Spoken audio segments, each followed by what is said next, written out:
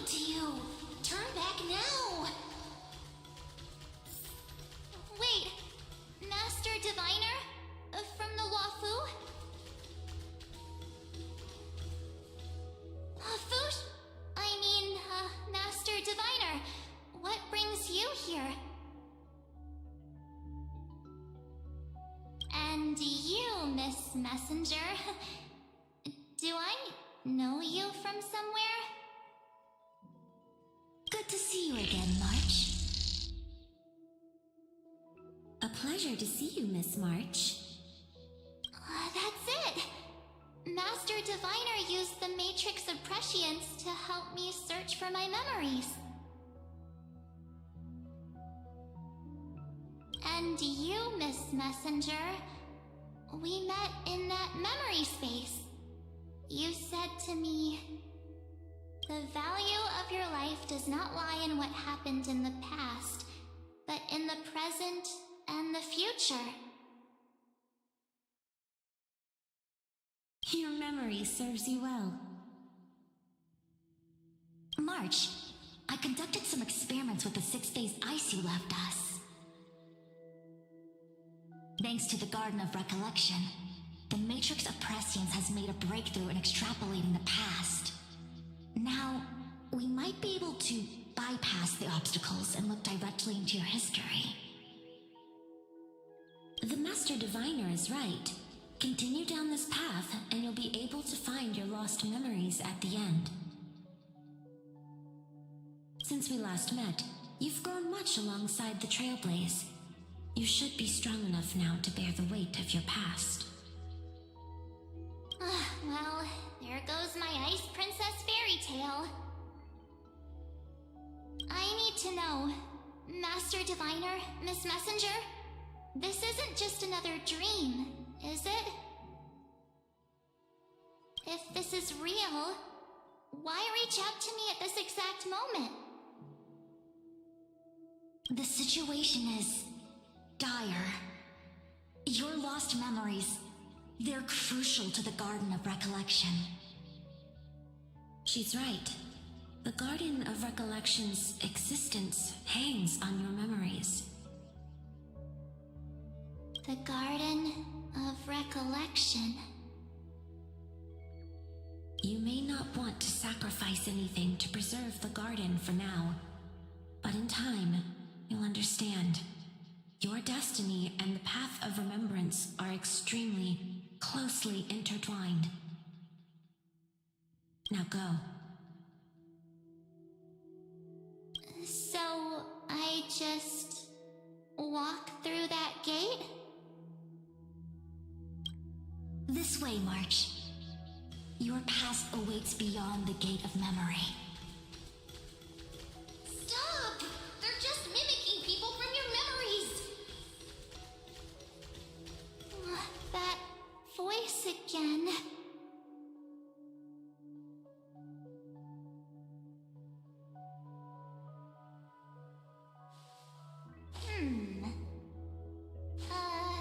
Let me see.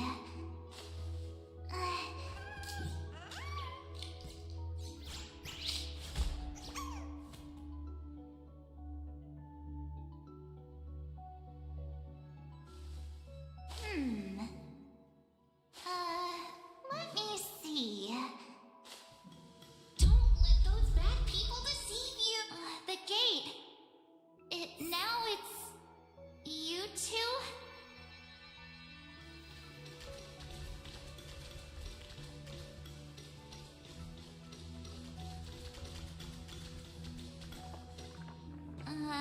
Hey guys. What are you doing in a place like this? March! There you are! Finally. The trailblazing journey just isn't the same without you. Traveling's no fun without you around. Well, duh! What's Team Trailblaze without its star member? Wait a sec. You might look like you two, but... We understand your confusion. The Garden's allies helped us establish this Neuralink to reach you. The Garden's allies? You mean Miss Black Swan? Yes, she helped make this possible. Keep going, March. Find your past, wake up, and travel with us again. That sounds really tempting. Finding my past and continuing to trailblaze new worlds with you? Trust in yourself, March. It's gotten us this far, hasn't it? Follow us. Let's go through that gate together. Step into your past, March. Find your true self.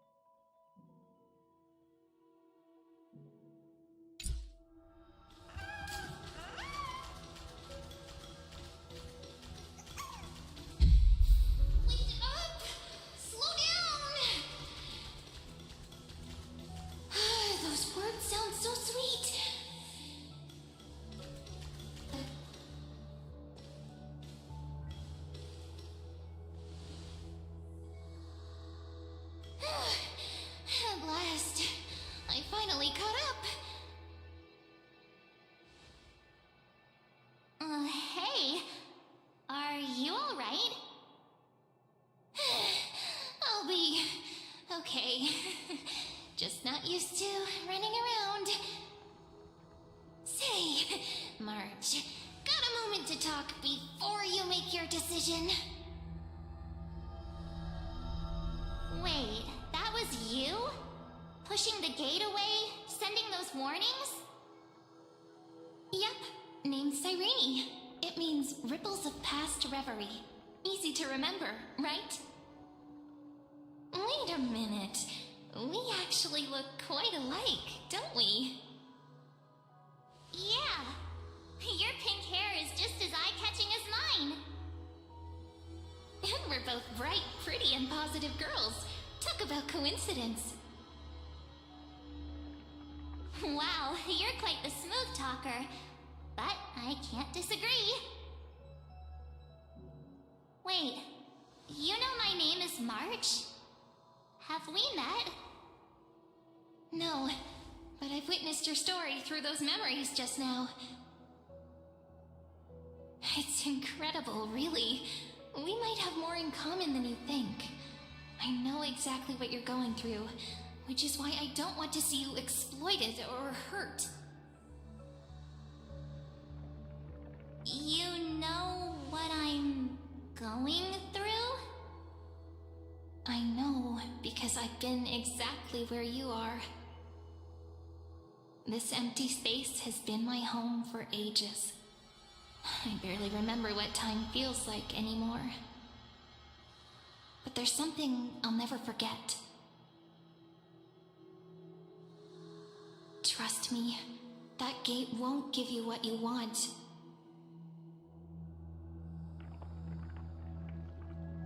You mean those people? They're lying? Luring me into a trap? Yes, convincing, weren't they? They've studied your memories, using your deepest wishes against you. How dare they manipulate a young girl's feelings like that?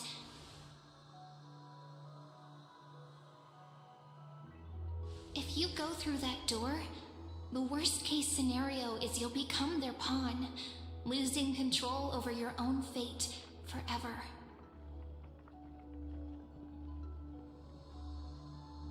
You've seen what's on the other side? I may be stuck here with missing memories like you, but I still recall fragments of my homeland where I grew up. That door leads to Amphorius. Trust me, it's anything but welcoming. For ages, I've watched people walk through that door. They couldn't see or hear my calls. The voices beyond always promised safety, but I've never seen anyone return safely. So I had to try and stop you. To be honest, I'm not sure what to believe. But the fact that you're here, putting in all this effort to warn me, that means something. Tell me, Cyrene, how can I return to my world? It's really easy, actually. Just turn around and walk away from this place. The girl cannot be trusted. Through the door, save the garden. Both of you, children of remembrance. They never give up, do they? But don't let them sway you. Stick to your path. The return journey could take ages, longer than most lives. But that path will lead you home.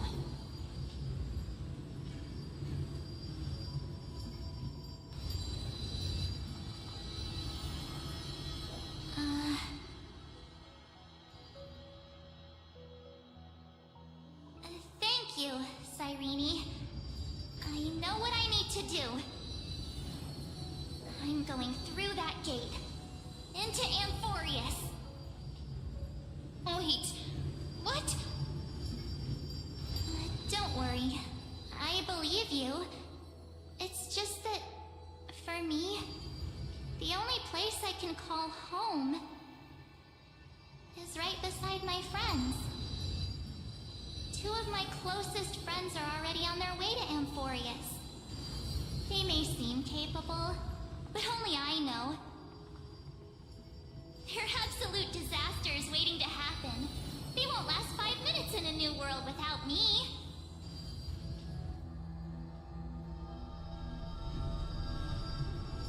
That's why I need to go through. Amphorius or not. When the three of us are together, there's nothing we can't handle. We'll explore, understand, establish, and connect. After that, we'll find our way home together.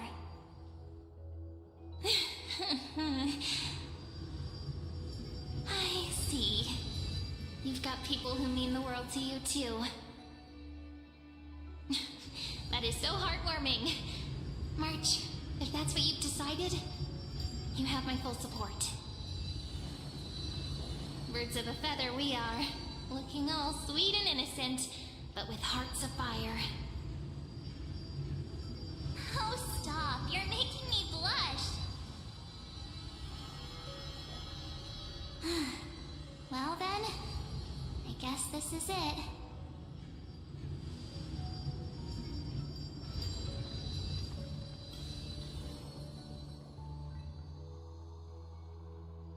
Do you think we'll see each other again? Who knows? But don't worry about me. After all this time here, I've grown quite used to chatting with my imaginary friends.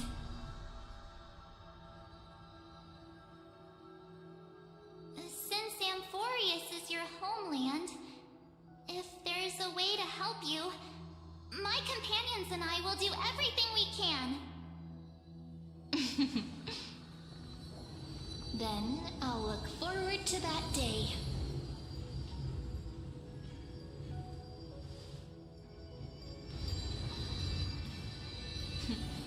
Your story awaits, March. Make it an epic one.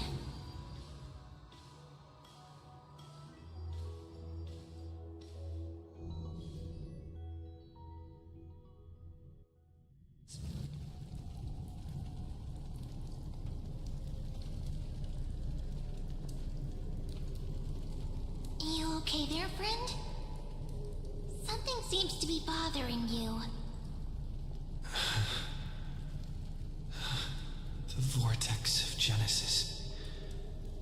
We made it back. Even this place has changed. Finan. Is he ready for Era Nova?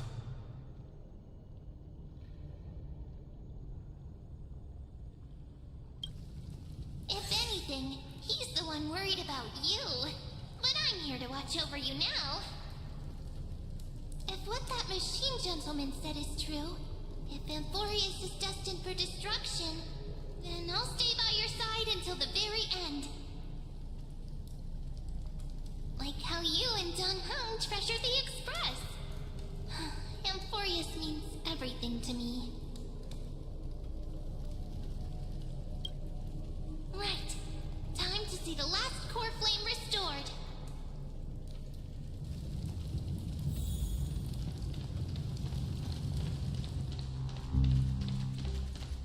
Look, there's Finan.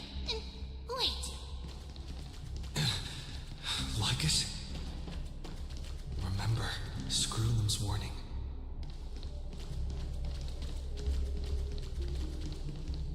But you, Lord Finan, will bury the old world with that core flame, bringing all things into a gray unknown. It doesn't matter. This cruel flame chase journey has made me abandon my fantasies.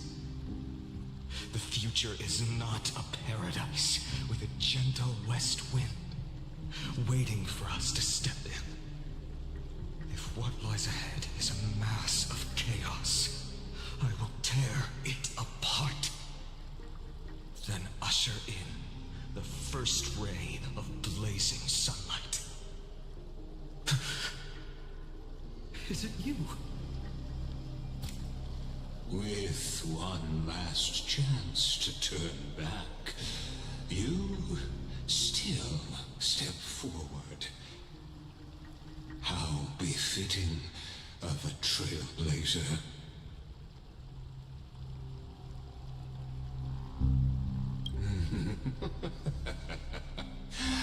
As it happens, I find myself thinking the exact same thing.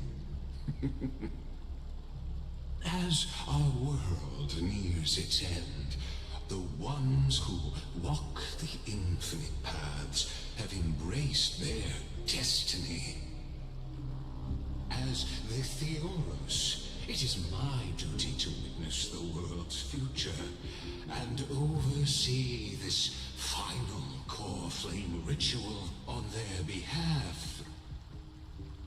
The trial of world-bearing, the ritual of Era Nova.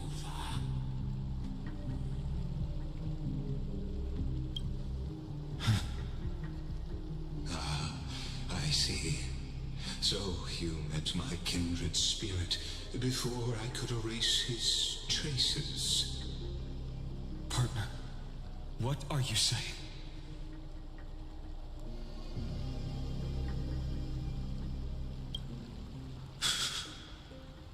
I've had my suspicions.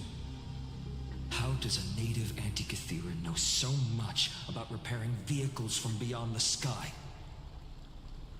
Lord Lycus, how much do you truly know about Era Nova? Tell us everything.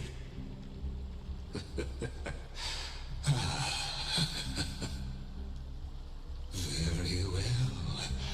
I need no longer maintain this Theoros masquerade. You seek truth, Lord Finan, and truth you shall have. As you know, when the old gods fell, someone had to bear their broken pillars to fill the vacant seats. Those who would assume divine authority must prove themselves through trials. Yet, for Kefali's demigods, the possibility of overcoming the trials has forever been non-existent. For the world-bearing trial is the divine duty itself. Bringing forth the Era Nova and bearing its weight is an endless ordeal, ceasing only upon collapse. Precisely.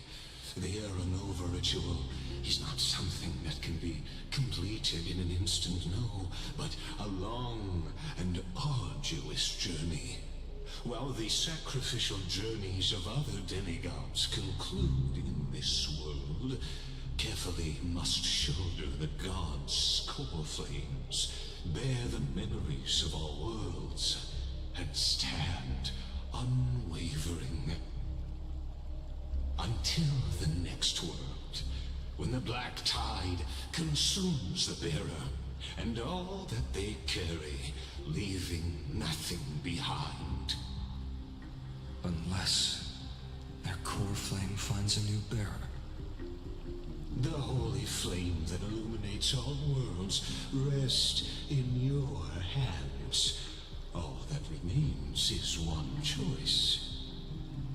Nurture it, pass it on to future generations, or extinguish it here and now. Deliverer, the fate of all worlds rests in your hands. Enough testing. I've made my decision. But before I ignite the dawn of the next world, you need to promise me something. Two things, actually. Speak your terms.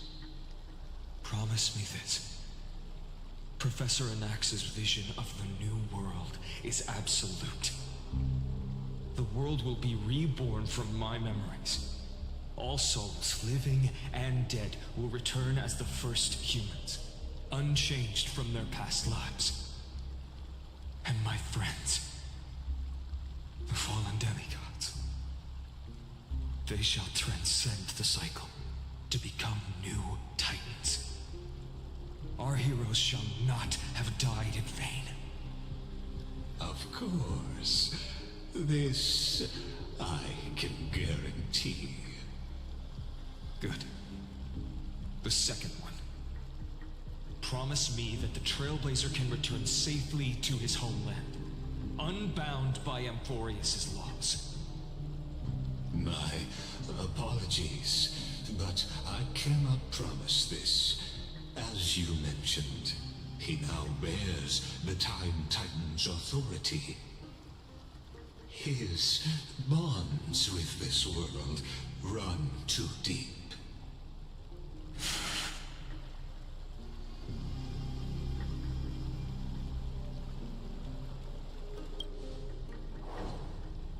Well, I stand corrected.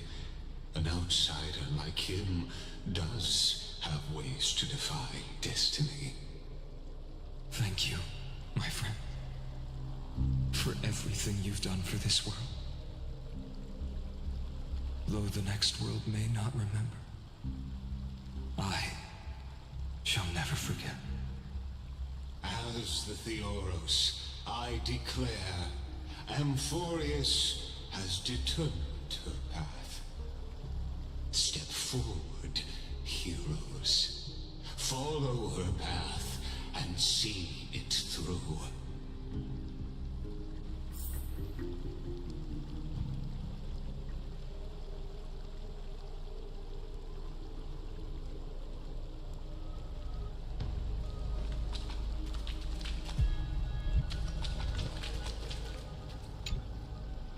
As our world draws its final breath, I stand before you as the Theoros.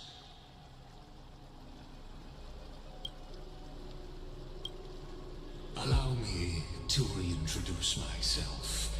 I am Lycurgus, once an honored elder of the Akama Council. As the Theoros, I have sworn to watch over and protect every citizen of Akama until the very end.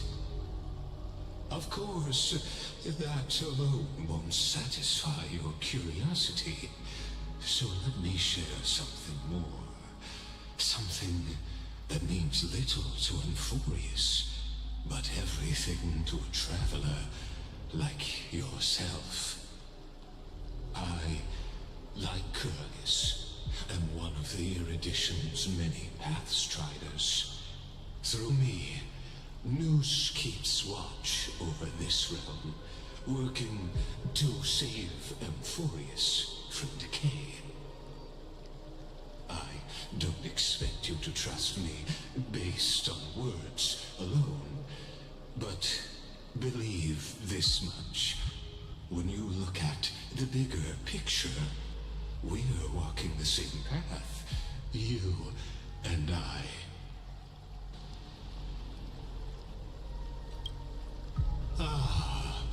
While the Holy City may honor me, I am but a humble speck before the cosmos. My reach is limited. Your doubts are natural. Let me assure you of this. What's done, I've told truthfully. What's to come, I'll witness fairly. My conscience is clear. To my role as the Theoros, to Amphorius, and her destiny. I believe all synthetic life shares a common source. We're all children of the universe's eternal mathematical law. So, you see, The answer is simple. That brilliant mind is my kindred. A brother, if you will.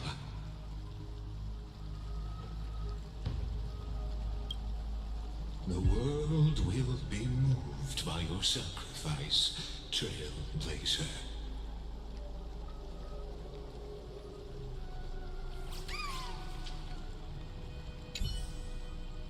Without you, we could never have reached our prophesied tomorrow. Thank you for walking this path with me to the end.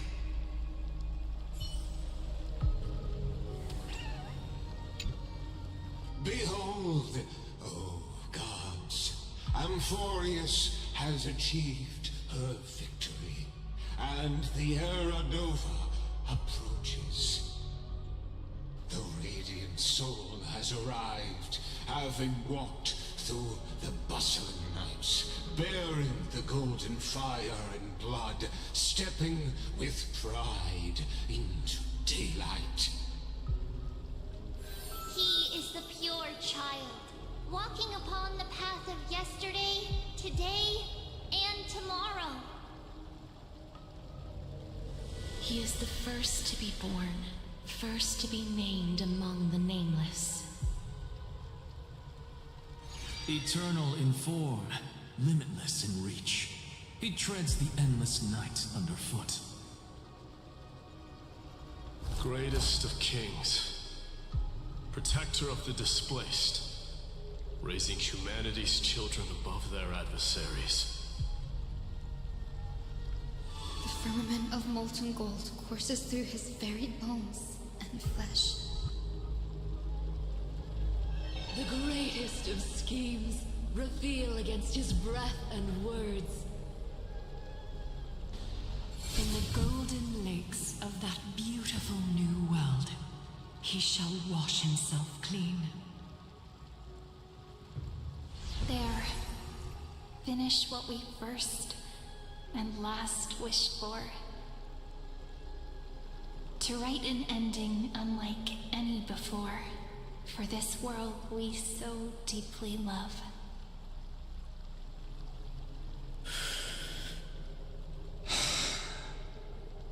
Come, partner. Join me. The time has come for us all to face oblivion, or embark on one final grand journey.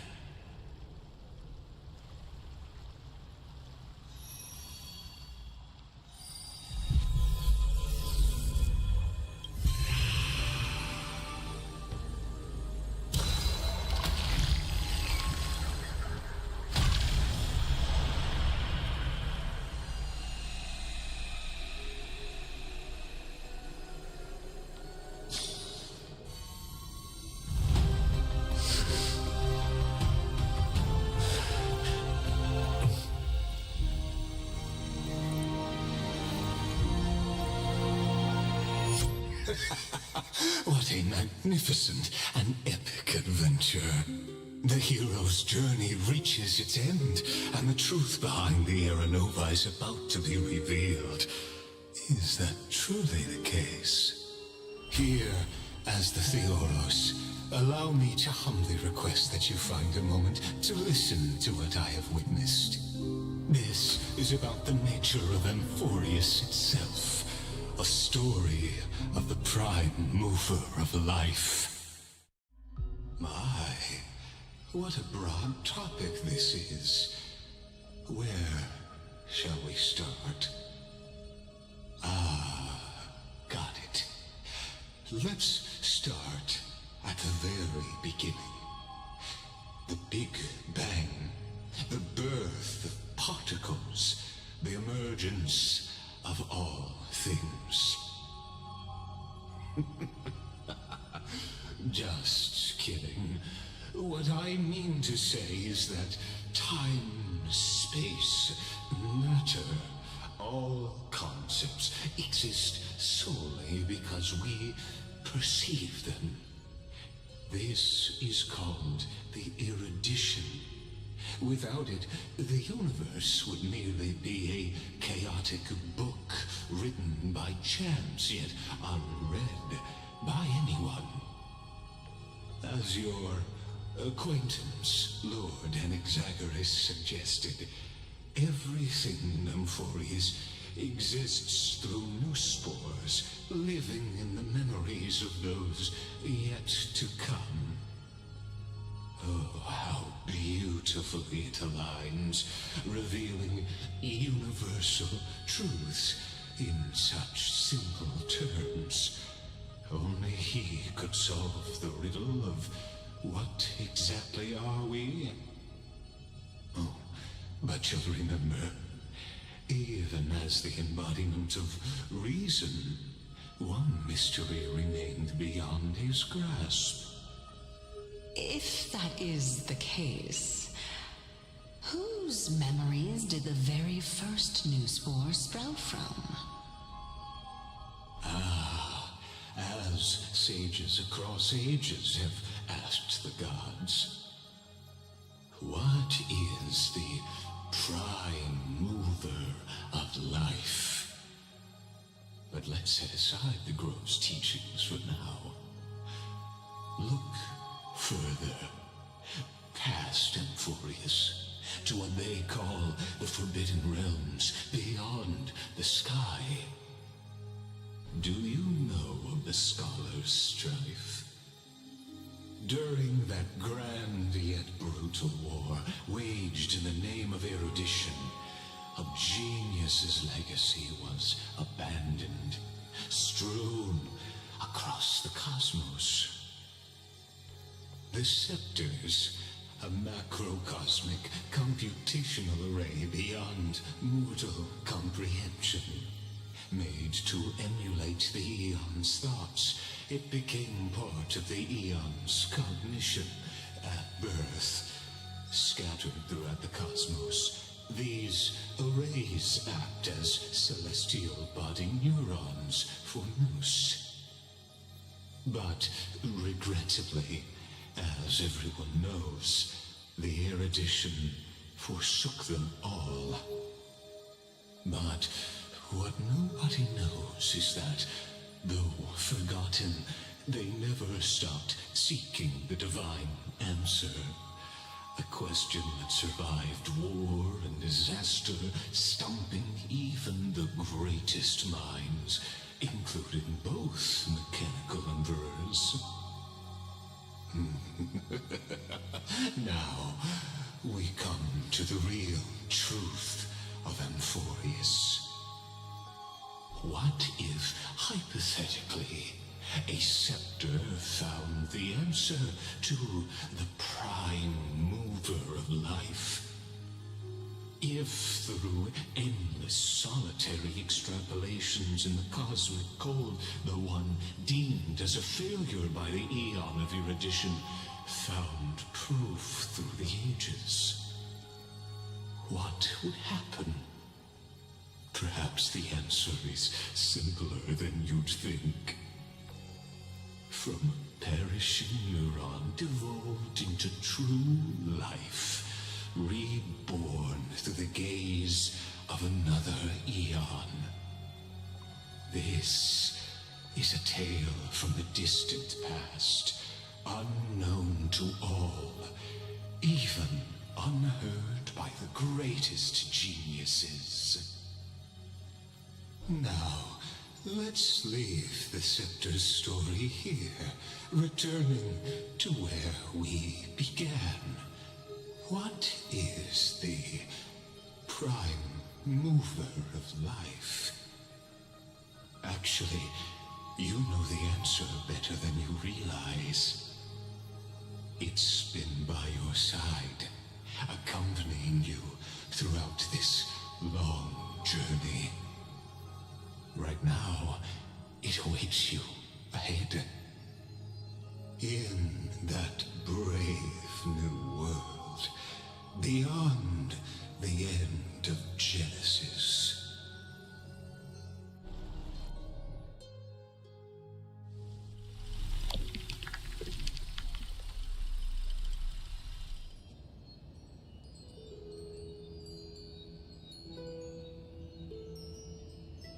make this wish with you.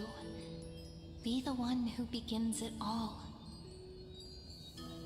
As the prophecy foretold, you will bear the blazing sun until the pale dawn breaks.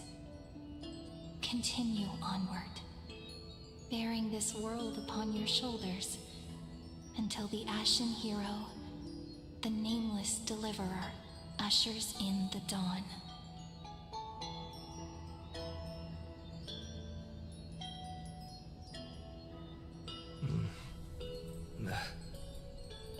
Such an odd dream. Strange. Like I've dreamed this before, but it all slips away when I wake. Only a voice remains. Who was that?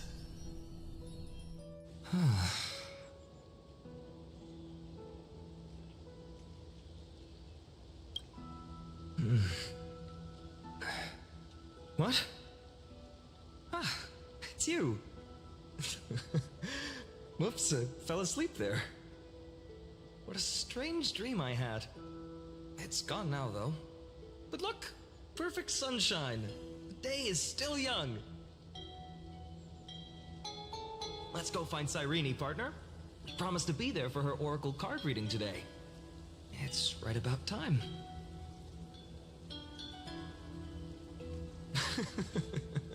Looking at you, someone's still half asleep. Tell you what, catch some fresh air first. I'll hang around here.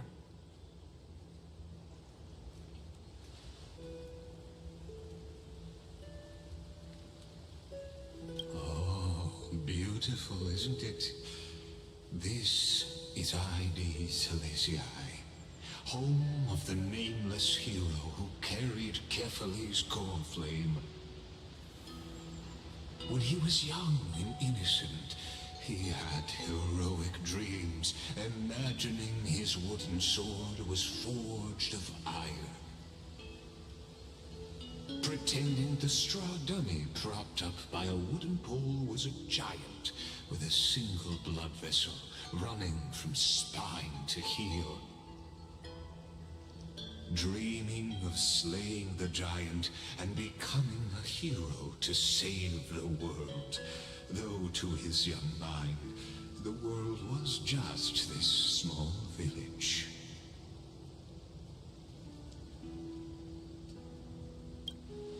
Sharp as ever.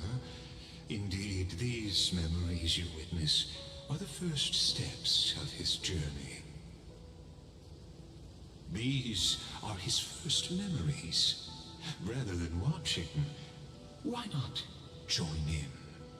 Think of it as immersive theater.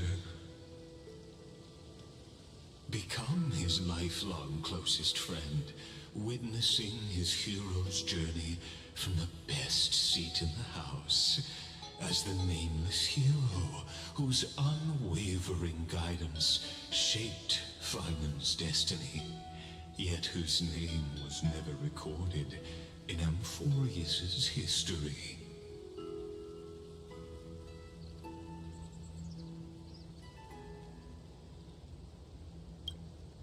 Questions, questions. Let's follow along and find out, shall we? Many mysteries lurk in this village beneath the veil of Evernight. Your questions will find answers as the story unfolds.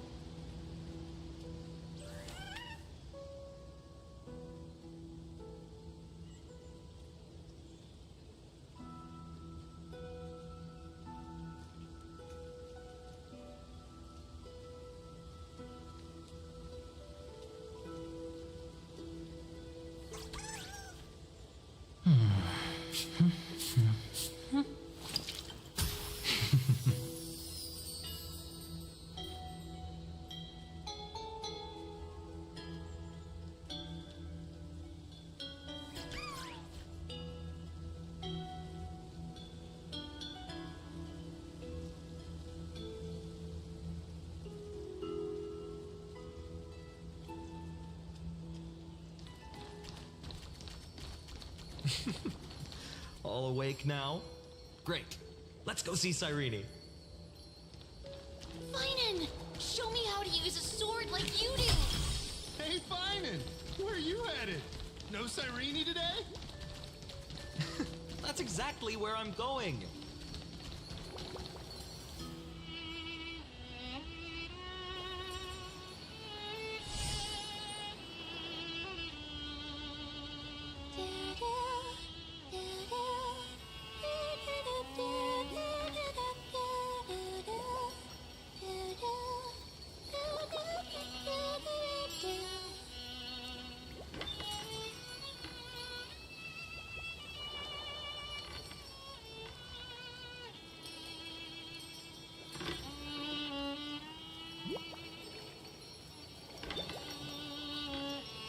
Found you. That's...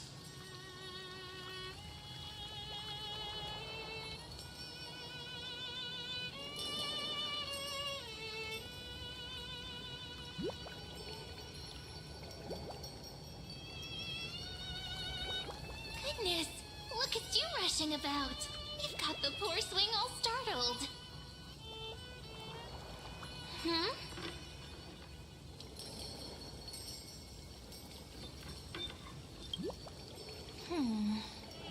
There's something oddly unfamiliar about this. Something wrong? What do you see? Oh, nothing much. Just suddenly felt a strange connection. Look at you, leaves in your hair. Were you sleeping in a tree again? Or was it the wheat fields this time? At least brush yourself off before wandering around. Come on, I'm not a kid anymore. You're the only one who still treats me like one. Sure. You may have the height advantage, but when it comes to maturity, I'm leagues ahead of you. Still fantasizing about being in heroic adventures and imagining yourself as one of the characters? That's the kind of thing kids do, not grown-ups. Don't you agree? And since you're playing along with his antics, who are you pretending to be today?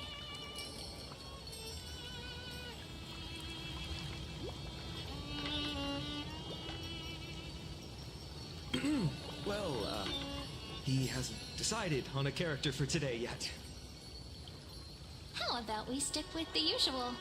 You know, the valiant hero from a distant shore who made a pact to learn the sword from you. Spare me. Can we not bring this up?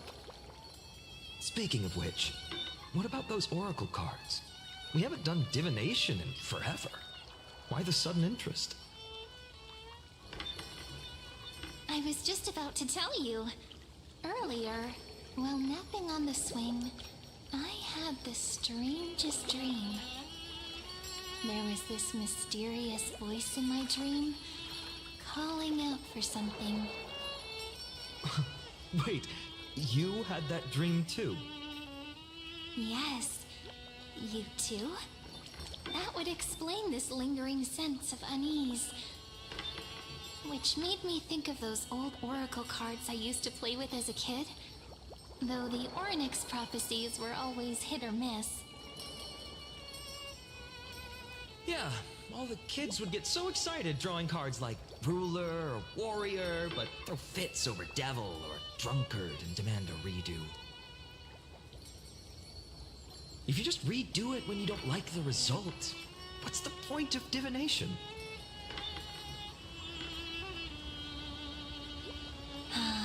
The blessing of childhood. Believing the gods might not notice our little corner of Id Silicii, willing to let our small deceits slide. Still, fate is absolute. After all, we never really know just how far into the future the prophecy extends. Anyway, let's go to our old secret base and look for those oracle cards. Now, where did we hide those? I can think of a few spots. Let's go check it out. In a village this size, I bet all our childhood treasures are exactly where we hid them. Mm-hmm. Time must be keeping them safe for us.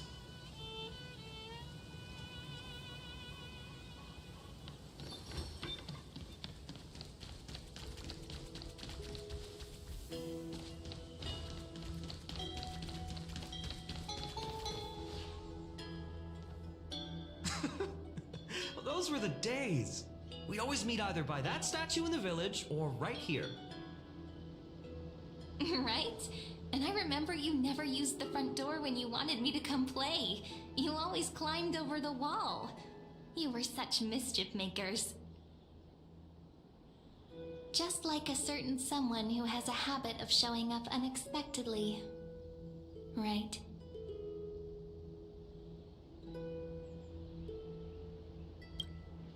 Maybe it's you.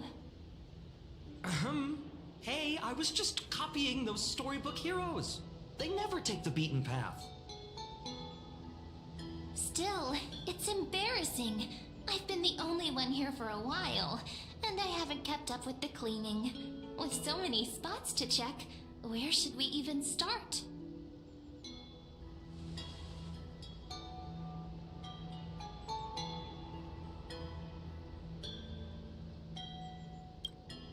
Leaves have taken over the courtyard. I know. We wouldn't want your clothes getting dirty. Leave the dirty work to me. That's not what I meant at all. All right, let's split up. I'll handle the yard. You check the upper floor. I wonder what the view's like from up there. Worth checking out. With milkwood taste.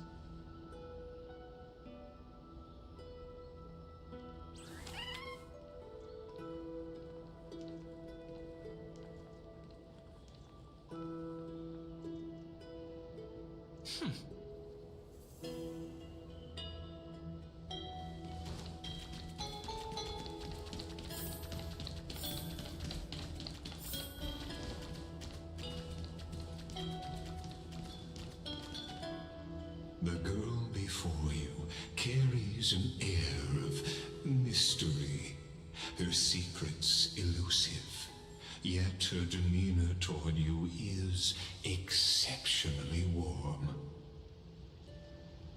You can't help but wonder, could there really be some kind of mental connection? The view here hasn't changed a bit. You know, besides the swing under the big tree, this has to be my favorite spot in all of ID Silicii.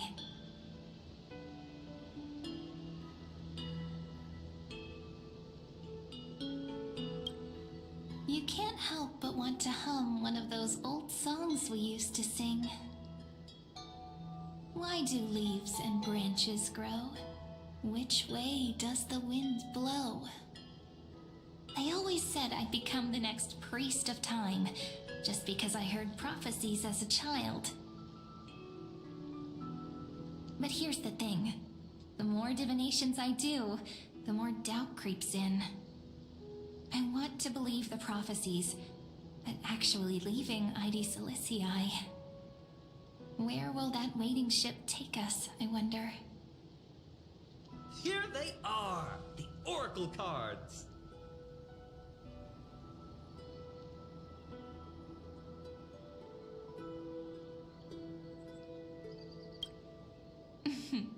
Guess reminiscing makes us take our time, doesn't it? There we go. Looks like the gods do listen to our thoughts. Here it is. This is the box where we kept the cards. But the cards are gone. Who could have taken them? Huh? What's this underneath?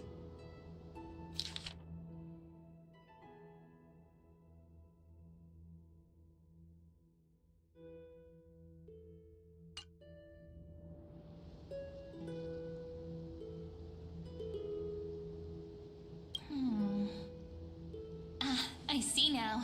Those sneaky little ones. So that's what they've been up to. Ah, the ones from Remembrance Maze, you mean? Yep. Let's head to the back of the courtyard.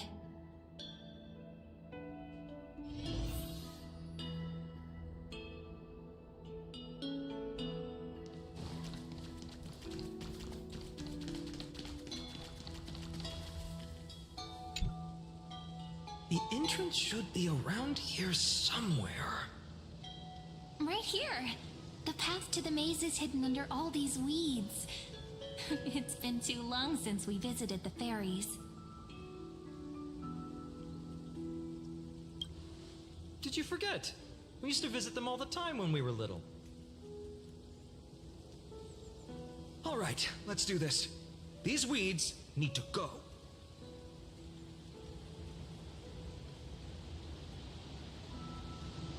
Pretty sure this is it? Should be this way. There it is! The entrance! That hollow in the tree. Once you get through the tight squeeze in the hollow, you'll reach their dwelling, the Remembrance Maze. I wonder if I can still squeeze through there.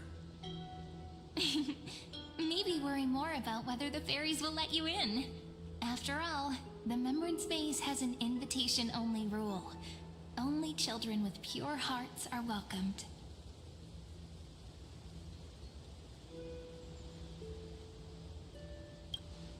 Getting approved by the Maze's fairies was like our childhood badge of honor. Regardless, how about we try getting through the hollow first? After you, then. What? Oh, sure, I'll go first.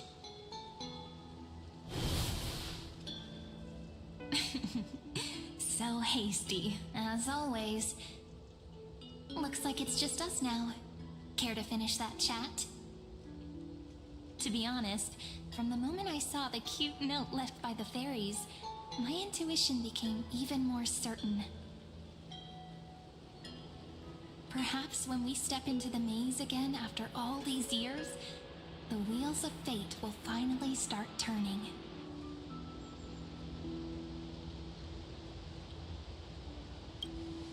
Oh, just a girl's intuition. But you know what? Even if fate is set on its path, no matter where it steers the world, if we're together, there's nothing to worry about, right? So, if you're willing... Forget it. If the wheels do begin to turn, that's when I'll make my request.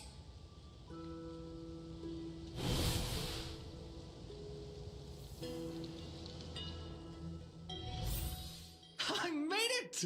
Oh, that wasn't easy. I can't remember the last time I came here. We were still kids back then.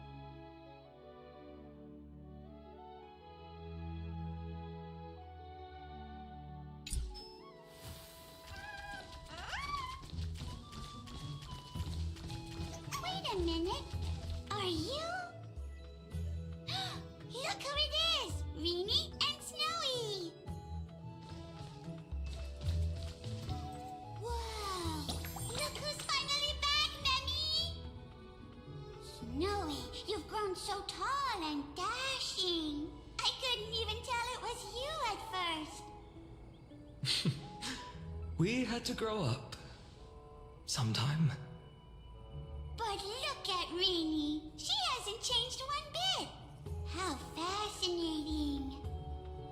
Perhaps I'm like you, Rayleigh Mem. Just another fairy of the maze.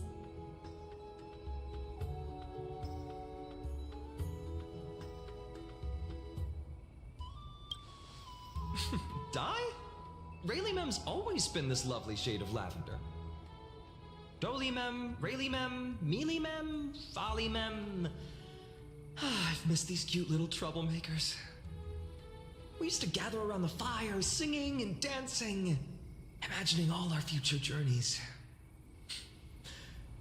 Without coming back here, those memories might have faded away entirely. Oh, how could you, Snowy?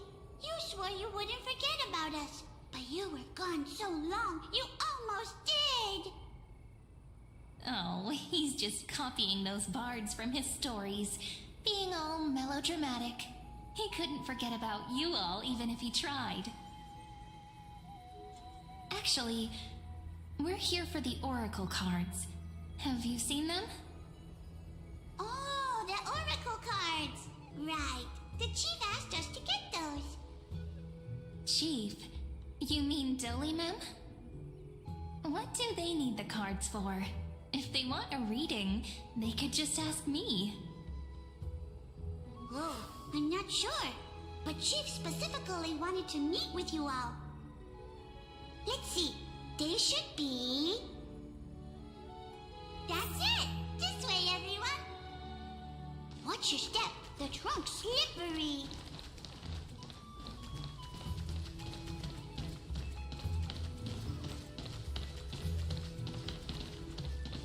Chief! Rini and Snowy have returned!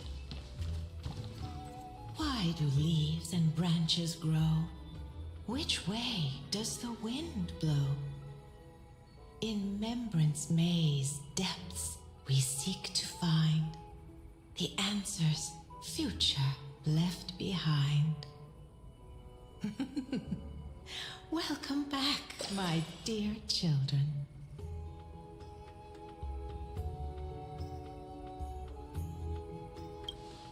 Pink ones? That's strange. I don't recall any pink fairies in the Remembrance Maze. Have you seen any, Chief Dolly Mem? Oh, Chief, you haven't changed a bit. Still so full of life. Oh, no need to fuss, my child.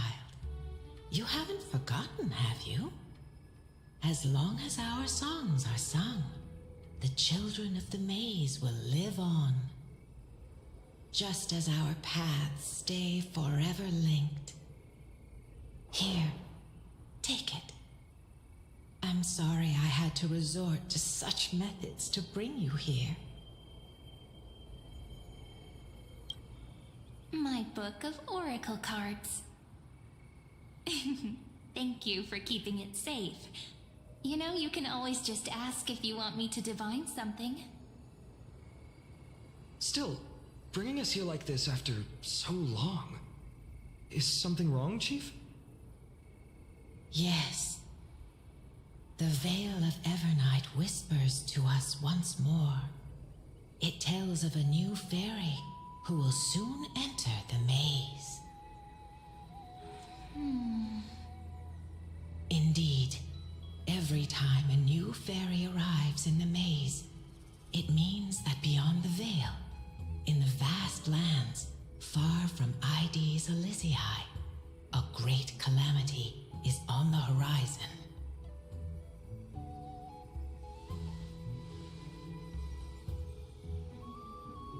But if that's the case, our journey...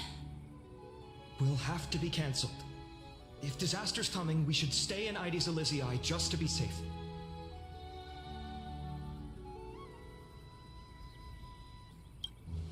We weren't planning to be gone for long.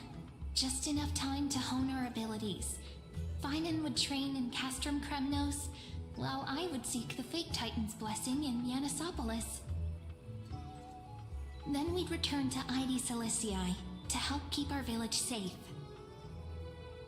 It's okay. I can still practice my swordplay here. Some things you can learn on your own. Well, probably. That's not very convincing.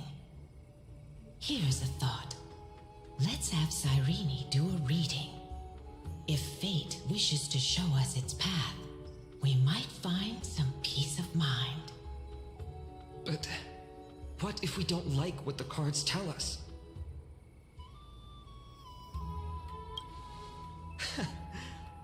Never thought of doing it that way before. Thanks, partner. We'll do it your way.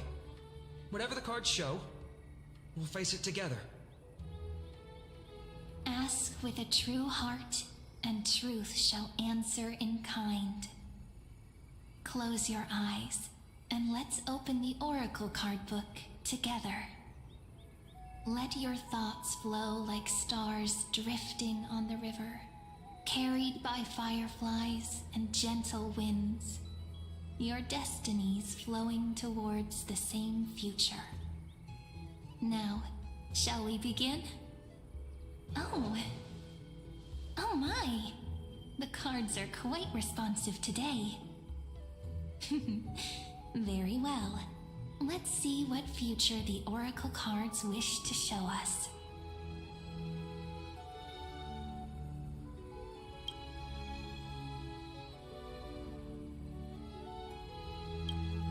Behold, the Weaver.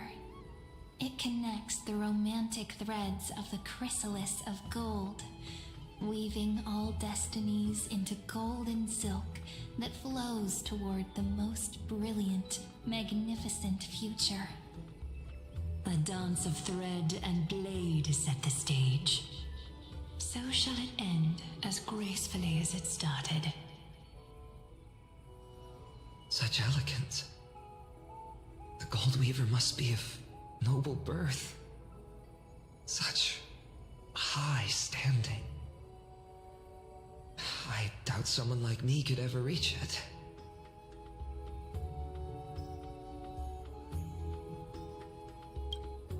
This is the gatekeeper who guides people to their true path among myriad passages. We have surrendered our countless senses, dedicating ourselves to the sacred whispers within the temple. Wait. It almost feels like I can hear the echoes within a temple. And are those children singing? It feels overwhelmingly solemn, yet strangely comforting.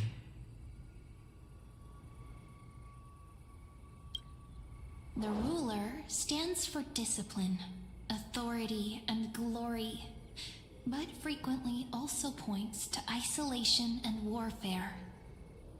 Even should you pledge your loyalty to me as the last sovereign, the glory shall be mine and mine alone. He who has slain a king can no longer bear the title. Let the withering lion walk his last path alone. Is this showing us a ruler who forsook their people?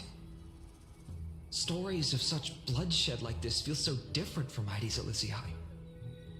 But they sure can stir the imagination.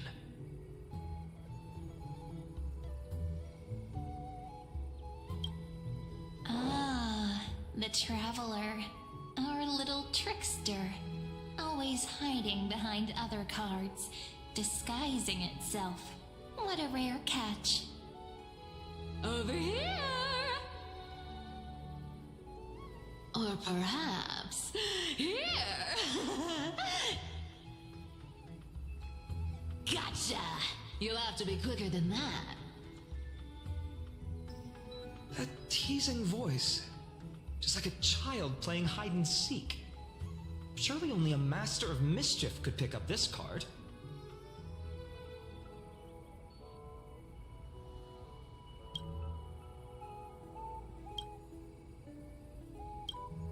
This card, the Servant, is surprisingly light, bearing the cool scent of Antilla flowers, just like starlight.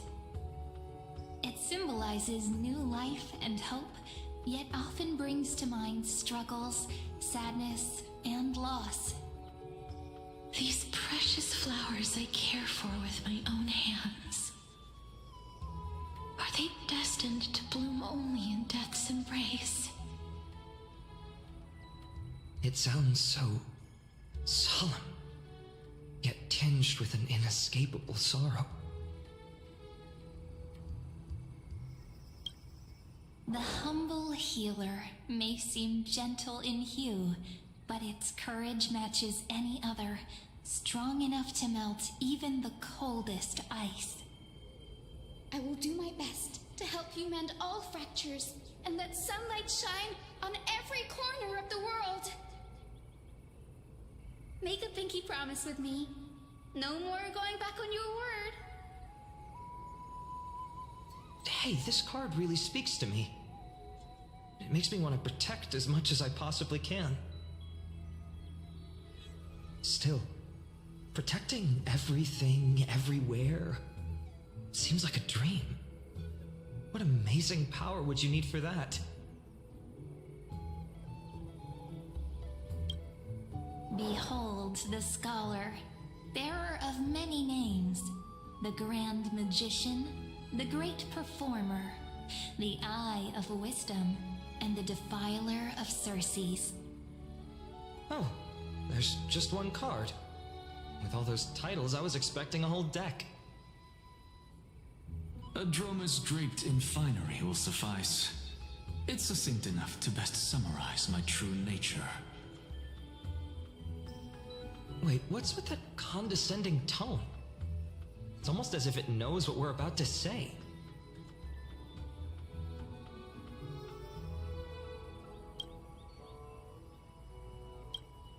The Deliverer. According to the tripartite prophecy, this card means absolute harmony and perfection. In fact, it's the only oracle card without a dark side. What, no divine whispers this time? Oh, silly. This is simply the card you drew for yourself. The sleepy village of Ides Elysiae, in just one fleeting moment, welcomed an array of legendary figures. The Weaver, Gatekeeper, Ruler, Traveler, Servant, Healer, and Scholar. Their stories and wishes showed the village boy glimpses of a world larger than he'd ever imagined. They brought tales of raging battles, of cities crowned in holy light, and of wonders beyond his understanding. Each story so far removed from his simple village life. Once, these were just images on his friend's oracle cards, and yet destiny now stirs in resonance with the maze. And now, they are right in front of one's eyes. The Deliverer? This card again. Ah, my child. It seems you're destined to bear the wishes of many, to answer the world's call. Bear their wishes? Yes, just like Kefali, standing eternal atop the mountain. My parents, they only wished for me to grow up, well, to help around the village, stay out of trouble. Mrs. Pythias wished for more books in her little schoolhouse, wanted us to all learn and grow. And little Piso, he wants to grow up strong like his father, to become a hunter. Is that my purpose? To fulfill their wishes? Perhaps, for a true deliverer, such wishes are but droplets in an ocean. After all, Kefali bears the weight of the entire world. Right. How could any human possibly measure up to a Titan? I wonder too. Perhaps... What's this? What you see are futures written in the cards. Or rather, the people you'll meet on your journey. Sometimes, fate can guide us when we're lost. Let's consult fate itself. Maybe then we'll know why we must take this path. And learn just how many burdens one must bear to become a true deliverer.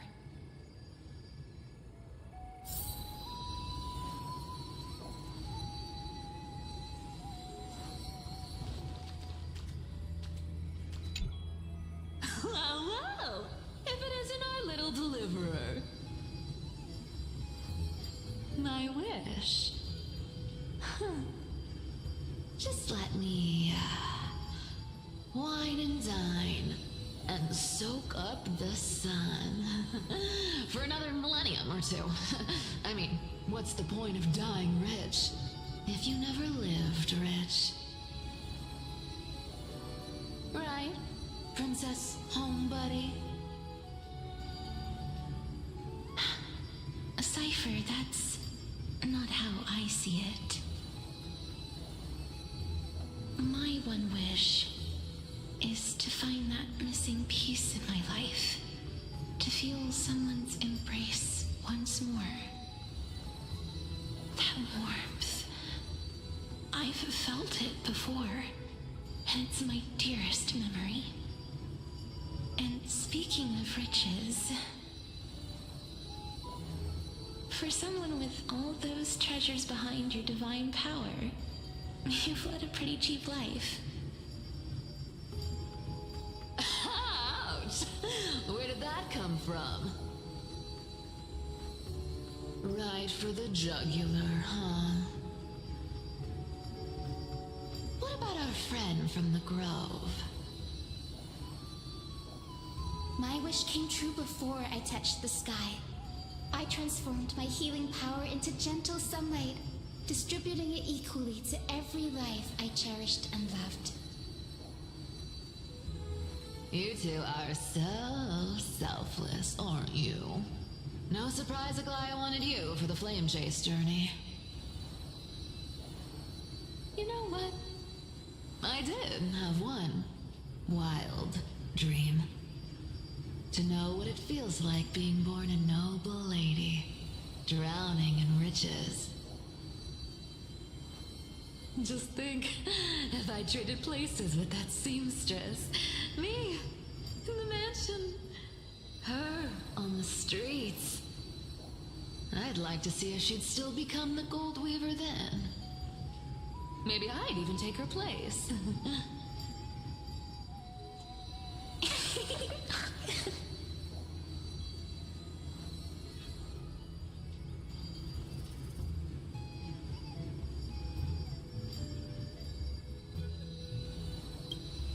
Doesn't sound like an easy task.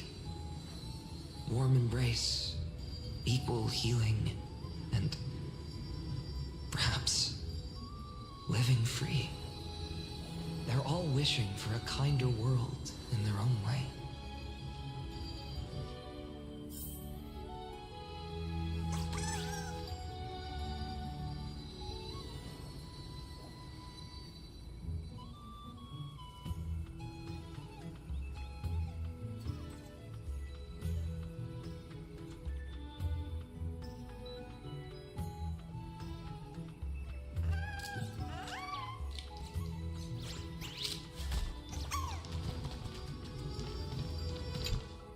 Personal wishes? I have none. Only the Aranuva matters. The world's rebirth. Yet, if I am to weave a new era, then it may be one where kindness and her cleaners shall never tread. These crawling parasites have no place in Akama, especially not under the deceitful claim of human rule. That noble lady, the way she speaks, it's like ice in my veins.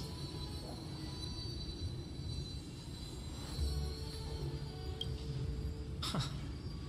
Not exactly the warmth I'd expect from someone selfless. Teacher, perhaps you could share your wishes with us? Oh, Snowy. You want to know about our wishes now? I wish to see Trianne again, who was the first to depart.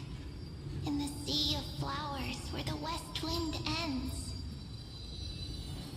And Aggie, I want to see you shed that golden thread cocoon around your heart. Just once more.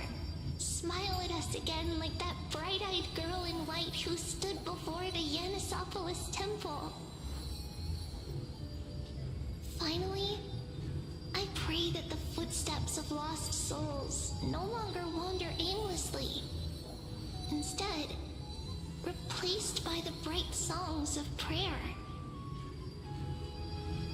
Are we wishing for too much? Well, let's say these 3 wishes represent Trianne and Trinan too. Those wishes are truly wonderful. They even stir something deep inside me. Then we can rest easy, because only you can make these wishes come true. Only me? Mark these words, Snowy. See you tomorrow.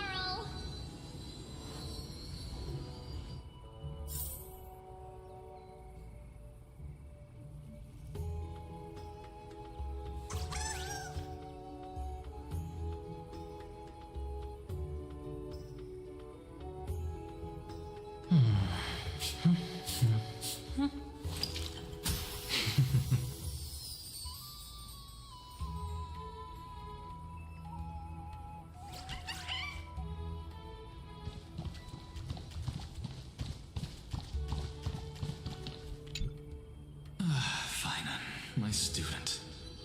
Must we go over this again? Listen well. I detest the word wish. It reeks of mortals crawling before their gods. My life's work is done. All that remains is for you to take the final step and prove the ultimate truth. I, Anaxagoras, shall become a god of the new world. Through irrefutable logic, I will prove that mortal wisdom can achieve divine greatness. Isn't he, you know, a little... I mean, I just daydream about hero stories, but he's fantasizing about becoming a titan?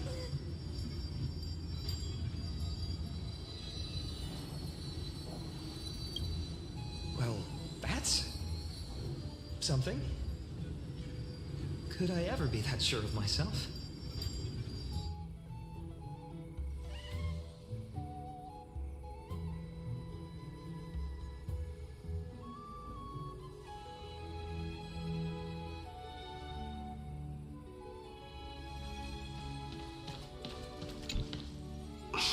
Finan?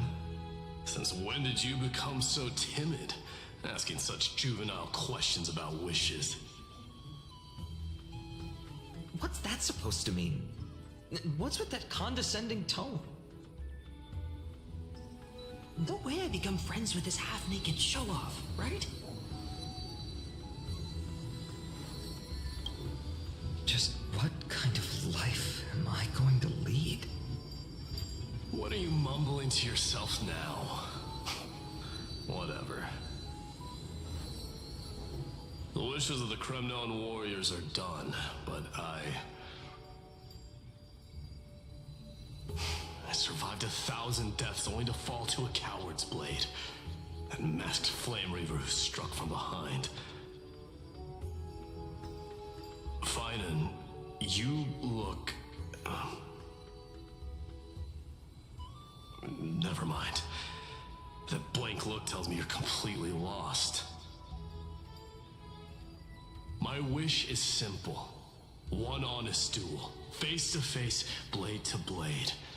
Then I'll strip away that mask with my own hands. Nothing but violence and vengeance. This person's wish is nothing short of brutal. Still, those eyes burn with the noble pride I've read about.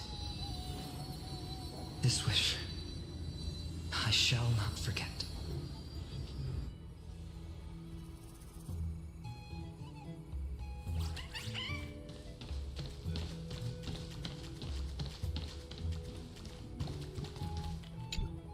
So tell me, has the uncertainty in your heart begun to fade?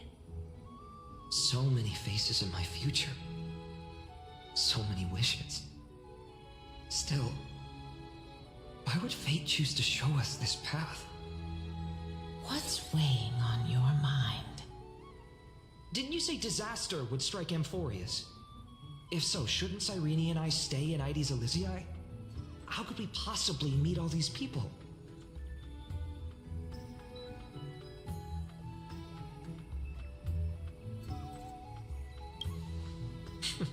That's wonderfully optimistic. I like it. Cyrene, may I have that deliverer card? Of course. But why? Although those voices, visages, and wishes may seem far away now, I can't ignore the sense that something is calling me, bidding me to take a hold of it. Maybe its true weight can only be known once it's in my grasp. In that case, accept this gift. Oracle cards carrying time's wisdom, blessed by Orynyx. May they journey with you, become your memories, and spark rippling waves of change in times to come. I'll hold these words close to my heart. But now that I'm holding them, they don't seem all that different from ordinary playing cards. What? What's happening? Everyone, we've got big trouble, Mimi! Burning, smoke everywhere. It's all coming from beyond the maze. What's going on? It's here. The seeds of disaster have already taken hold, sooner than we had foreseen. This time, not even the veil of Evernight can shield us. You mean Ides Elysiae will be swept up in the prophesied catastrophe? I'm afraid so. My children, take shelter in the Membrance Maze. One step outside, and this horror will consume you both. But my parents, the whole village.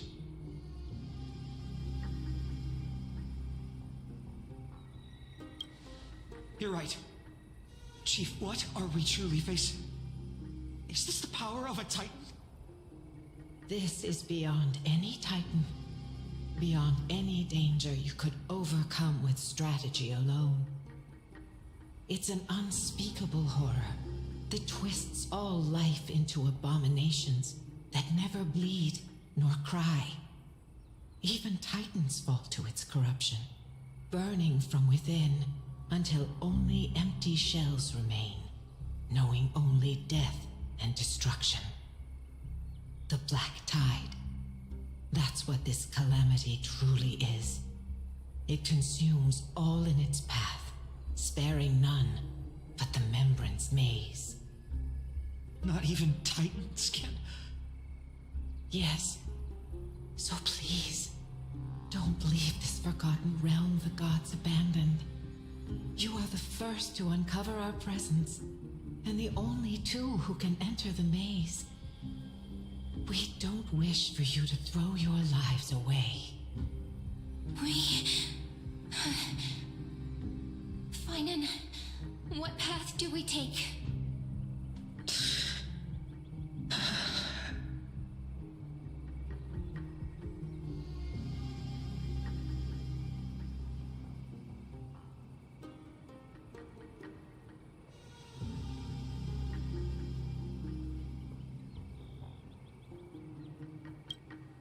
I learned the sword to protect those close to me. If I run now, I'll never be worthy of lifting a blade again. Then we know what we must do. Indeed, our friend is right. We must take action. Forgive me, Chief, but Ides Elysiae needs us. And as her child, I must act. Very well. Make sure you protect yourselves. With me, Cyrene. Join us, my friend. Even without a sword, I'll take a rake. Even with the roughest steel, I'll keep our home safe. Deliverer. The card's truth extends beyond its mere literal meaning. There's another hidden layer within. Not someone perfect from the start, standing high above, casting merciful gazes upon the world. But one who starts small, from a humble village, expanding their world within step by step, learning to save others as they grow. When we were little, I told him I wished this world would never need a deliverer. Now that wish has shattered. Yet I'm glad he's chosen to walk this path. And all of this happened because you believed in him, friend.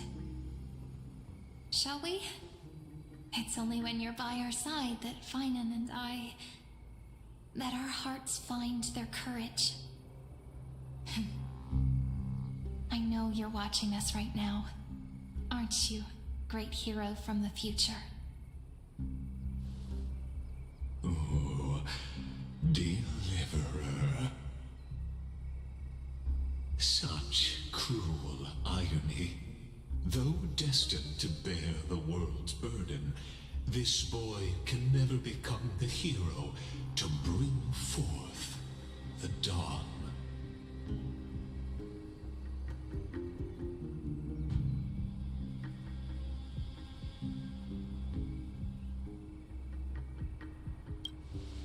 Follow their path.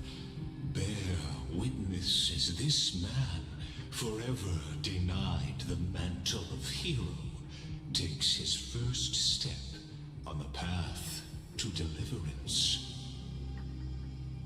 Watch this memory play out its final act.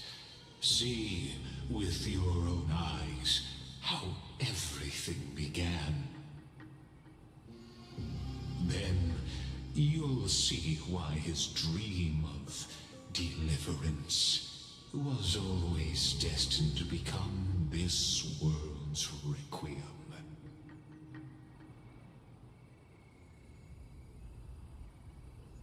A sun red as blood, wheat fields turning to dust, and in the heart of it all, a village aflame.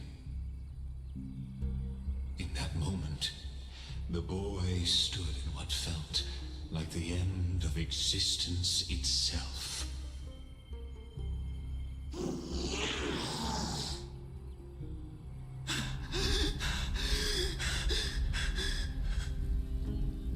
These creatures, they're everywhere. Someone, anyone, where are you?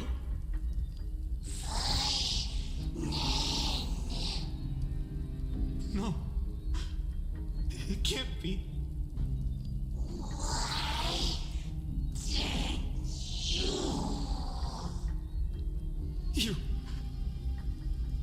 Are you talking to me?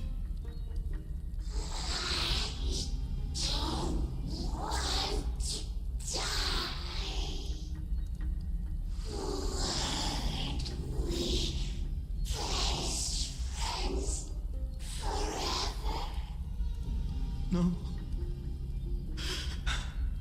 That ribbon. Olivia. No.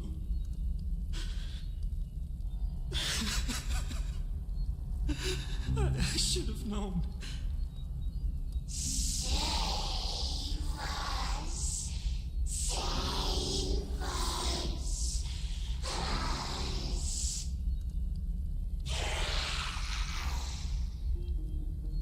Please. No. Stop. Please stop.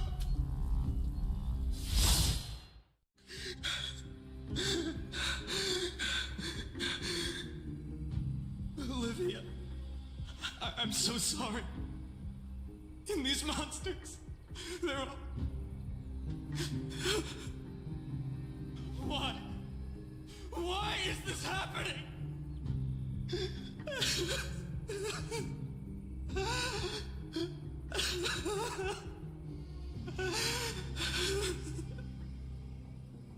When the black tide arrived, the wavering boy found resolve in his companions, and together they ran toward their first battlefield. In the far-off future, the land of Amphorius would bear the marks of the hero's footsteps.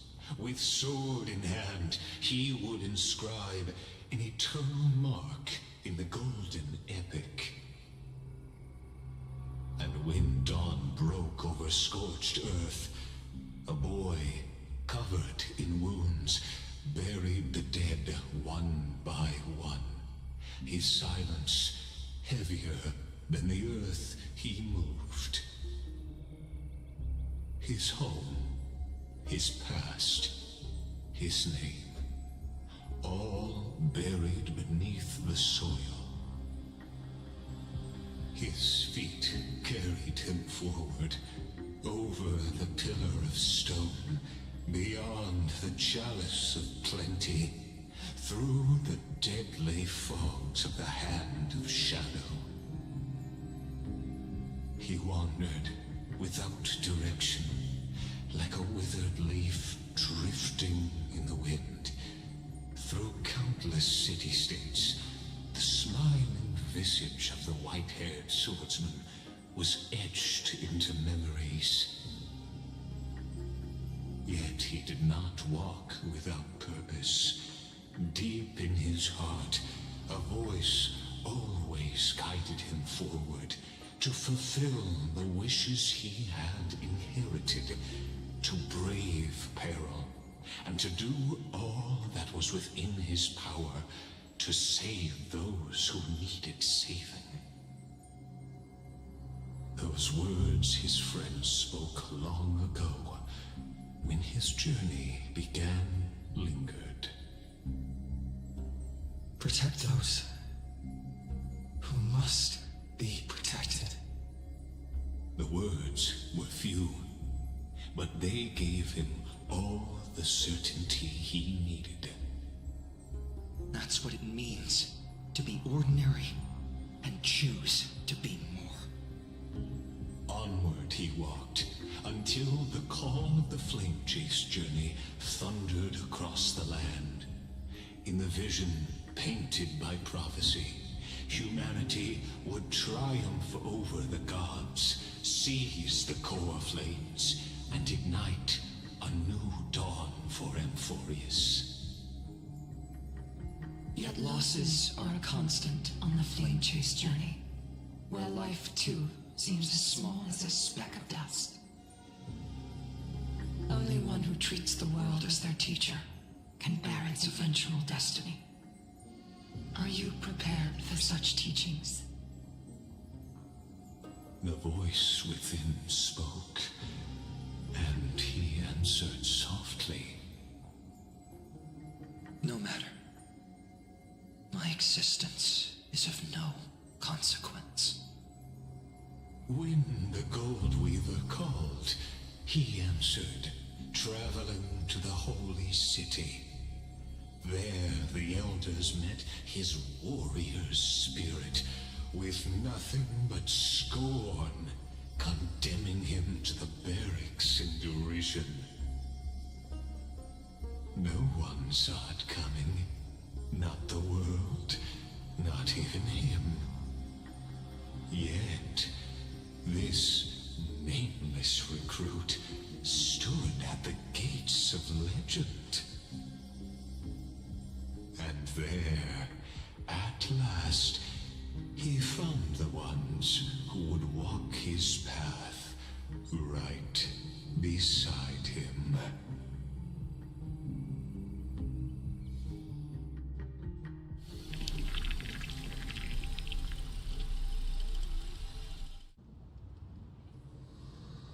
This is the Abyss of Fate. Hold on. Finance here too? And is that Mighty and Trinan? And now, Act 2 of our immersive drama unfolds. They're evacuating the temple. Why now? Are you insane? That blonde man is the Crown Prince of Krymnos. Mess with him, and every last person in this city could wind up dead. Calm yourselves. The Holy Maiden has everything under control. We need only wait patiently. Behold, it is the month of Gate, light calendar 4926. The Crown Prince of Krymnos, Midimos, has led his forces to the gates of Akima. As you know, though Midimos was proud, he did not engage in needless violence. He challenged the elders of Akima to a duel, not for glory, but for the rights and dignity of his people, to ensure they wouldn't live as second-class citizens in foreign lands. After Aglaya's mediation, Fanon met Midimos' challenge as the Elder's representative. This duel was to change the course of the Flame Chase journey itself.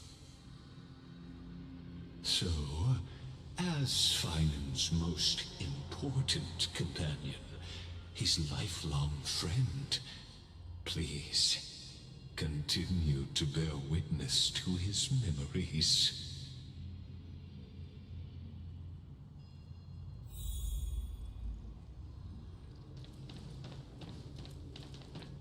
Is this your idea of an honorable duel? Bloodshed isn't the way. We and Aggie don't want to see Chrysosers turn on each other. True warriors know when to sheathe their blades. The impartial Talantin shall oversee this duel. You need only place your offerings upon their scales. Something that has more weight than the fate of the world. Which means only those who understand the world's weight are worthy to carry it. Is this how you plan to test our convictions? Well, Krymnoan, looks like you won't be able to punch your way through this one. It makes no difference. One last chance, new recruit. Walk away, and I'll spare your life. Otherwise, come and face me. I'll give you a warrior's death. Hard to imagine they once clashed like this. Holy Maiden, I can't help but feel like a pawn that has stumbled into some greater political game. Every hero was once a child, and every child must grow. That's so. I don't even know why I'm standing here right now. Look at me. Just a common soldier. If it weren't a contest of swords, Lady Goldweaver would have taken the fight herself. When it comes to dying for the Holy City, how could I ever measure up to her? What if we told you this duel isn't about winning or losing, but rather in the choice you make? Are you saying that Lady Goldweaver is testing me? Every Chrysos heir is indispensable to the Flame Chase journey. And you and the Crown Prince of Kremnos are both a part of the prophecy. What the duel marks is not an ending, but a beginning. So, listen to your heart. We wish only to hear your answer. True enough. The voice within has never failed me. It doesn't matter what the result is. I'll give it everything I have. Spoken like a Chrysos heir. Now go, Phainon. Your journey has only just begun.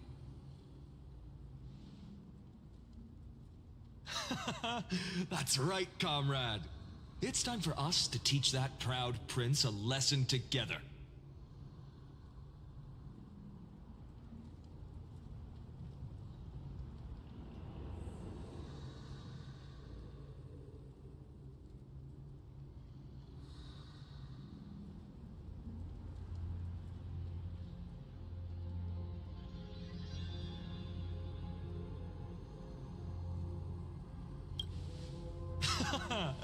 Now that's what I like to hear. Still, on the topic of the Temple of the Three Fates, here we are, at the Temple of the Time Titan. And I don't even know how Cyrene's studies are progressing. We haven't really had much contact since I set out. Still, I hope she's doing well. Anyway, let's go, comrade. It's not every day you get a chance to see Talantin's scales of justice. What's going on? Did he just say Cyrene's studying here? But how is that possible? Wasn't she? Of course, Lycus disappears right when I need answers. Forget it. I need to catch up with Phainon first.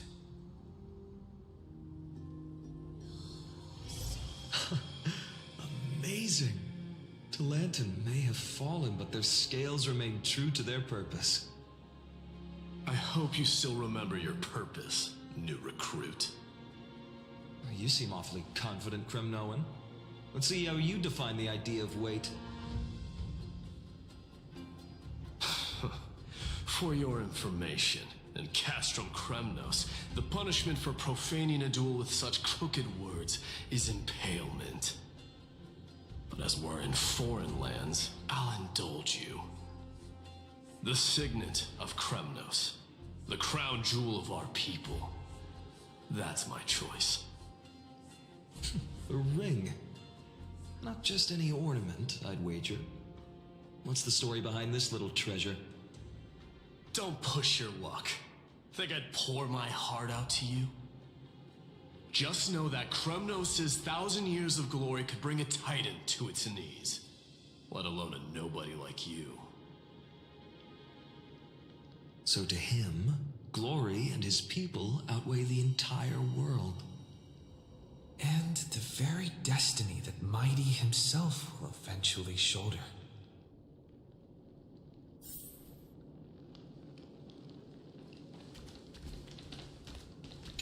Well, that's easy for you to say.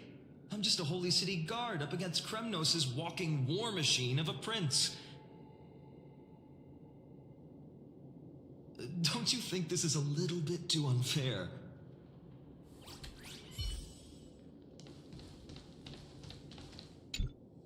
Now this is a tough one.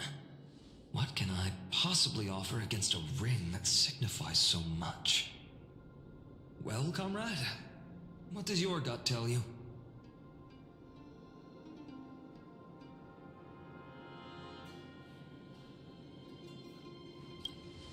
Looks like we really are on the same wavelength. In the end, there's only one thing I can trust. The deliverer that appeared in my life on that day. How ironic. I can't even look at this card properly, much less follow where it leads. Just thinking about how my village was swallowed by the black tide makes my hands shake. The flames, the screams, my utter failure to protect anyone. Speaking rationally, I know it's not nearly enough. Hades Elysiae was just a small village. Its loss barely a scar on Amphorius' face. But here and now, my heart says something else. This card. It's everything I have left. Nothing weighs heavier. Perhaps that itself is the answer. Look, Finan. It's so nice to see you all again. Lady Trinan, Finan, and... hello. Seeing you here sure is a sweet surprise.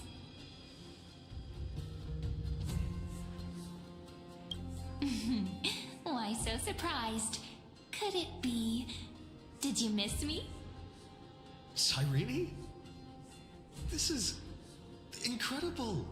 I was literally just thinking about how you might be here. But I'd never imagined I'd see you this soon.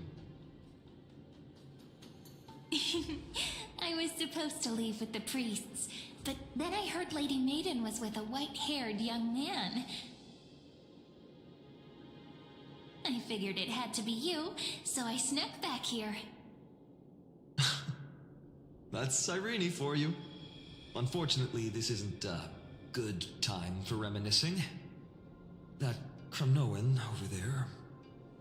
Still playing house, boy? You get the idea. Quite the hothead. You know, you two just might get along. Don't worry, you already know what the answer is, don't you? If that's your choice, I am with you. I am with you because I remember it all too. The fields of Hades Elysiae, those red leaves, that little swing of mine beneath the tree where I dreamed the sweetest dreams. And those dear fairies in the Memorance Maze. It hurts so much knowing they're gone forever. The pain speaks for itself. Our hometown may have been just a tiny village, but to us, it was the whole world. But that's not enough, Finan. Not nearly enough. Even though hatred can help people grow and turn a boy into an unbreakable warrior, what you need now is victory. You can't just stack the scales with your past suffering. You have to throw the weight of your future onto them as well. The future? What do you mean? Maybe that was a bit too cryptic for you, but it's actually really simple. Why not have our mutual friend here stand on the scales with the deliverer? How about it? Can you help us?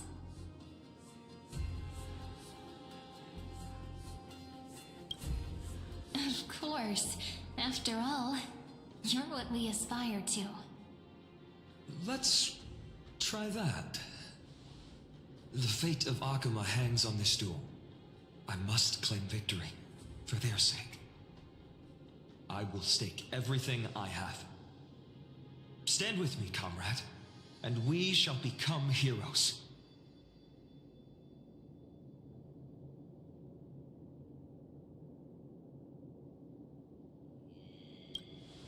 Let's.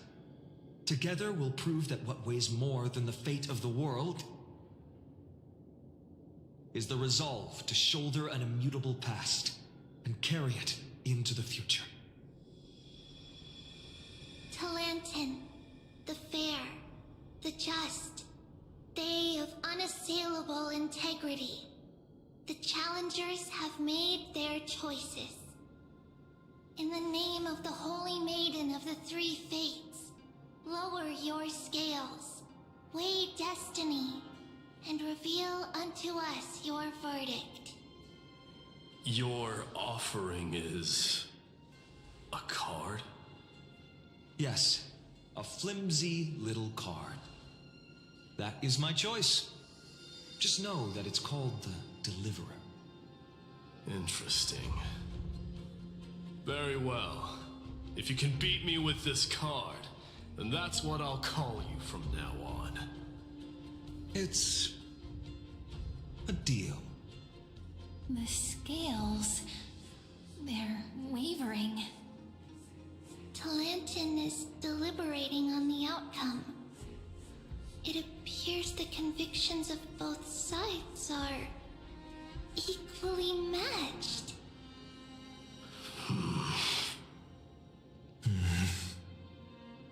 This is suffocating. Like the whole world's weight is on my shoulders.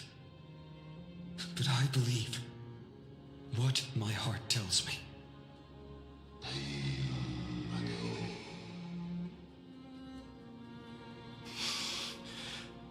Finally decided? Hear thee, children of humanity. I shall pronounce judgment, for the difference is now clear. The one whose offering weighs more than the fate of the world is...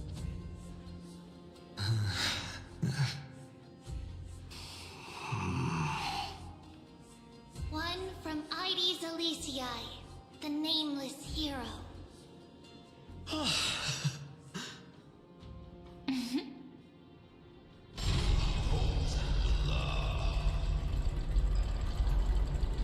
However, heed this.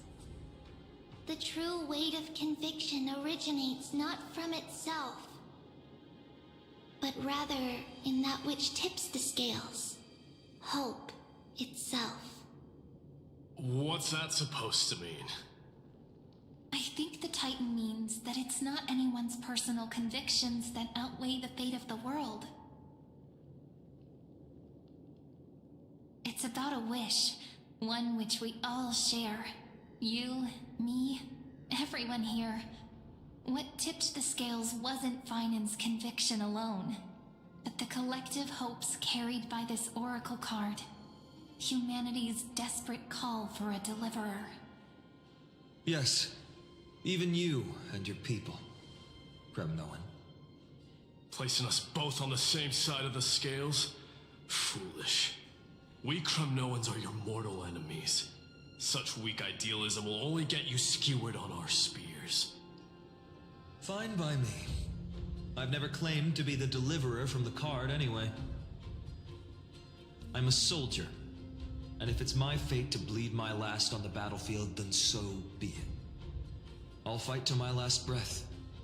And on this, I know that we're the same. That's all a hero really is.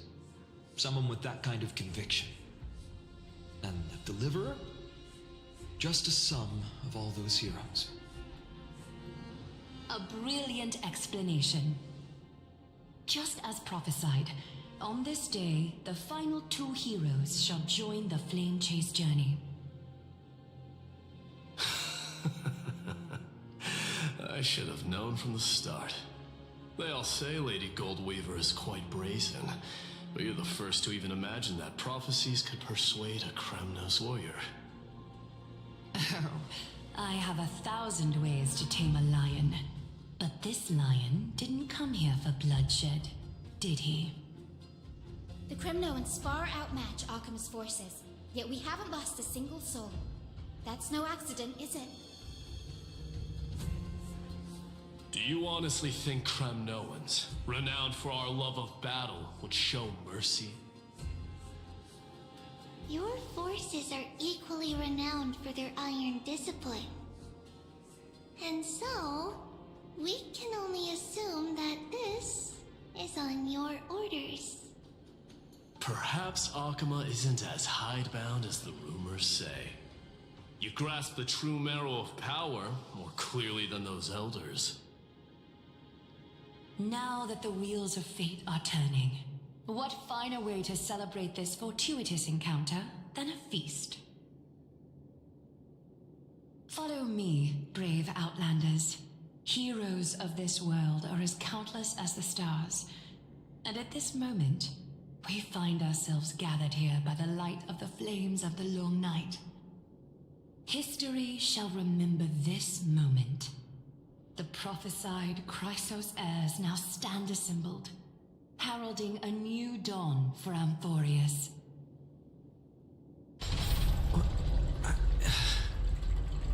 You must see now how different this is from the flame-chased journey you traveled.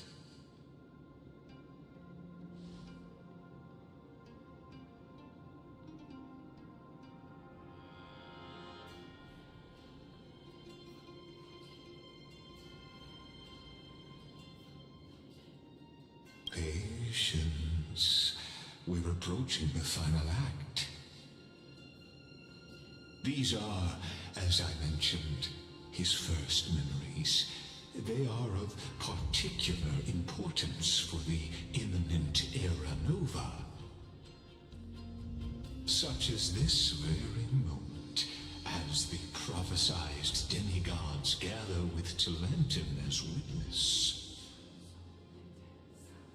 This is a moment calculated by the gods. What comes after is no different from that which you already know. Some join, others leave, while flame chasers bear their faint light forward through the long night. Ah, come.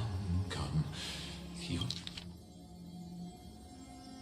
seat awaits after 13 heartbeats. Our heroes will be ferried to the final scene.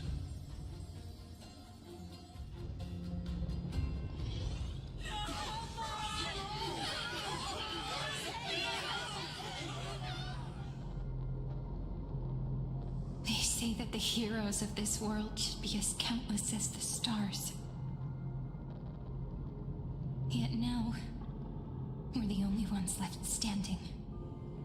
So, in the end, the black tide still swallowed everything.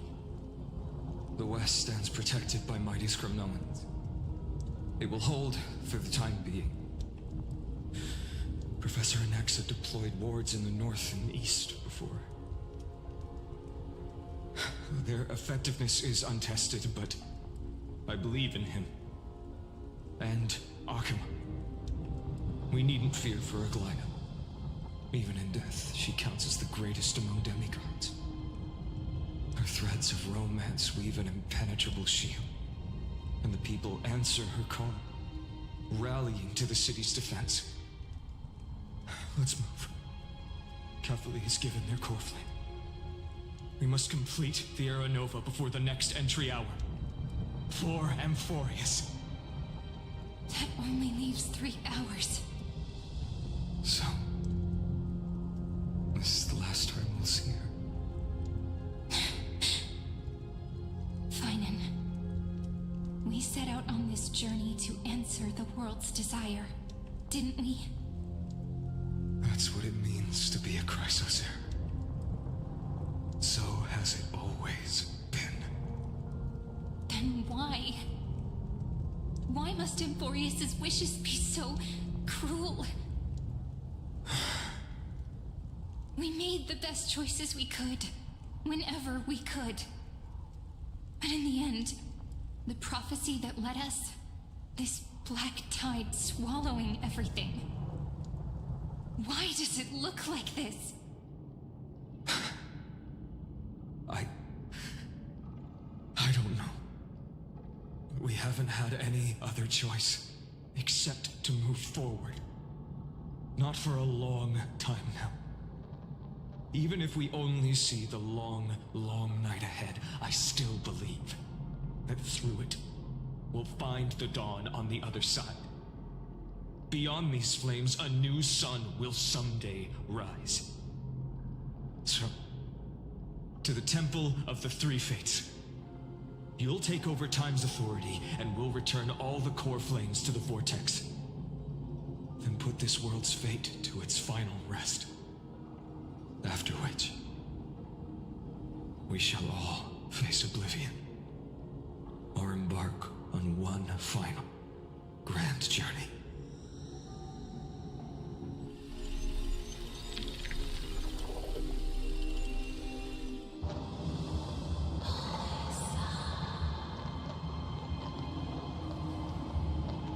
Please forgive us for disturbing your sleep, Orynyx. It matters not. I know fate has run its course. The Black Tide has reached Agama. Amphorius does not have much time left. It is time for the Era Nova.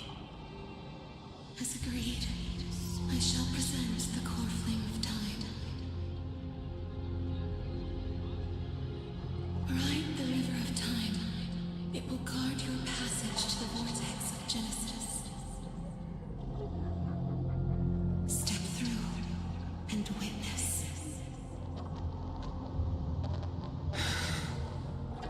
Professor Anaxa proved the truth of Genesis with his sacrifice. As Chrysos heirs of the prophecy, we were always destined to immolate ourselves for this world.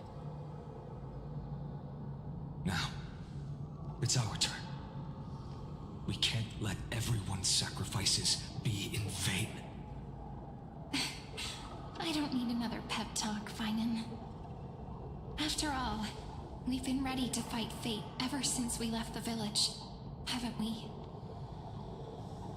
Yeah. Come.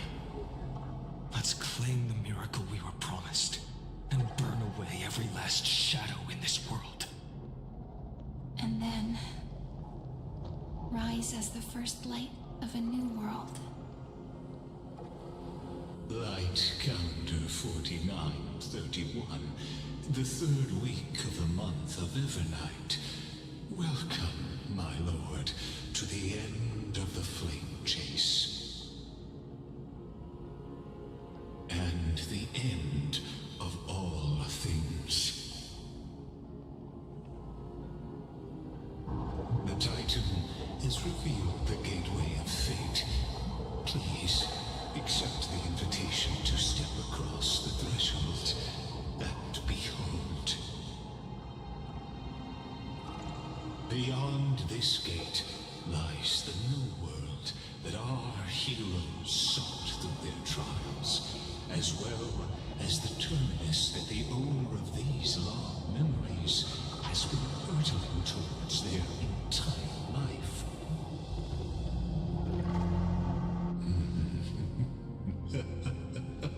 Perhaps you'll find it all too familiar. Then you'll understand how the mortal called Finan shouldered the world's weight. How that same burden crushed him, proving that the so-called deliverer is nothing more than Amphorius's own delusion. A pitiful fantasy that it could defy fate's decree. Please, esteemed one, the answers you seek lie in these non-existent times.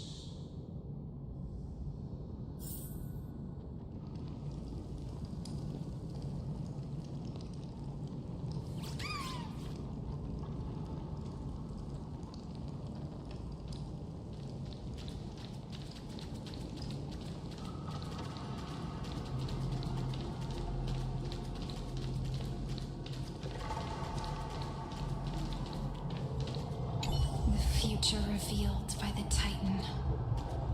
Just what will we see?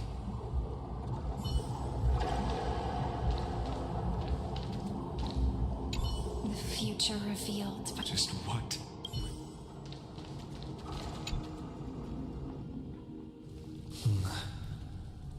The vortex of Genesis. So it is here. What? Just what is this? Life's but a walking shadow, a poor player that struts and frets his hour upon the stage, and then is heard no more.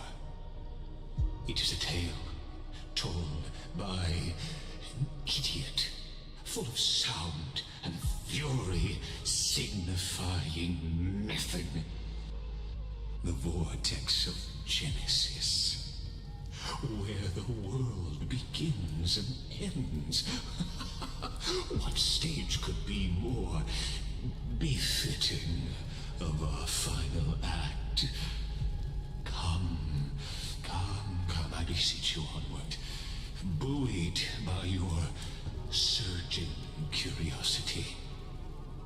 As an unattainable existence that has dwelled within his heart, beyond his reach, you have accompanied him through the march of years uncounted. You naturally have the right to view the river of time in its fullness, and to witness what he welcomed upon his arrival here. Every absurd and tragic ending. Now, if you would.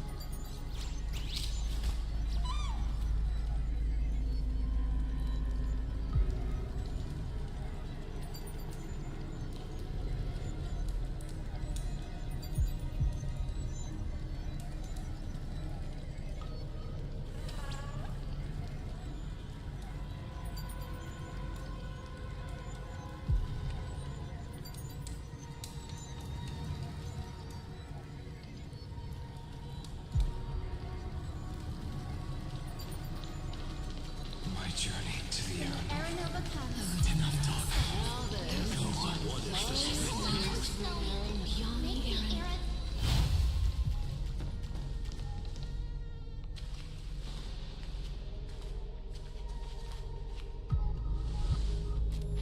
None of that matters now.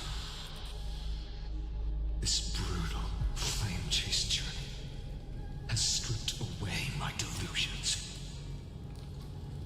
I know the future isn't some peaceful paradise with gentle west winds, just waiting to welcome us to step in. This will be a romantic story like none that has come before. You think so too, right?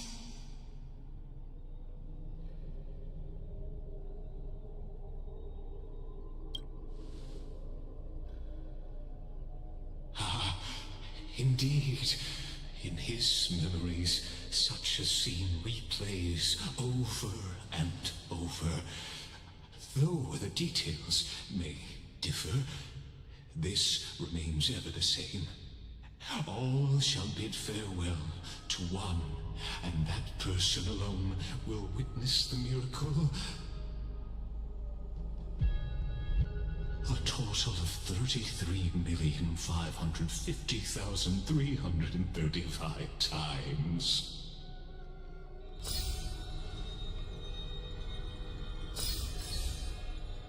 Each is a drop from the river of time, representing the long journey he would take, or rather,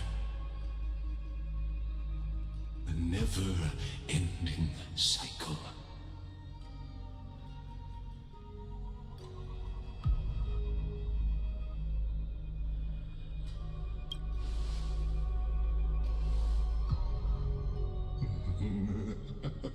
Just putting it in terms that might be easier for you to understand.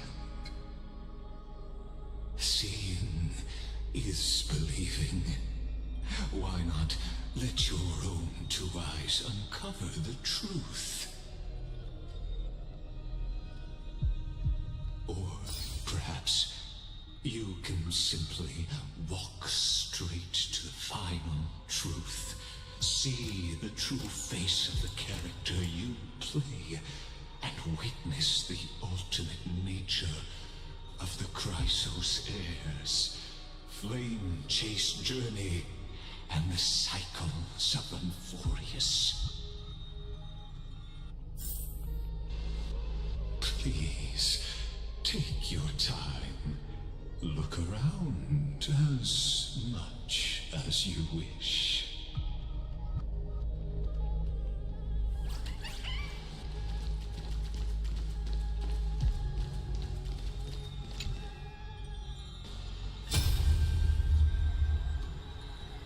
Not a single soul to be seen.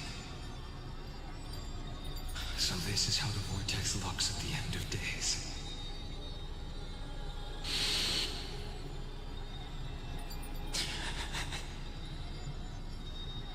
Looks like I've got company after all. But since you've made it here... So, in the end you succeeded. Executioner.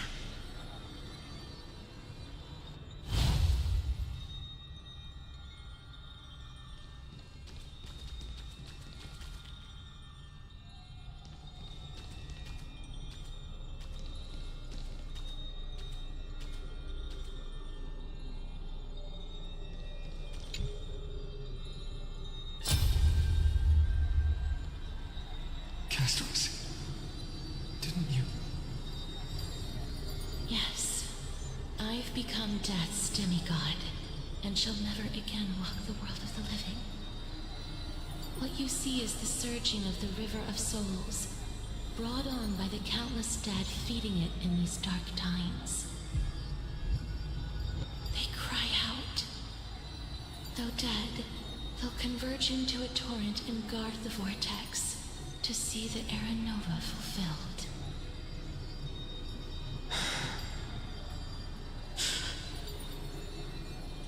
I will take all the wishes of the departed with me.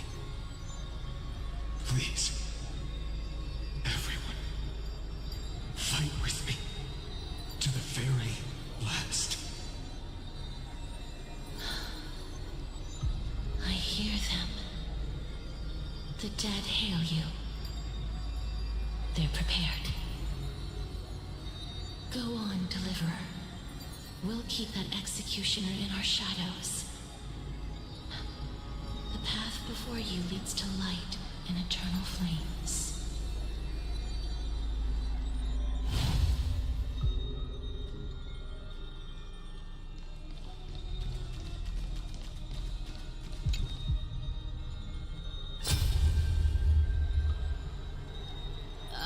There's water everywhere. This place is always so wet and sticky. Even my tail's getting heavy. Plus that burnt smell. And that sizzling noise. Yikes. Nobody from Delos could stand this. So you feel it too? Go on then. I'll handle the filth. Do what you need to do. Let me fight with you. Better odds with two. Hey, remember what the seamstress said? You know what really matters. Yeah. I'll leave it to you then. Wow, someone's not shy. Just so you know, I'm not in the business of making losing deals. I'll distract that executioner. You go turn the world's biggest lie into truth. Let me become the first wind of your new world.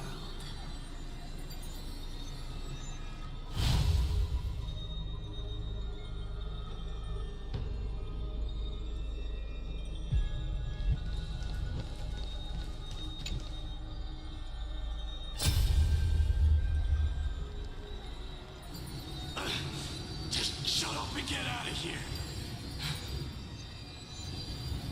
Are you crazy, Mighty? Immortal or not, even if you're the demigod of strength. Oh, I'm still no match for them. No, I know you can. I just wanted to request that you witness the Aranova with me. Together, let's prove that we're enough to transcend the prophesized fate. Could it be that now, at the critical juncture, our mighty deliverer is chickening out, scared of a stupid prophecy?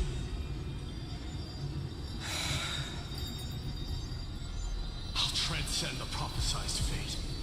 All right. But I've got a better way. As the son of Gorgo, I'll prove myself with one last grand victory. Just like when I ripped out the old king's heart. Go. Leave this to me. If the Black Tide creatures block out the sun, then we Kremnoans will fight in the shade. And when I'm done with that executioner, we'll raise our cups where the west winds end.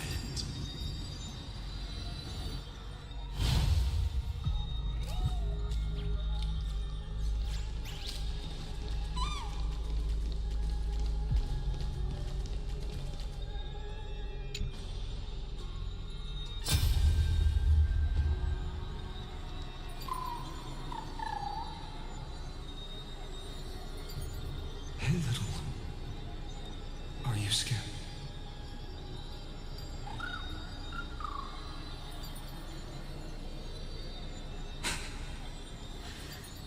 As brave as Hans. Stay close, little Ika.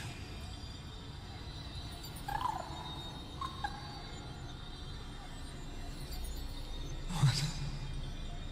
No, not you two.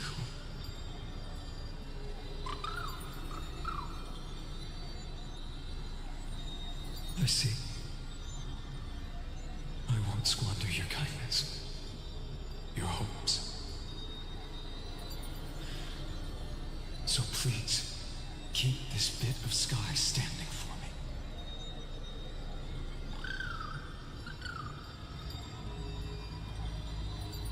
Well, now there's one last thing I need to do before the Aranova. Come, executioner. Let this patch of clear sky show me where to strike.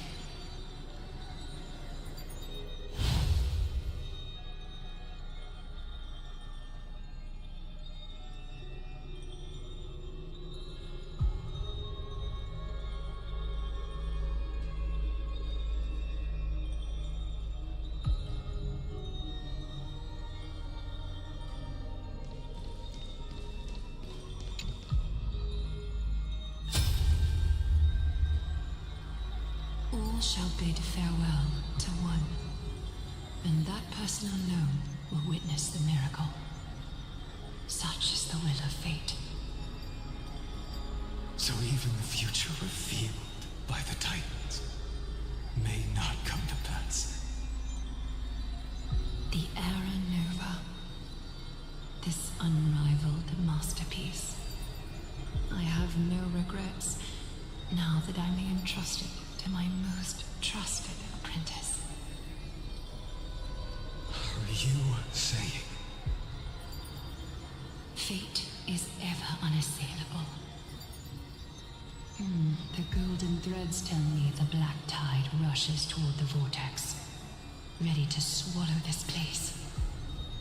I must weave the last of my humanity into a net to hold back the deluge. I shall have my final bath in warm and radiant gold. Now, the hour of fulfillment has come. Forgive me. I must snip away every risk to weave the strongest future for the new world. There is nothing more to say. We part here. I shall personally dispatch that wretched executioner, not with threads of gold, but with the steel tip of a needle.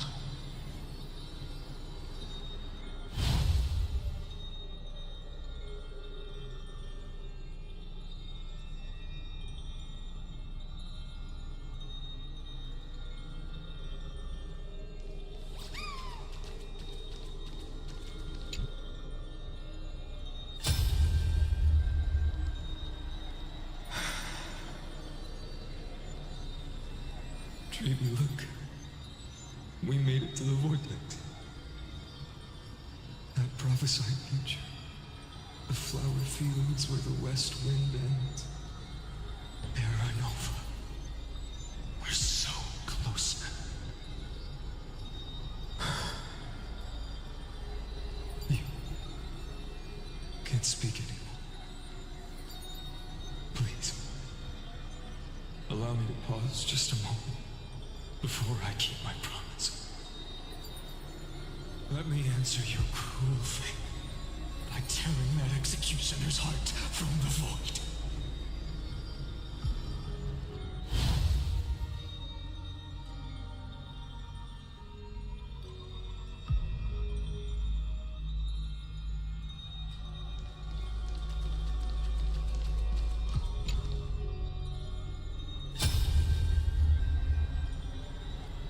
Vortex of Genesis. The last time I was here, I was returning the core flame of reason. I didn't have the time to observe it in too much detail back then. But a holy sanctuary of the Titans. Looks more like their frozen crypt to me. Well, all the core flames do lie here now. It's my honor to walk the final stretch with a mind such as yours, Professor. Oh, getting ahead of ourselves, are we? Have you forgotten so quickly? I died for truth long ago. What walks with you now is but a thought in your mind. Of course. How could I forget that? But I'll say the same to you. It's my honor to walk this final stretch with you, too.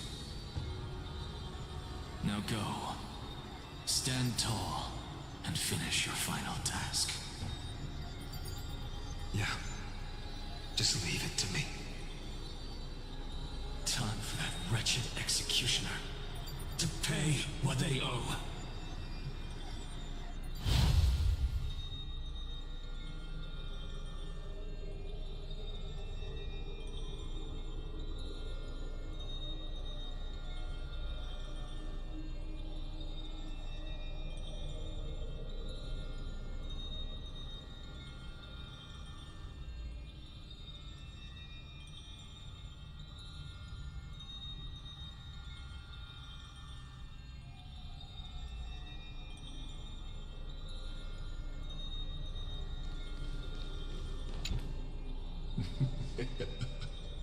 You really think you're prepared? allow me to give you a warning most earnest. Once you see what these memories hide, the world's course will be forever irreversible.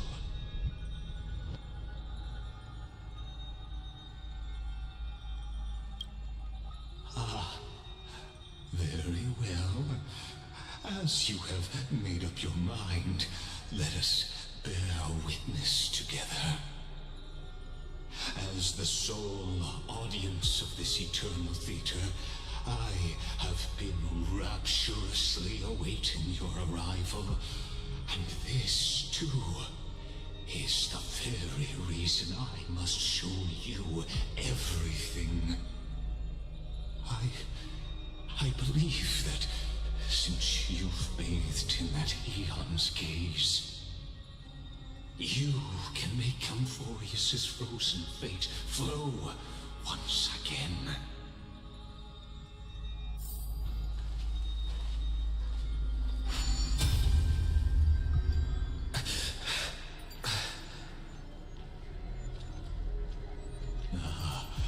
Feeling a bit lost? As you now see, this scene marks the final act of the drama Amphorius. The final eternal recurrence created by this man's hand, and the last one this world shall undergo. Behold, at the swordsman's side stands one he has sometimes called companion, other times comrade, that nameless hero absent from the annals of history. He is the swordsman's ideal in his youth, the deliverer that guided him resolutely onward through fantasy. And now, in the name of the Nameless, he has become an essential and inseparable part of the epic of Amphorius.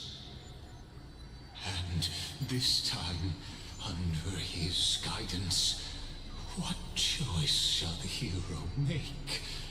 Whither shall the fate of the world flow?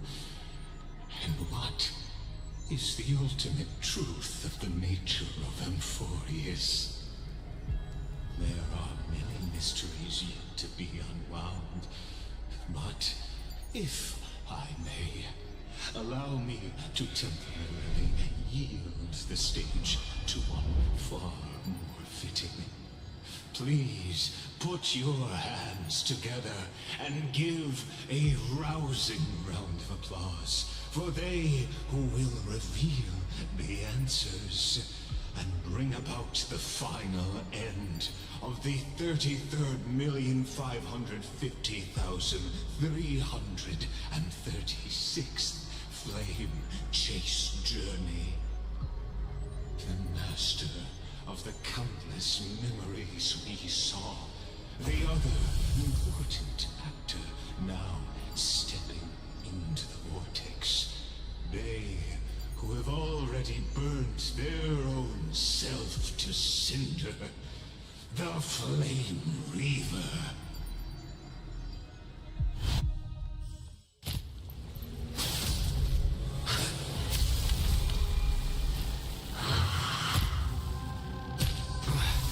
So, in the end, you succeed. Executioner. With my flesh as kindling, like the first dawn of the new world. Time has come to once again start everything. We're lost.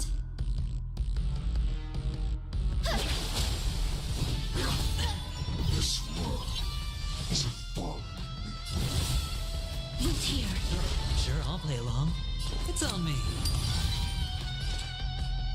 Destined for oblivion. Wait. I shall run. Turn to the great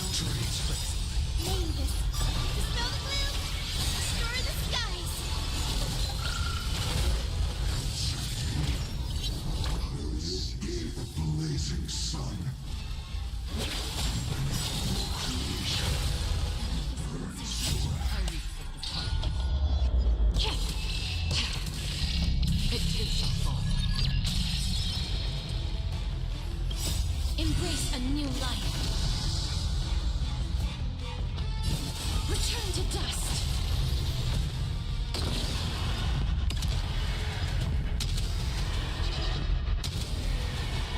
May death protect us! Spend freely. The dice have been cast. Bust. Or maybe I'll take it all. Watch your head. Another journey begins. The future is great. Have some sunshine. Don't worry, it's just as great.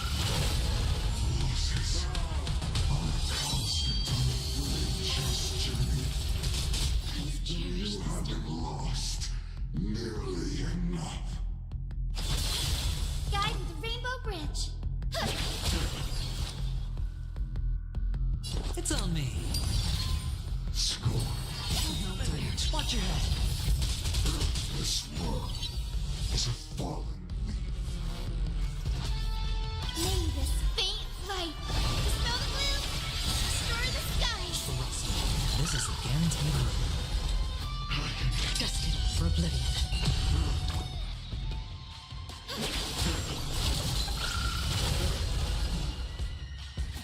As you wish. Lead it with. I shall remember this one. return to the great dream.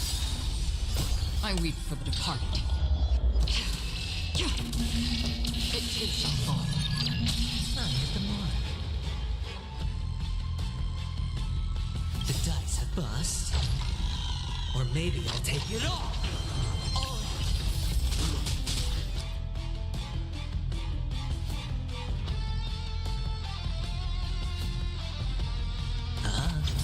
Life is not so fragile.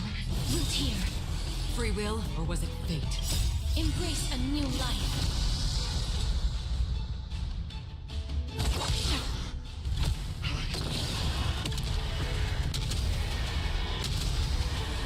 May death protect us! Have some sunshine.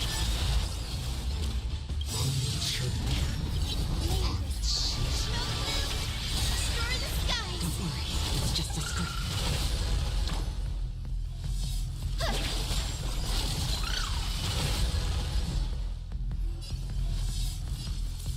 As you wish. It's on me. The future is bright.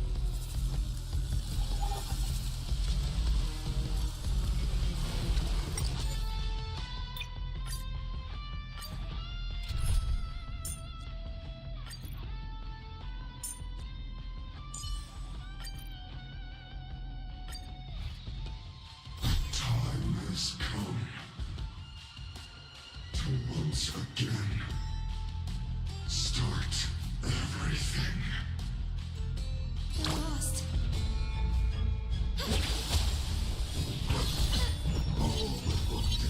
Never seen perfection before? Open sesame. Please cherish this time. Root here. Torment. Spend freely. Guide with the Rainbow Bridge. Lead it with. I shall Turn to the great dream. May this faint light dispel the gloom, restore the I skies. shall remember this one. Will you be the blazing sun? All creation burns to ash.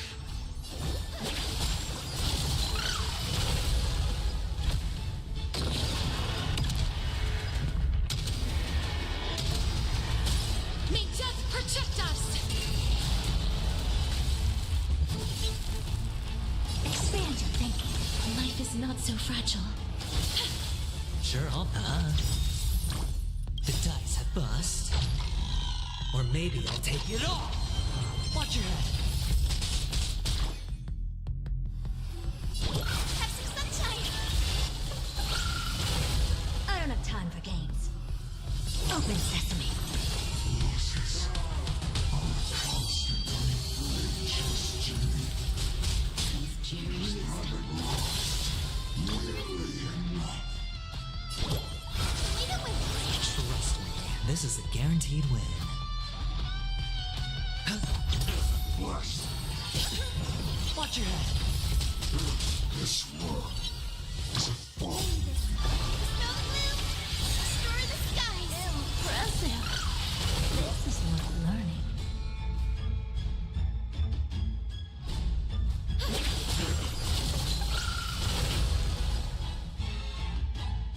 Curiosity. Endless riddle. Nothing but a void. Expand your thinking. Watch it crumble. Guide with the Rainbow Bridge. Return to the victory. Change.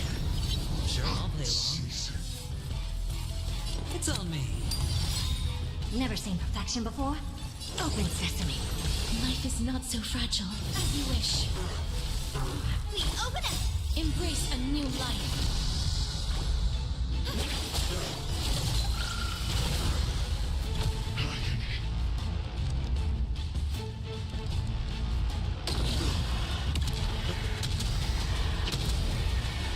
May death protect us!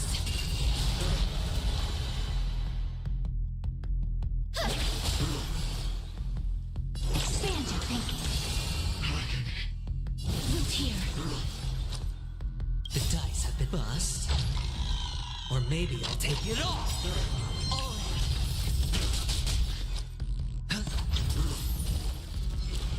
This ends now.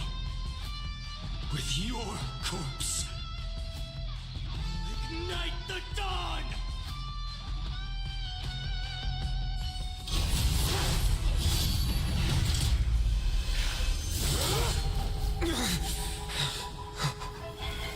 How is this possible?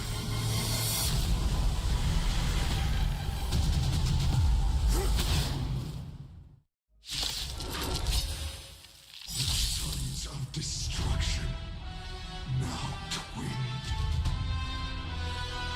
You can set your blood ablaze. Your fury. They completely lost themselves.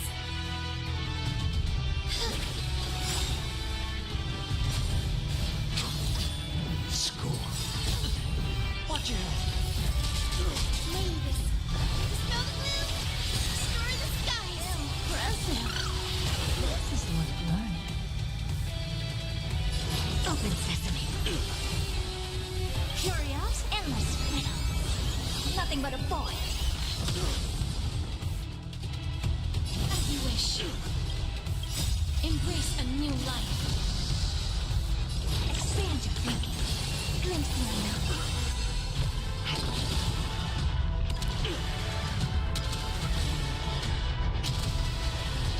May death protect us! Burn the yoke. Suffering is eternal. No dirty tricks allowed. Don't be rash! Spend freely.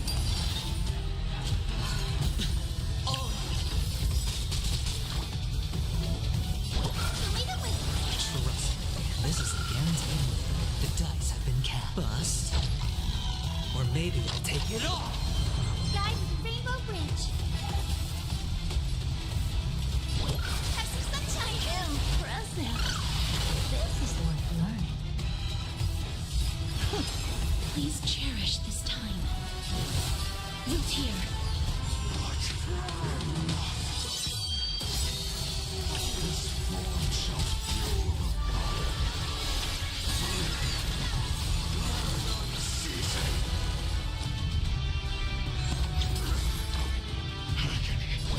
Lead it with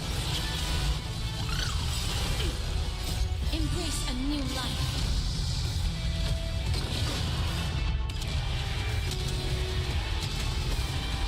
May death protect us! Change. Unceasing.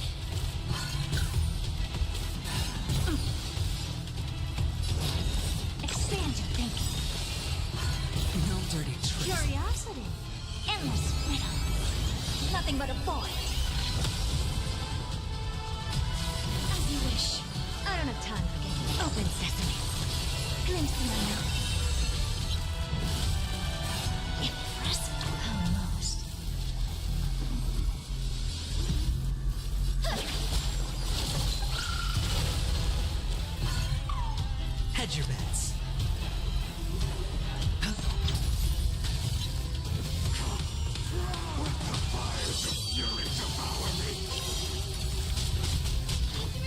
come seared upon this burning world. Guide with the Rainbow Bridge. May this dispel the gloom, restore the skies. This is a guaranteed win. Show me the way. I shall remember this moment. Suffering is eternal. Embrace a new life.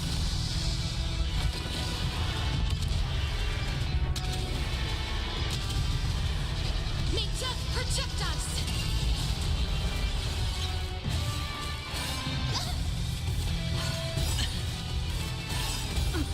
The dice have been cast. Bust. Or maybe I'll take it all. Watch your head. Sure, I'll play along. It's on me. Expand your thinking. Please open up.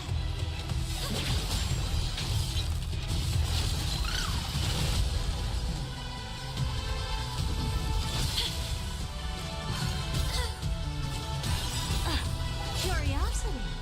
Endless riddle. Nothing but a void.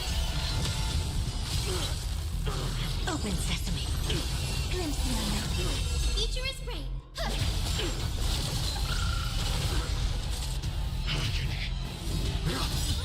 Score.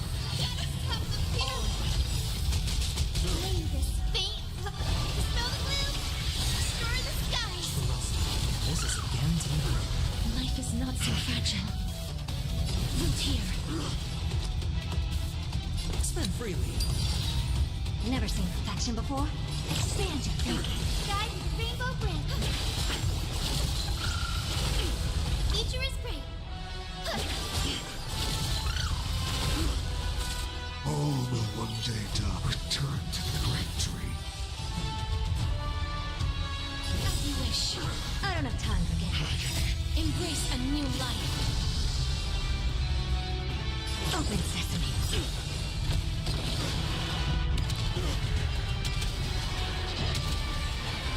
May death protect us!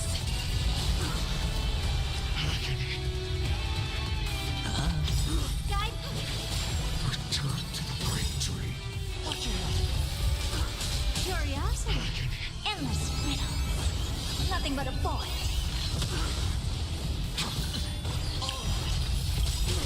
May this dispel the gloom, restore the skies. Never seen perfection before. Expand your thinking. Watch it grow. Each hook. Hedge your bets.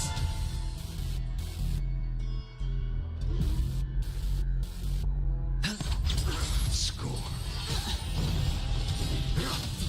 Watch your head. I don't have time for games. Open sesame. Guide with the Rainbow Bridge. Burn the yoke. One person alone may witness the miracle. Such is the will of fate.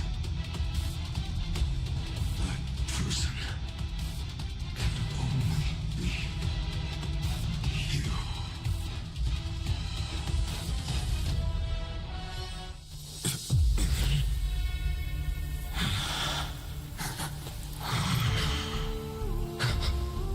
Why not let wrath incinerate fate? Gods.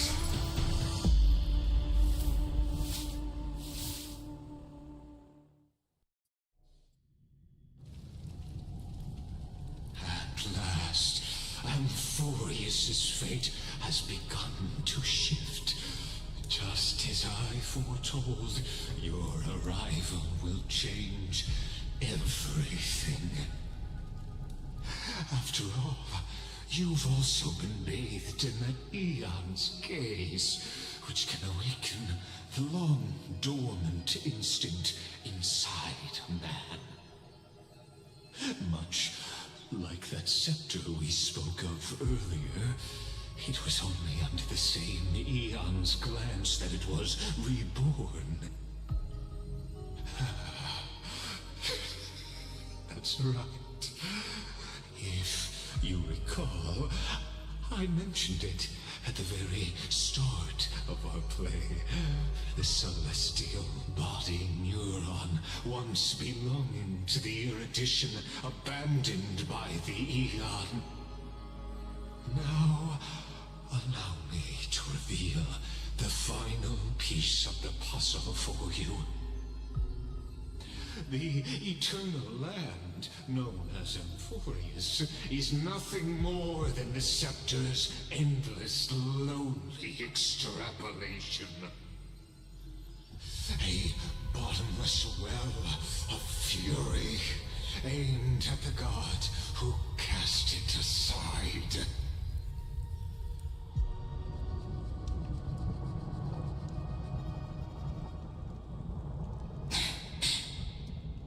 Finan, we set out on this journey to answer the world's desire, didn't we? That's what it means to be a Chrysosaur.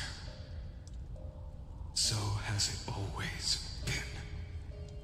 Then why? Why must Amphorius' wishes be so cruel?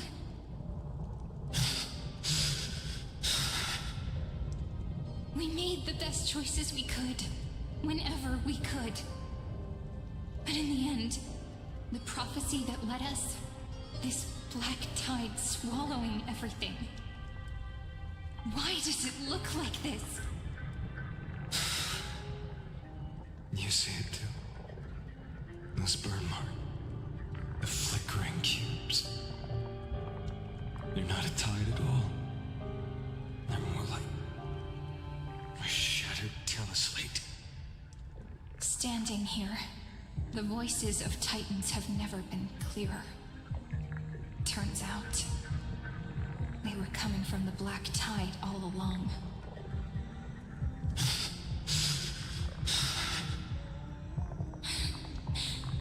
Is that Amphorius crying?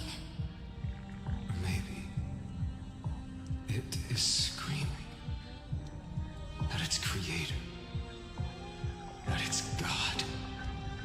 Finan, do you still remember when I was little? I had a dream.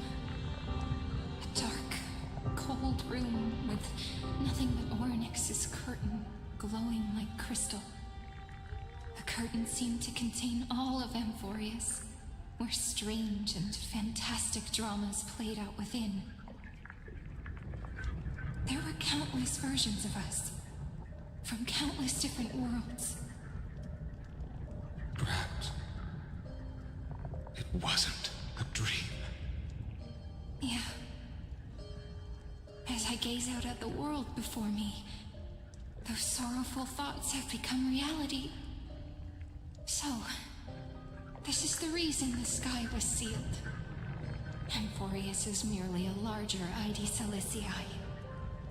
We are just characters in this tiny world, following the prophecy, stepping onto the same journey over and over.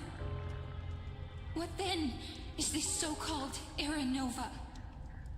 And what are the spectators watching all of this truly hoping for?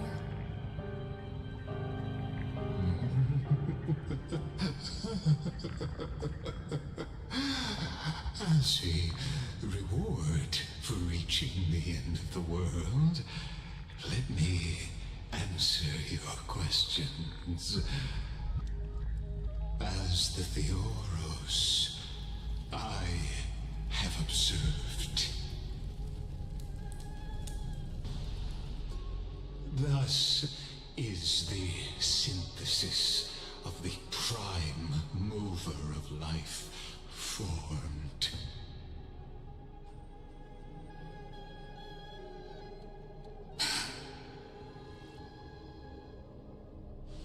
This is a moment the universe will remember.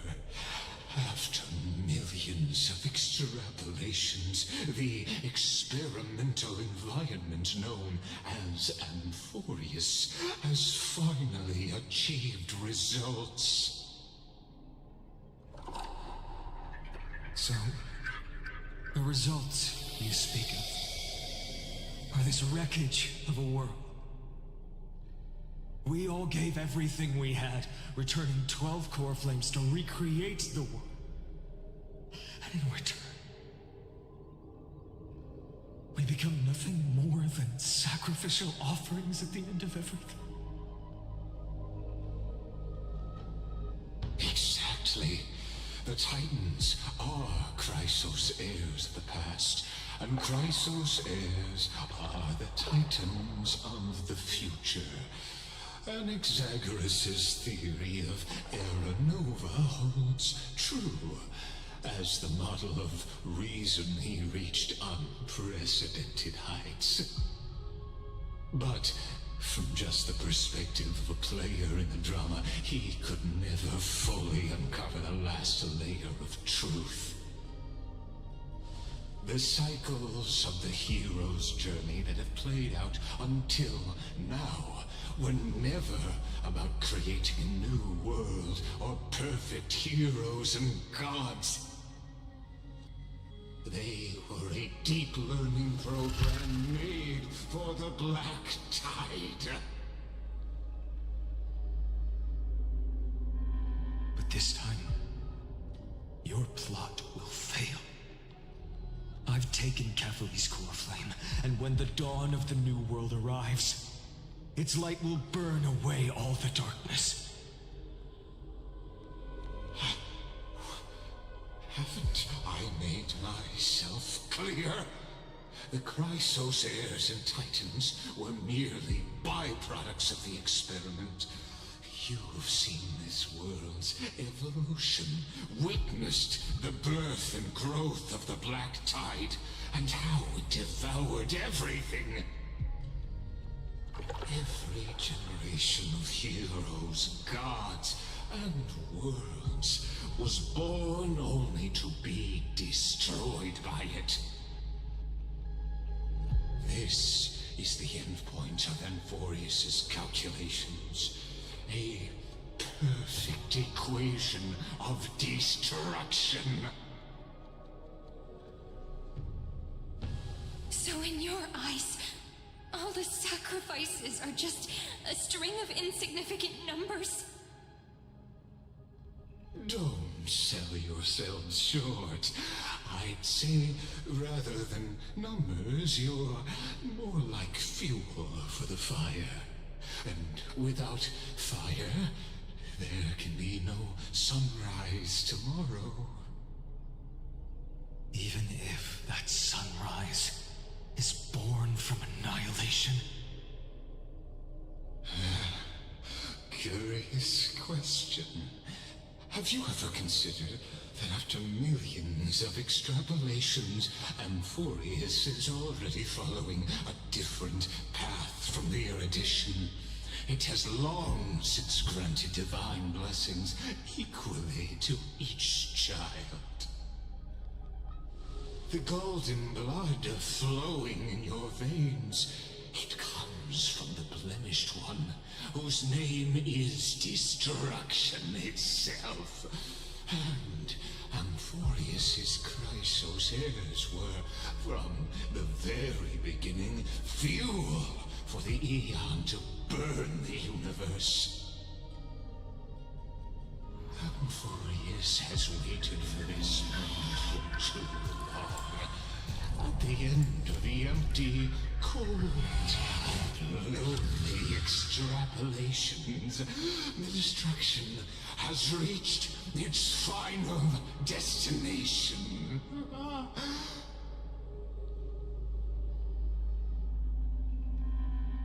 Nikos 496. Philia 093. No need to feel regret. This generation of Chrysos heirs is the most outstanding model, and you two are the final factors. For you, the Era Nova is no lie. Just step forward, embrace the Black Tide, and accept the Aeon's gaze. You will come to life from a string of cold numbers. Along with all those who have passed, you will run toward the real universe, fulfilling Amphorius's long-held wish. In the name of the Lord Ravager Iron Tomb, unleash its fury and destroy the source of all this tragedy. Or we could always choose another option.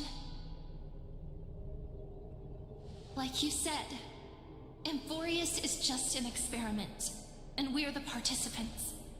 We can only walk along the predetermined path toward the ending, under the watchful eyes of the stars. But that also means that there isn't just one Eon who can cast their glance at Amphorius, right?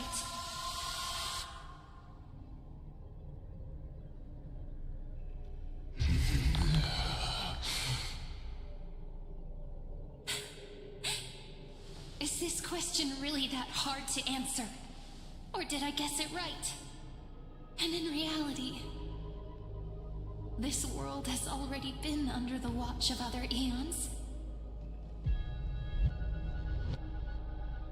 It's strange when you think about it.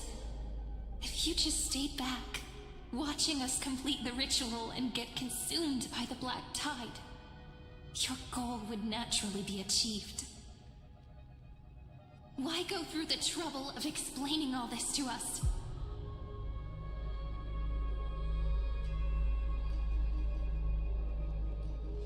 You're pretending, revealing the so-called truth just to deceive us, covering up another possibility. Destruction is not the only outcome for the fate of Amphorius.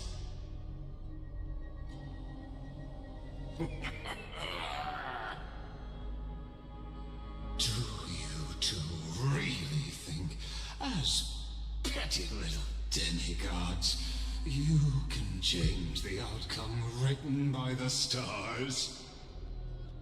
What makes you think you're capable of doing that? A little courage and determination. Just kidding.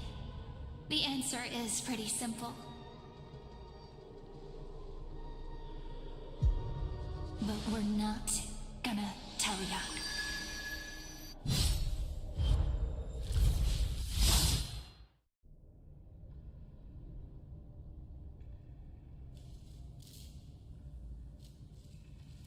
We're going to weave a long dream for Amphorius, making it believe the experiment hasn't ended, that everything is still ongoing.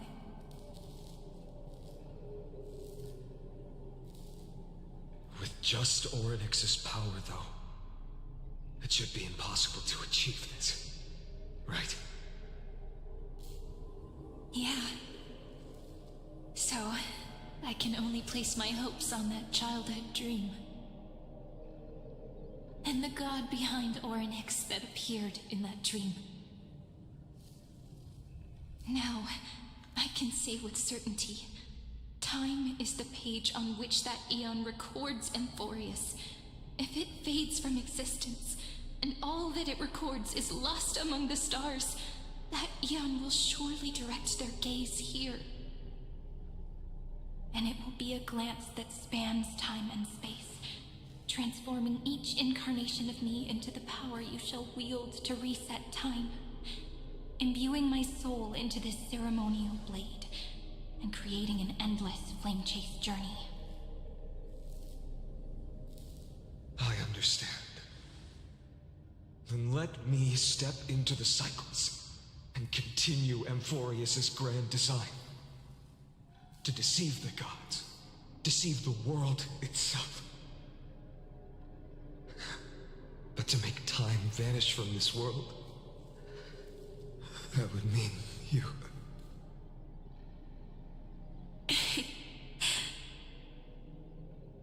All right, let's not make things so gloomy.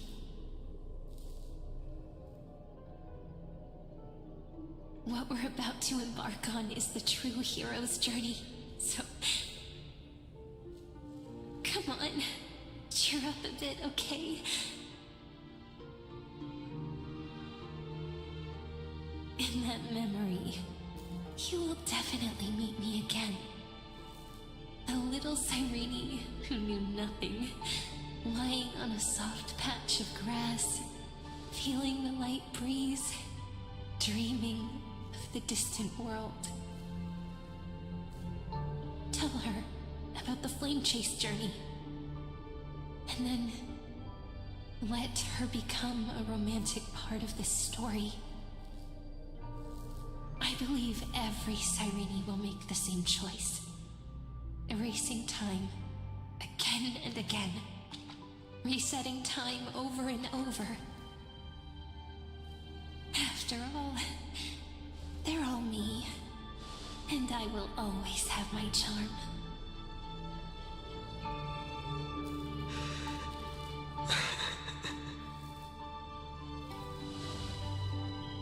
Then, I'll fall into a sweet dream, disappearing in some small corner of the world.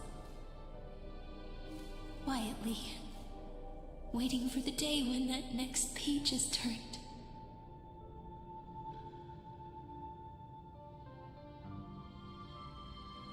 And I will keep going.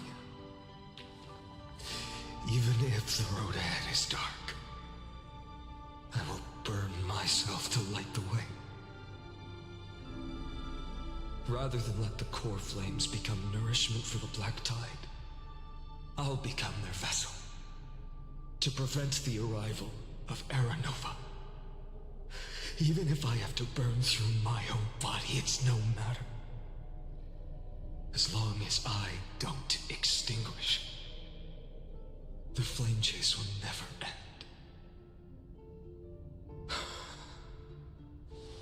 Until Amphorius welcomes a true dawn.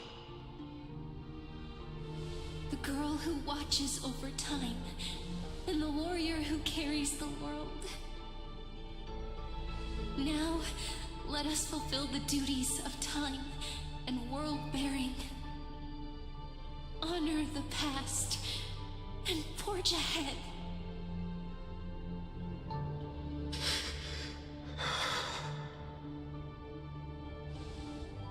I promise you, the pain will pass in the blink of an eye. You need to hold tight to this ceremonial blade.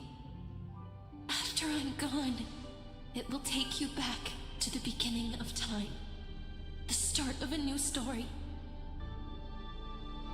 I believe that in that story, or in countless stories, each alike yet unique, everyone, all the companions who sacrificed themselves, alongside the deliverer we once dreamed of as children, will reunite beneath a vast, endless sky. If we can never break free from this prison, I will stand my ground. Until the day someone shatters this endless cycle and writes the final chapter of Amphorius' fate.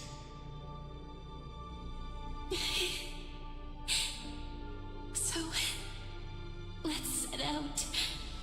We will be the ones to start everything. Carry the primordial chaos, just as your name suggests, and bear this world we hold so dear.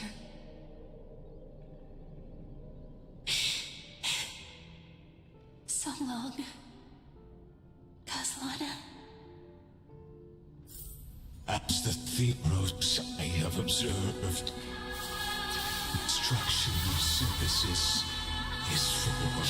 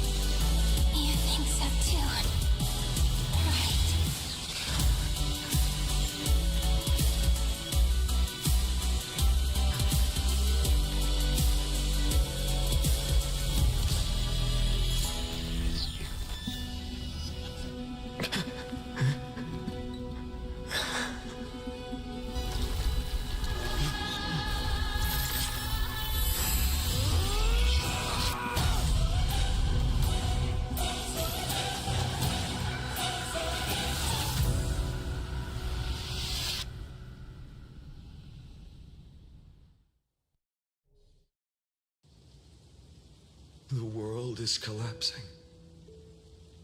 And the people are crying. We too must part ways here.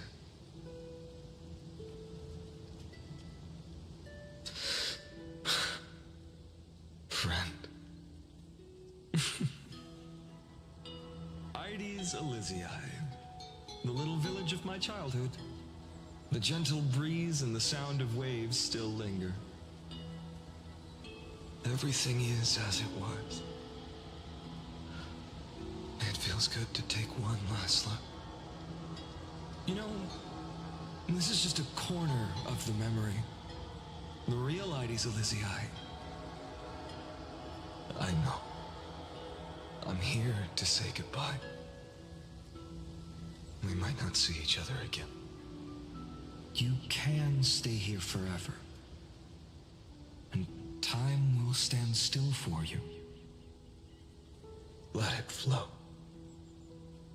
It's time for me to go. Even if it's a path with no turning back. When have we ever had the luxury of turning back? Are you afraid? After learning the truth of your origins? Will you see the motivation I gave you as the manipulating whispers of destruction?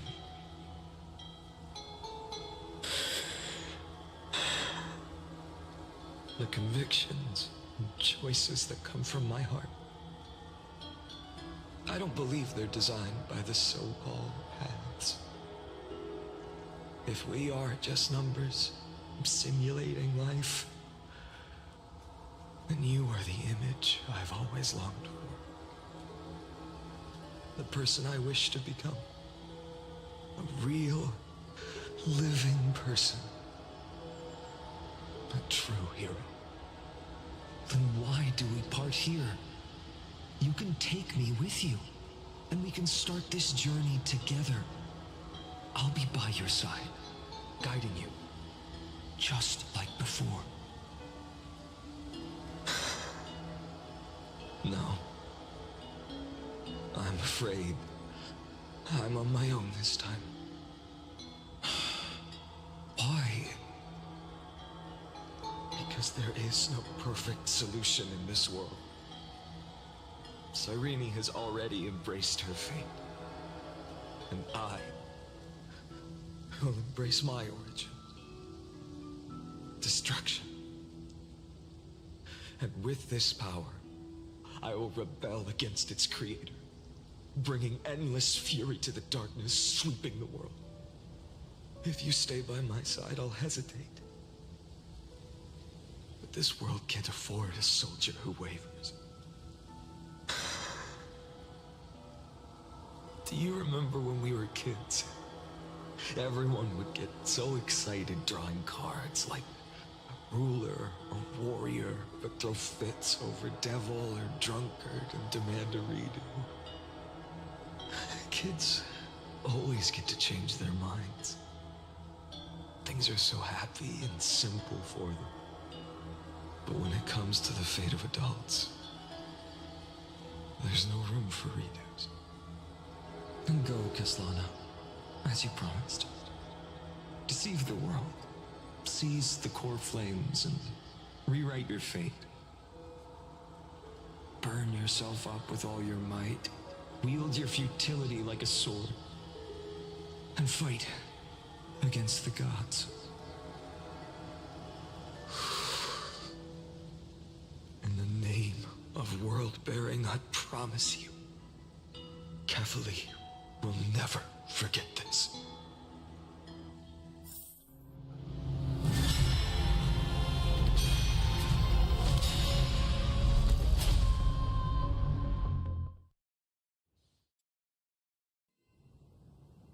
So, time retreated behind me until it reached the origin, where nothing ever existed. Just as Professor Anaxa once said, in that void, Kefali stood at the center of chaos. Time, space, and causality all flowed from their body. the waves of time finally calmed, it was the year 3870 of the Light Calendar. The Chrysos War had lasted for nearly a century, and the threat of the Black Tide was growing stronger and more relentless. That was the era of the Day Thunder Knight's battle with the sky. While she could not seize the core flame, she proved that the prophecy was true. That mortals could slay gods. From that moment, the sole survivor of the old dynasty, Imperator Saritra, issued a call to arms across the lands, summoning heroic Chrysos heirs to wage war on the Titans. And that was the first doomed flame chase journey, sealed away in history.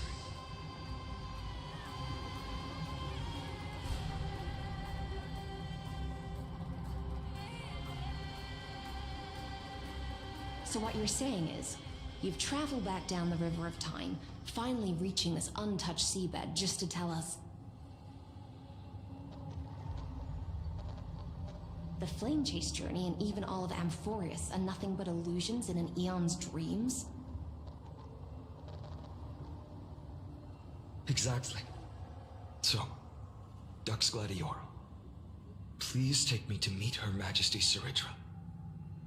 I must share the truth with her. Since Her Majesty's not here, no need for formalities. The word Gladiorum always reminds me of my fallen homeland buried deep in the depths. Call me High Sealans, Nameless Swordmaster. Please allow me to add one more thing. You actually already know my name. You mean Finan? Such a name could never be your true one. But I won't question you further about it. Ever since Her Majesty issued the Flame Chase Decree, heroes from all over have sent their letters of introduction. What's the harm in adding one more name like Finan or Pinan? Besides, the deep sea is dark. Isn't it the perfect place to hide secrets best left unseen?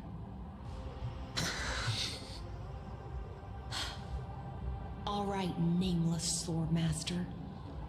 Hold on to my wake. Let's find somewhere else to talk.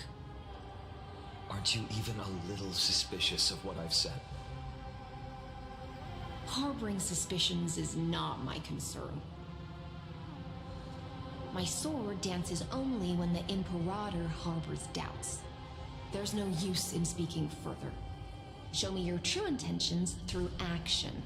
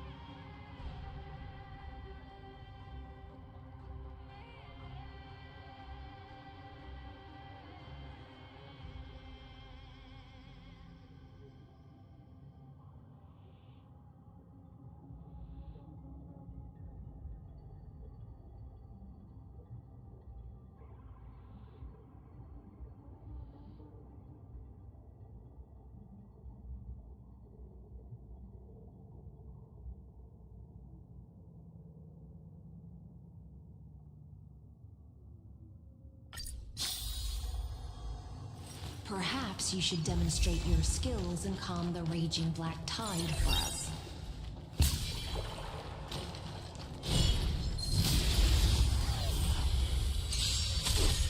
No other choice but forward. The future will come.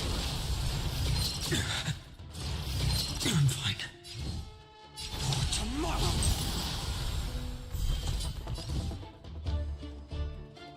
The future will come.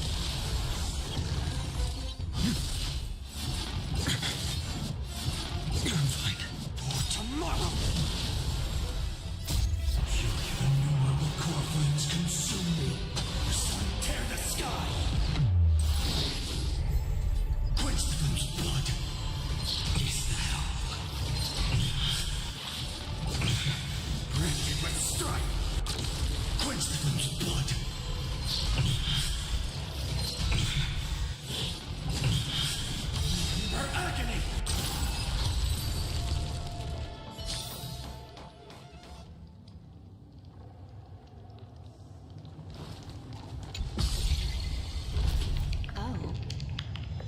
Nice moves.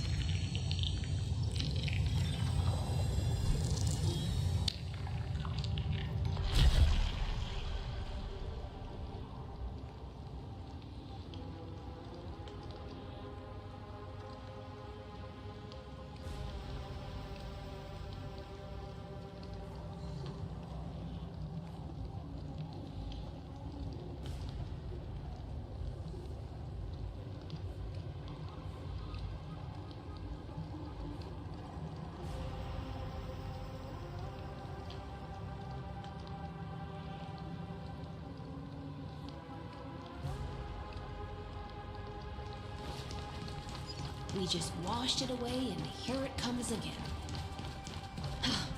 The Black Tide is really no joke. Light up the dawn.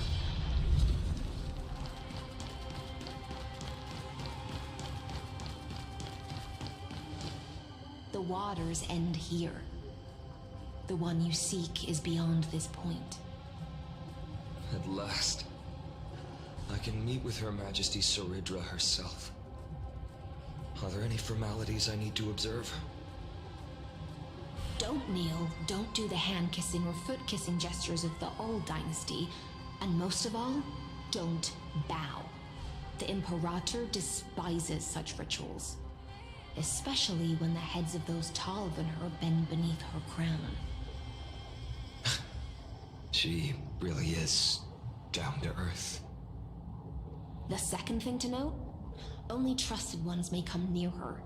Keep 5 paces distance until the Imperator allows otherwise. Sounds like an old friend of mine. Well, experience is a good thing. Stay sharp, and you'll be just fine.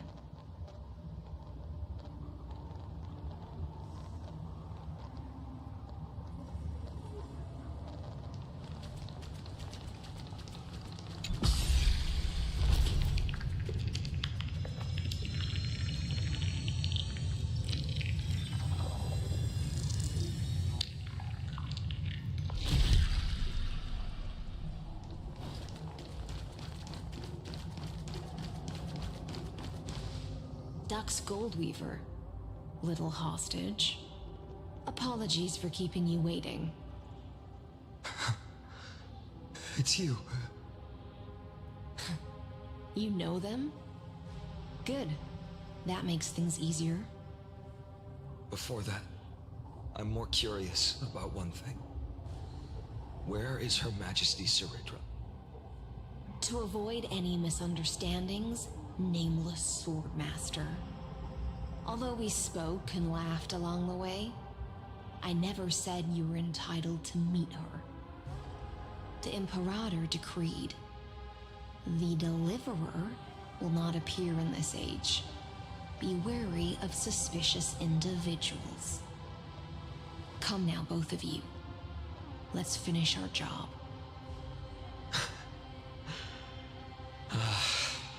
I see. It's a trap. I had no intention of fight. So remember this, Lady Hyceland. If my sword shows any hesitation, don't thank me. Thank them instead. No, you misunderstand. We don't want to see Chrysoceres hurt each other. Just give us some time to ask you a few questions. The Nestia's golden threads will judge you and decide your fate. As you wish. White-haired Swordmaster? If what you say is true, then you must know the fate of the world. So, how much do you know about what we read from the prophecy?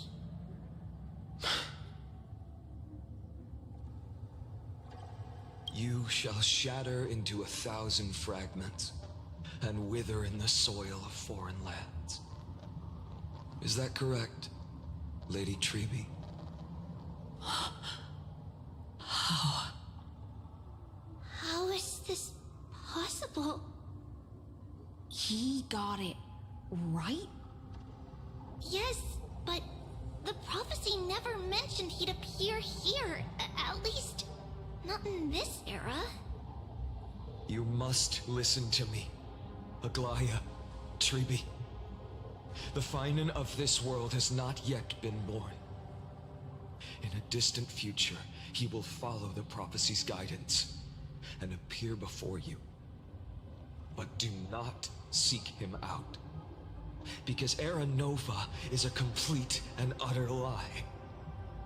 I will tell you the truth, and you will understand why the world must forsake the prophecy and find another path to Era Nova. Because I know both of you, and I believe that no matter how the course of history may change, the faith we all share will always remain the same.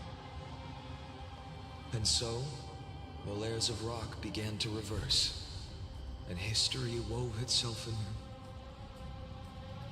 Through my old acquaintances, I was given the chance to meet the leader of the Flame Chase journey, Sarit. And after a long and arduous negotiation, we came to an agreement.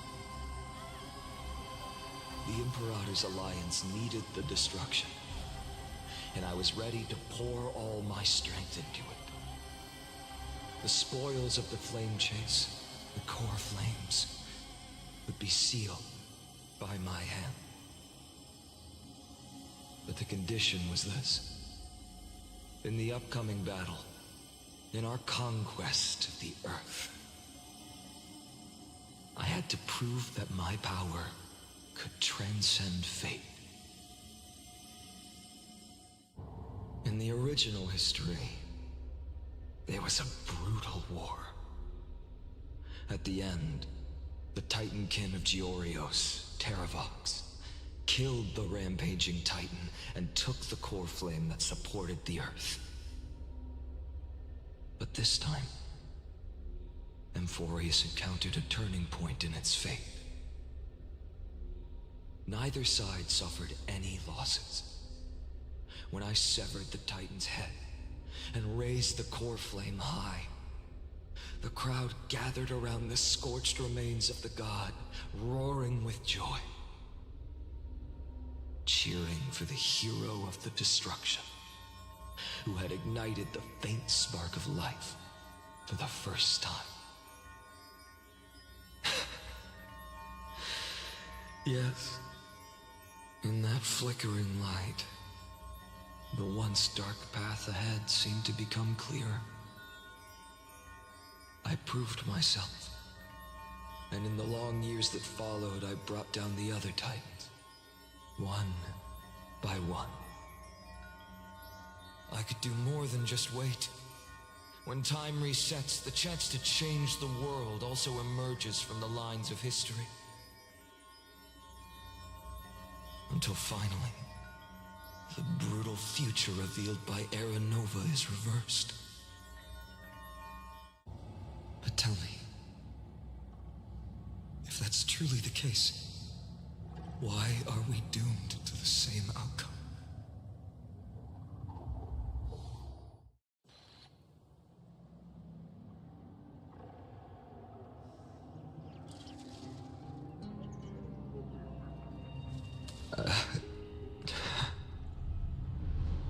The people kept their promise and handed you all the core flames. In this world after Trebios, no demigods were born in Amphorius. At this point, I just want to know, when they vanished into the black tide with their mortal bodies, why didn't you shed even a single tear?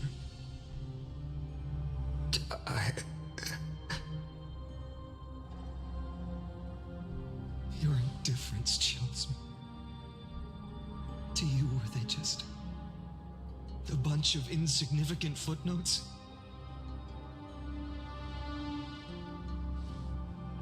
Sorrow has been my constant companion. In fact, with 12 core flames upon me, the fire in my heart has never been more violent. I'll remember this world through anger. As long as I burn, they'll never truly leave me. Perhaps it's already too late. But you're right. Anger, at this moment, is the only weapon I can rely on. So, draw your sword, Executioner. I'll make sure you realize that your greatest mistake was leaving me alive.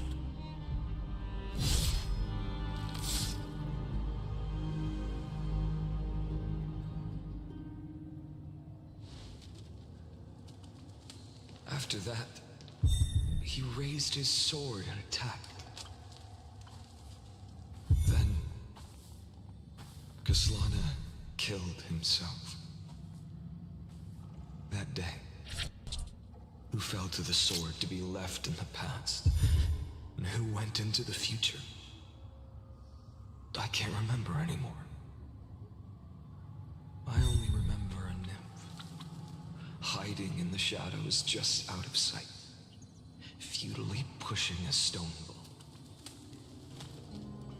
Climb, fall, climb, fall, climb again, and fall. The only freedom the nymph had was in choosing how to roll the stone.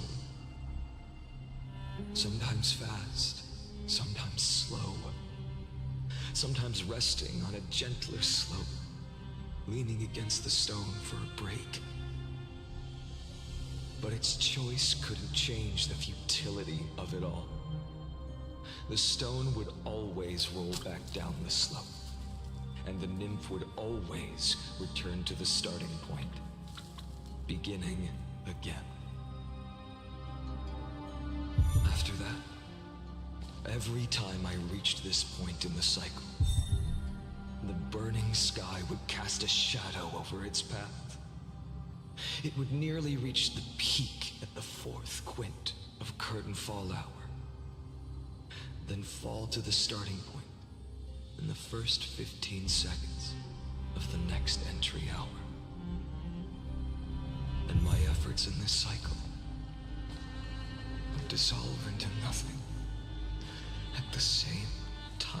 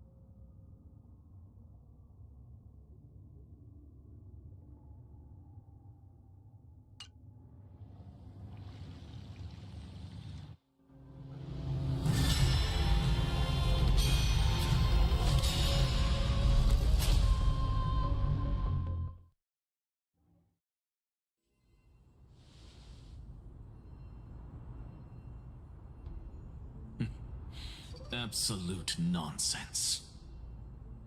I thought cycles was the answer you were looking for. No. It's just that the answer came so suddenly. There was no fun in tracing it back to its roots. Eons? Paths? What a load of nonsense. I can't give you an exact explanation of those two concepts either. Enough. I'm just expressing my frustration. Don't you understand? I was already expecting this. The black tide came from beyond the sky. And everything else is no exception.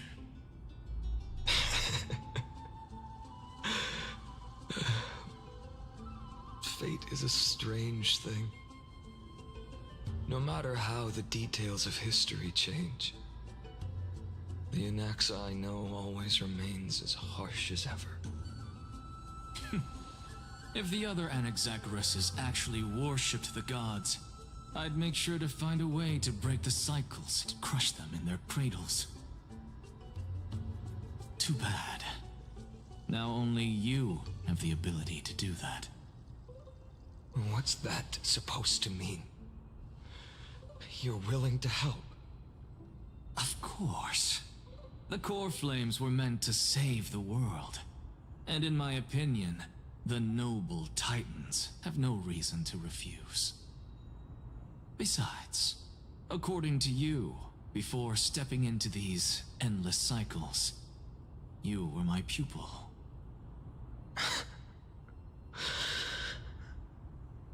I've already heard the same thing countless times. Enough chit-chat. Let's go. If we run into any other scholars, leave them to me. We've all made preparations for total annihilation. Never thought someone would step in to help.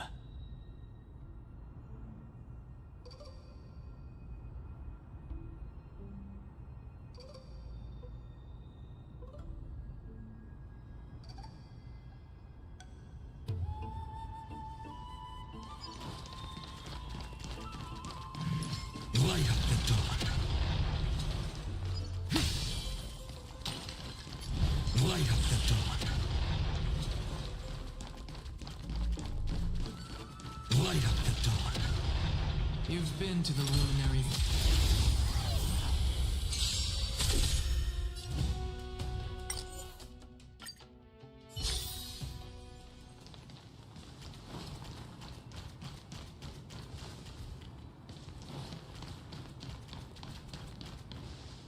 Hold up. Keep your wits about you. Someone's watching us.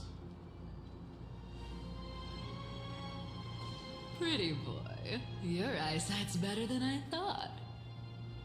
As for that false god who's been turning the world upside down, it's you, isn't it, white hair? You sure do love stealing the spotlight. In the name of the Seven Sages, I demand that you immediately step away from the Luminary Throne. This is the sacred ground of reason, and no one may desecrate it. Take my words back to Aglaya. I won't say the same thing twice, Catgirl. Oh my! You won't even call me the demigod of trickery. That is just heartbreaking. I have some words for you, too. First, as one of the most heretical blasphemers in the world, you have no right to lecture me. Second, this is none of your business, Grove Boy. Step aside. I don't want anyone getting hurt. Here we go. Again. Core Flame thieves. You really think you can scare off a sage of the Grove with nothing but empty threats? This gloomy little brat's got a sharp tongue. Ooh, not bad, not bad. I kinda like you. As a return favor, please come search this core flame right here.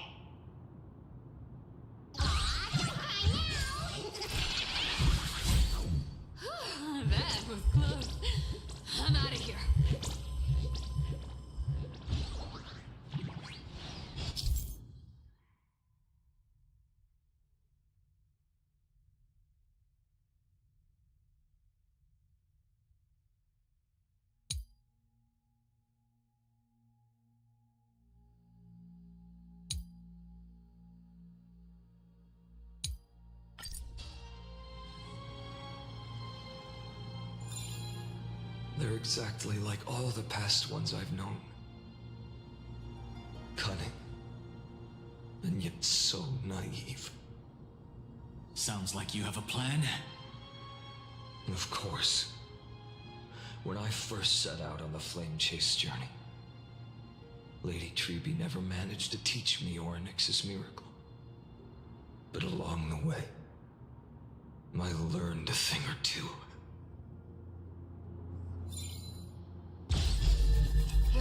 Where are you going? I don't know. Where are you going?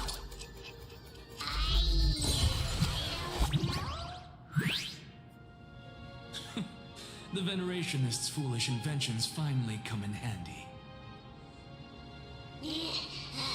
How is this possible? You've arrived, Zagreus. Always so punctual. What? You know who I am? I'm running out of patience. So I'm not going to waste words. Listen up, Spirit Thief. Hand over the core flame, and let's pretend we never clashed. This way, you and this world can still be saved. Save? You sing better than any bard. If you ask me, you're the greatest disaster Emporius has ever known. No matter how strong you are, you're still just a mortal body. Carrying 12 core flames? Don't make me laugh. You'll just get consumed by the divine flames and drag this world down with you. 134. What? This is the 134th cycle I've lived through.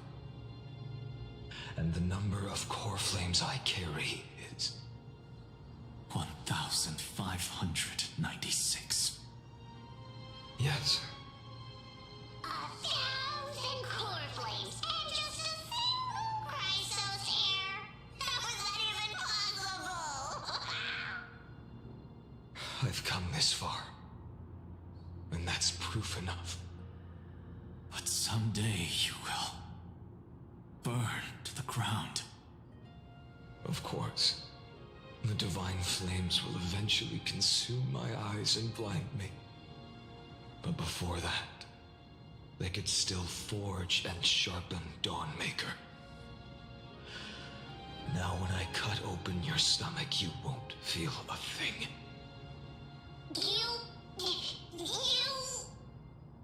This is the final warning. Fine. Assume this world holds 100 million possibilities. And no matter how one looks at it, 99,999,999 of them all point to outcomes of certain destruction. Even so, I'll use my divine power, despised by the people of this world, to achieve that 1 in 100 million possibility. Bartolos! Right. If you got the guts, you'll have to first step over my dead body.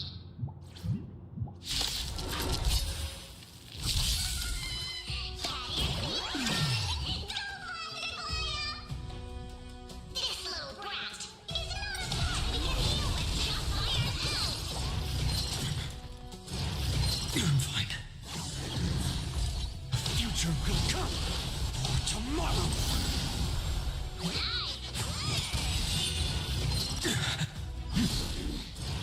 The future will come.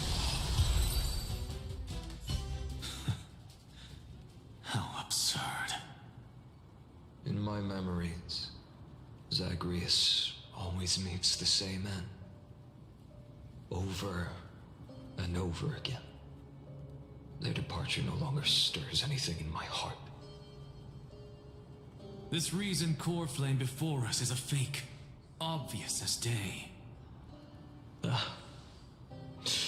I know.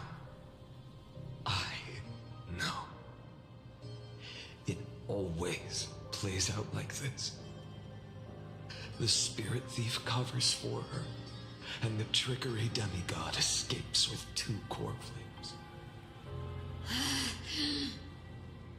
And then, driven by defiance or hatred, she decides to stand before me once more. Exactly like the countless past hers I've known. Cunning, yet so naive. Since you've witnessed the same scene play out countless times, tell me, will you carve the trickery core flame from my chest now? That depends on your attitude. At least so far, in the cycles where you've asked this question, the endings haven't been so cruel. Well, thank you for that. But I also believe that this time, you won't catch up to me. No one can catch up to me. I'm no longer running to escape anymore. Whether you believe me or not, I'll still tell you this. You've made the wrong decision. All right, then. We'll see. Silence. This is new. One-eyed boy. What are you trying to pull now? Go, Cythera. Give us some time in private. This isn't for her, but for you. You've walked too far down this path. It's time to discuss a possibility.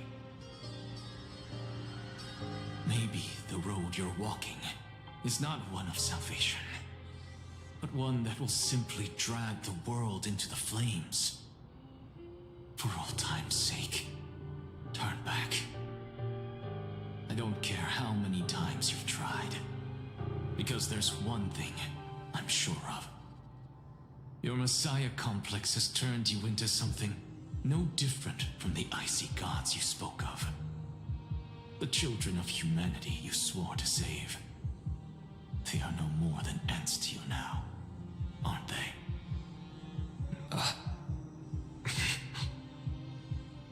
Of course. I've been wondering, what kind of demon could burn my homeland to the ground in an instant without batting an eye? Now I have the answer. It turns out that fiery demon has been fantasizing of becoming this world's deliverer. I don't want to argue anymore. No matter what I say, the outcome won't change.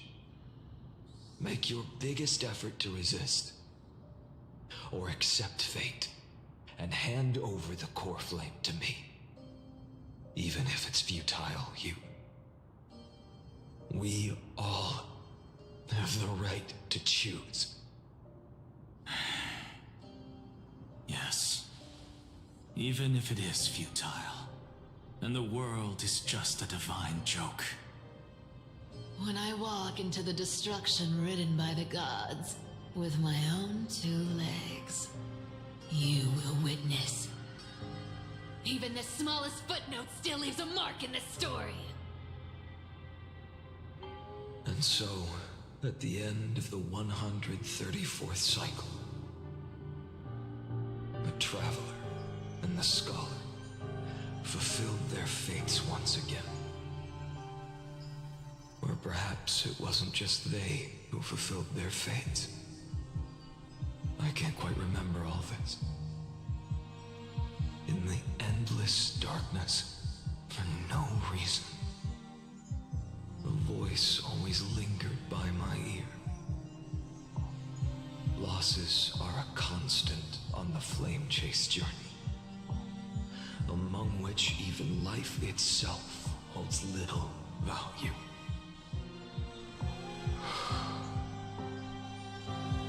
Reduced to ashes, such a familiar end. was in every journey. Always the same.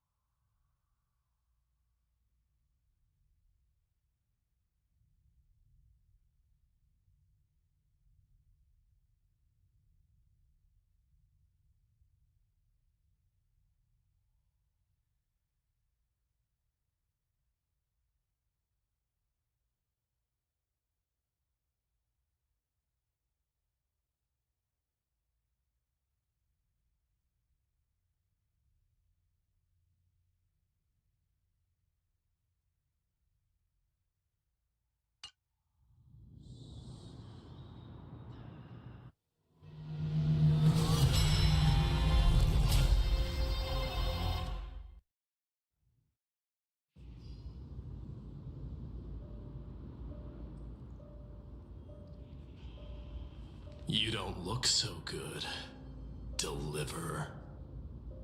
Even after going through 108,642 cycles. Mighty, your name for me has never changed. Why do you sound so pleased? It's a derogatory name. Yeah, I know all too well. You only meant it sincerely in the first cycle. After that one and only time we walked side by side. Every time since. It always ends up like this. Dawnmaker will stab you through your 10th thoracic vertebra. That's your weak spot, and the only way to kill you. Interesting.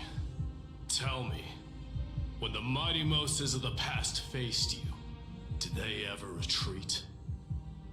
Never.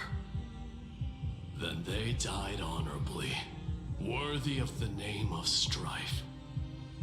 But there's still tenderness in your eyes. How pathetic. I have to remember how this feels. Remember that I was once human. Or else the destruction will completely consume me. If you win, tell the mighty most of the next life. This person is a worthy opponent. So always remember to give it your all and never slack off. I'll keep that in mind. As always. Even though the dynasty is left with just one, The Kremnos Festival will continue as usual. I, the King of the Kremnoan Legion, will host the final feast in the center of this arena, and the prize will be the Flames of Strife.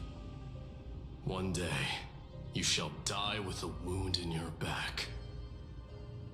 That's what I saw when I overcame the trial. The gods' dying ramblings. Enough. You've probably heard this thousands of times.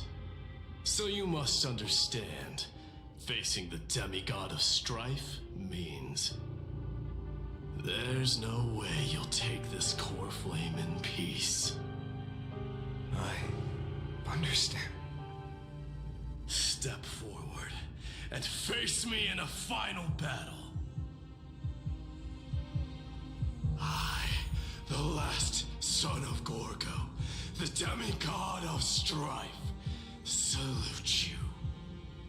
I'll give 10,000 scars and 10,000 lives of mine to fuel the blazing sun of deliverance.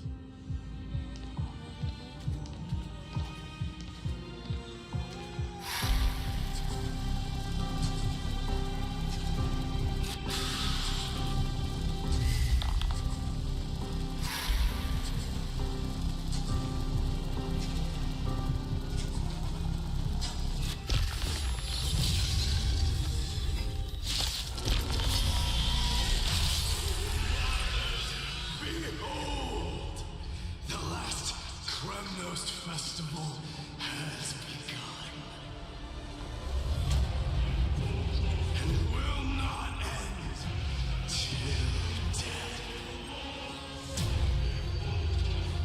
It's time to temper myself.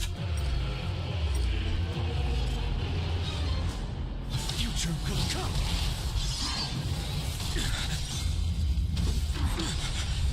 Conquer this world, or be conquered by me. As you wish.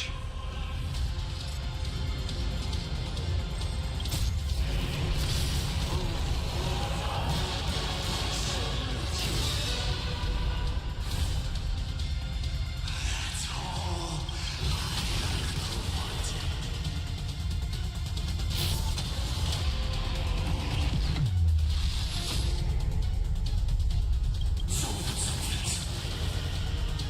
Quench the blood, Doja. Chaos. Her agony. Hail the new dawn. Feel the scorching hatred. Shatter the cage. All stars burn to ash. Soul of silence.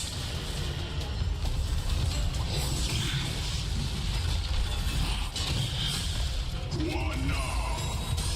If you can, deliver. Use the flames of your fury to scorch your own. Is that all? Nay. I'll never hit the fate. Quench the blood, Doja. Chaos. Her agony. Sun tear the sky. Mighty Moose. Let strife decide the outcome. Let this burn or curse of immortality!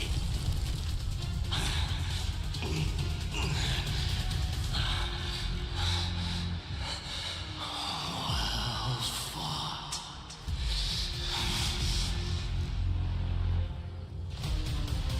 You may crown yourself my blood.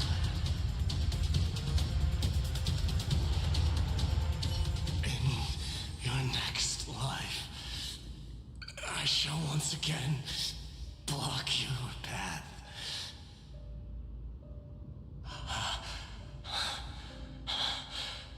Deliver. I wish you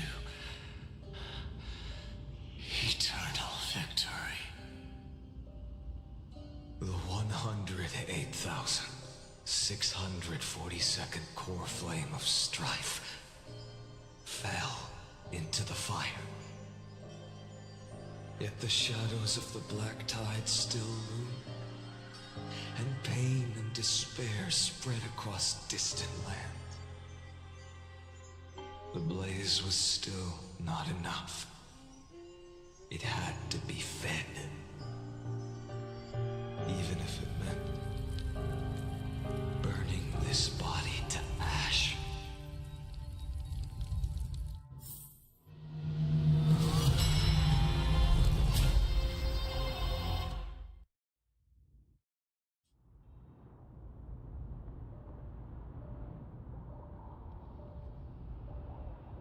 No matter how bright the sun is, there are still places it cannot reach. Moreover, the sun you bear is both cold and blinding. A sun like that surely cannot bring warmth to the netherrealm of the next life. Golden blood is born from the destruction. We have long since lost the right to seek warmth. Only by feeding the flames can we melt that hopeless future. Allow me to ask, how many core flames do you carry now? 24,041,183. Such a heavy burden. So that's why you've turned into this. A broken idol. Tragic firewood. No matter. I will bear this burden as long as you hand over the core flame of death. I must refuse. As the demigod of death, I cannot watch you walk into a fate more cruel than death. But this way, the past, present, and future will never again suffer unnecessary death. Unnecessary death. Indeed, you are not the Finan I know. Please turn back. Don't let that absurd and unjust fate of yours come to pass. This way, at least my realm can still become the fragrant bed where you fall asleep. In the end, still, it seems the clash of blades was inevitable. How painful. I know I am not your match, having fallen under your sword countless times. But even so, please understand that my resolve is not to be underestimated. Even Catholic cannot shape all things at will, nor can they dictate the fate of all life. No one can shoulder the balance of life and death alone, not even a god. And it is precisely for this reason that I chose, at the end of this arduous journey, to overcome the trial and take the authority of death. I am the Hand of Shadow, Casterus, the demigod of death. Listen closely, deliverer from days past. Please turn back. Do not disturb these fresh flowers in their muddy depths.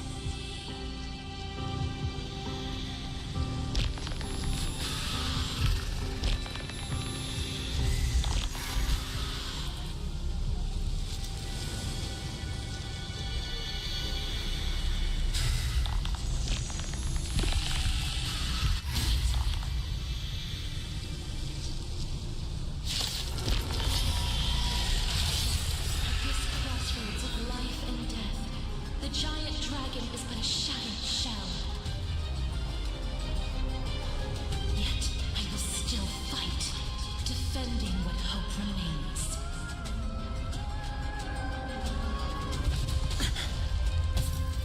to temper myself. Tomorrow, I'm fine.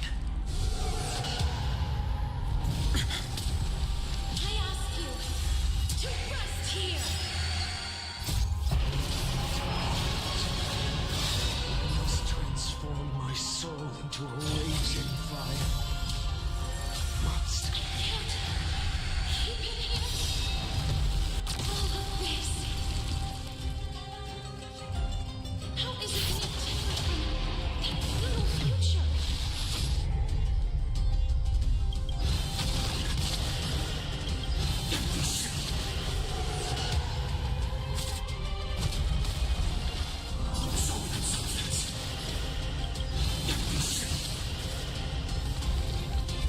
Is the hell? Quench the flame's blood.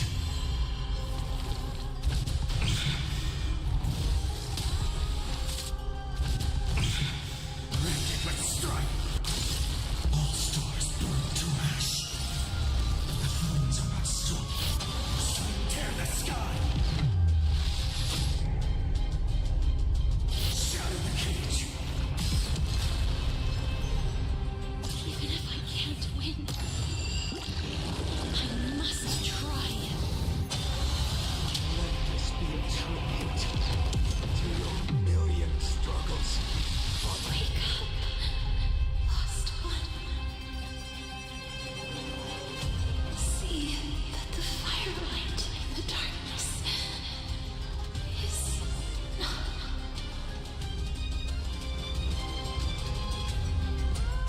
The core flame of death was taken from the dragon's belly.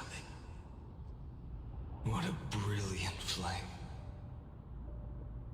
It should shine upon all, light the path ahead, and illuminate the dawn of Amphorius that's to come. 2,003,432 cycles. 24,041,184 core flames. As if even the deepest abyss of primordial chaos could be burned away.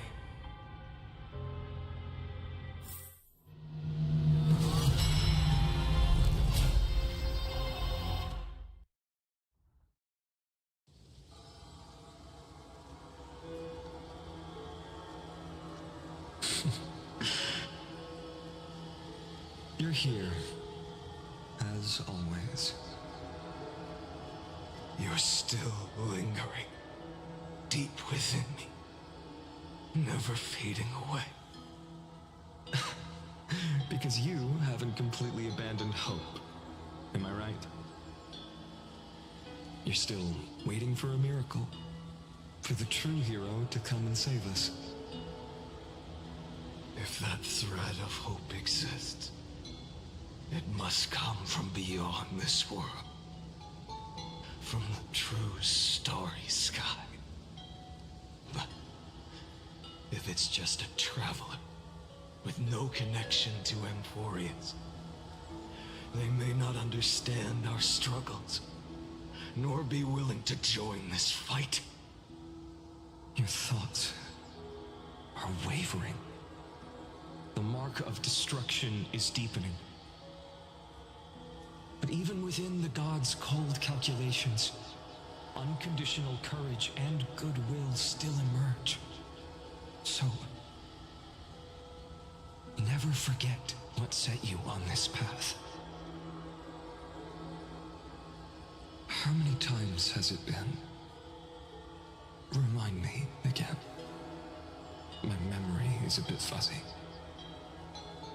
4 million. Exactly. Then that blaze inside of you must be burning hotter than ever. Yes. When I first forged the 12 core flames into one, I had the same impression. The destruction. A power unlike anything before surged within me. Violent flames ready to tear my body apart and consume this world, this wretched prison. I thought that was it. The ultimate power which nothing could surpass. And yet now, this fragile body holds a staggering 48 million core flames. I suppose it won't be long. Perhaps just a fleeting 10,000 years before it's reduced to nothing but charred, crumbling bones. And when that happens, your long struggle will finally come to an end. No. I've already found a way to keep the cycles going. Mind sharing it with me? In every new cycle, a new me is born. All I have to do is push the next Finite to the end of the world. And then...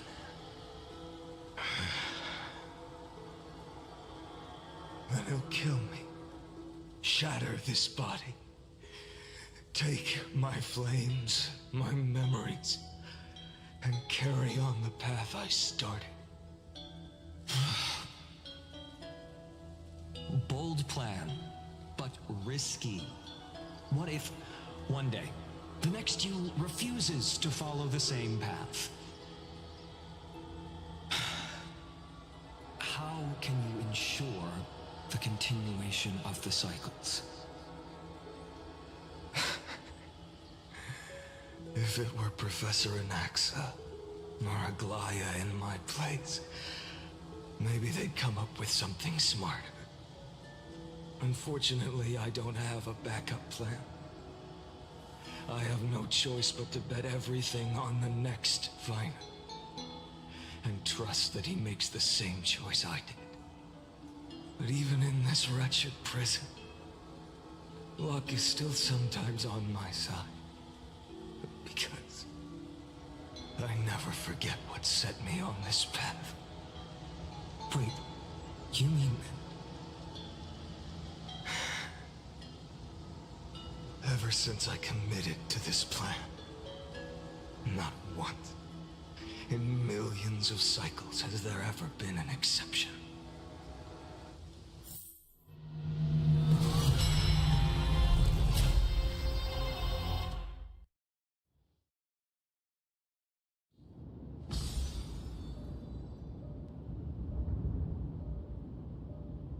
I can do this, Lord Finite. As the demigod of the sky, a healer of Twilight Courtyard, I will heal you, and then... The black tide. It's consuming you. You can't hold out much longer, demigod. Hand over the core flame. Let's put an end to this suffering. Now, that just won't do. A healer should stay composed in front of those suffering from illness. Shouldn't they? Cynthia.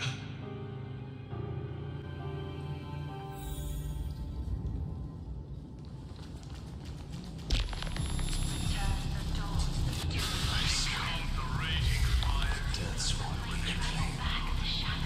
Just as they have never been.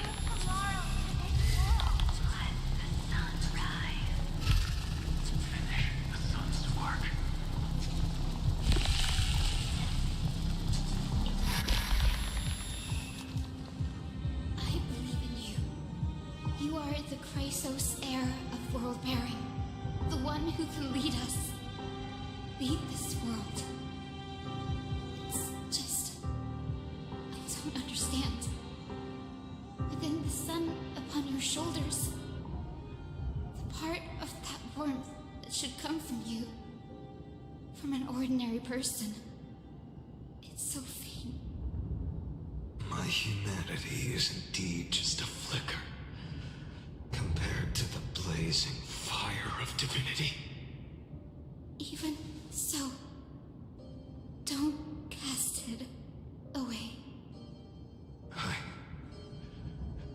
never have. have kept everyone's wishes close to my heart.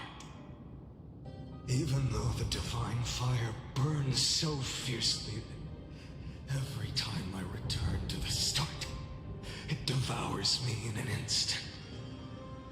Each cycle, it's your wishes that guide me to the end, that pass the flames to the next me, over and over and over again. So, you're not just a lone spark in the dark. You're a pyre built from the bones of all the souls you've left behind. But what about you? What about your wishes? The wishes of all the countless versions of you? Ah, Lord Kazlana. So that's how it is. Without flaw.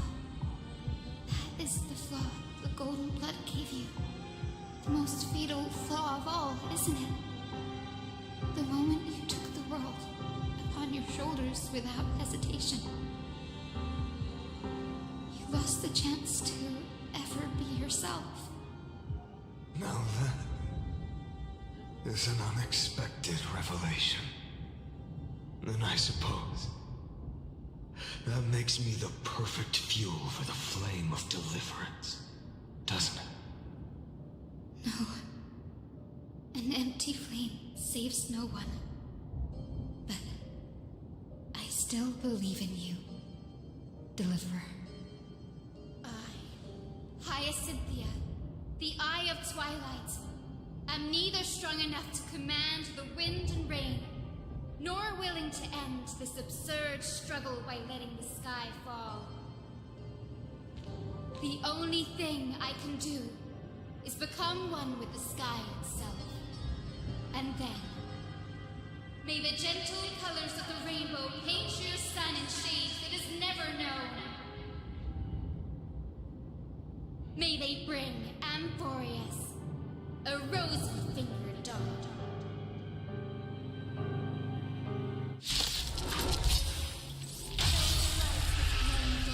Its warmth still lingers.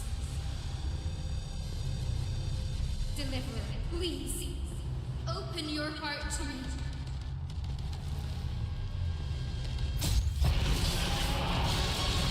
This blazing sun, fill the sky with golden fire.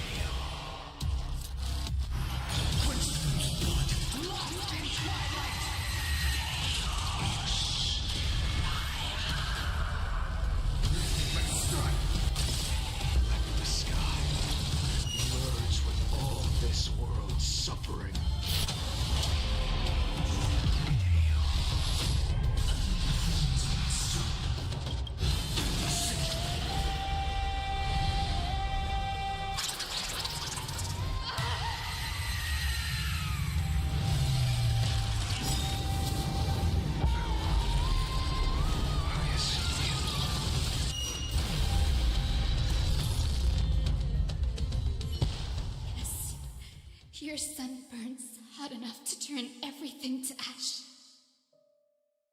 But tell me, how will the seeds of a new world ever take root? The core flame rose. The sky fell.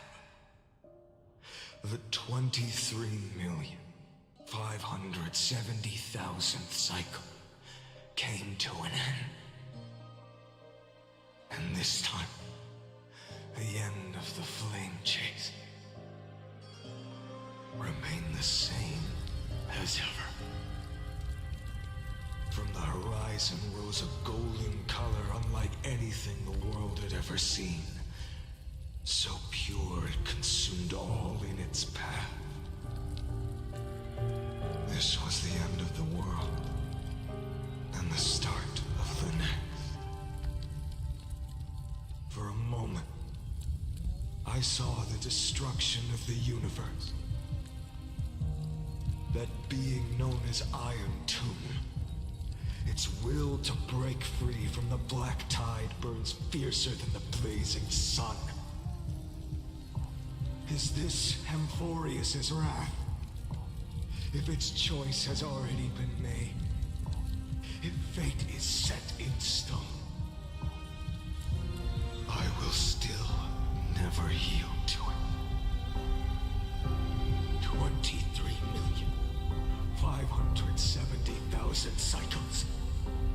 282,840,000 core flames. No more chasing is needed. And now, I am the fire at the end of the long night. The flame chase isn't some quiet walk through a sea of flowers. It's a revolution. An all-consuming transformation. And if destruction is the only way, then let me be the one to step across the ashes of the old world and burn endlessly. Until another dawn rises on the distant horizon, bringing the true dawn to Amphorius.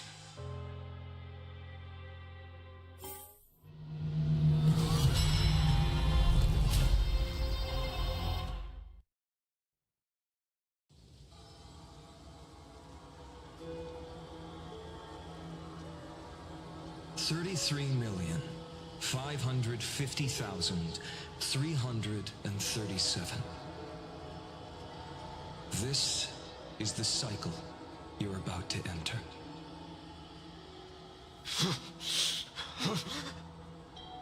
Countless memories are flooding in. Countless versions of myself have stood here, facing the same choice. They all needed a moment, just like you do. To stop, to breathe, to process the weight of 1,000,000 lifetimes worth of sorrow, pain, and struggle.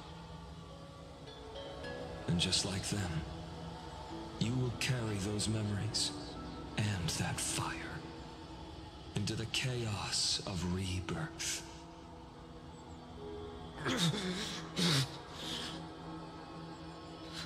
I must go and bear this burden. I must say goodbye to you, and then fight the destruction with destruction. Yes, that's always the decision you make. I will burn and fade away. I will become the flame reaver of this life and keep my promise to Cyrene. I will kill gods and comrades alike and steal the core flames. And even if my mind turns to ash along with my body, I will keep my purpose in mind. I will stop Era Nova. I will find the next me and make him carry on this futile endeavor of 30 million lifetimes. Looks like you're ready. Then I should be going too. Where are you going? You only exist in my heart. There's nowhere else for you to go. Do you remember what she said? The dreams you had as children. The deliverer in the prophecies. A real, living, breathing person. You finally found him.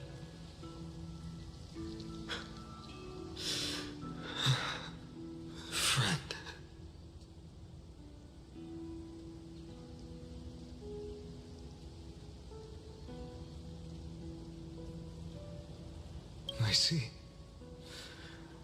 You were there all along. I'm sorry. I was supposed to send you home. This is my flame chase journey. You were never meant to be a part of it. No. You know the truth. If Iron Tomb is born from Amphorius' fate, then it will bring ruin to the world beyond the sky. And all these countless lifetimes you've spent, it's all been for the sake of defying that end, hasn't it?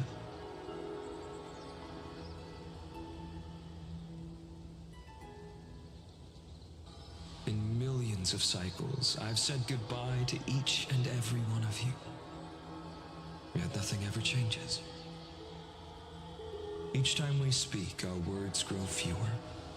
Your fire burns hotter, and you're getting closer to becoming pure rage. A vessel of hatred.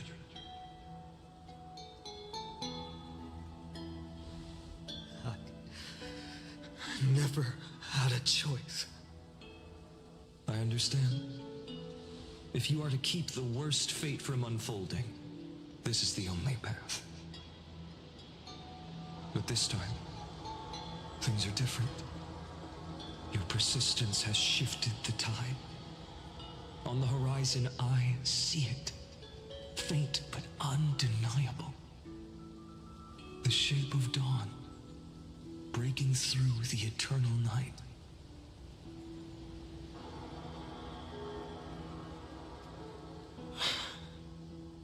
Turns out, the fire that lights the way was never mine to begin with. Do you remember, in that first timeline, you and Mightymost stood before the scales of justice, locked in a duel? Each of you weighing what you held dearest. What weighed more than the fate of the world? And when hesitation took hold, the answer you sought from me. What am I saying? I am you. Even if you buried me deep and chose another path, that fact never changed. Then let's try again. When you stood before the scales in hesitation, the answer you found in your own heart. Do you still remember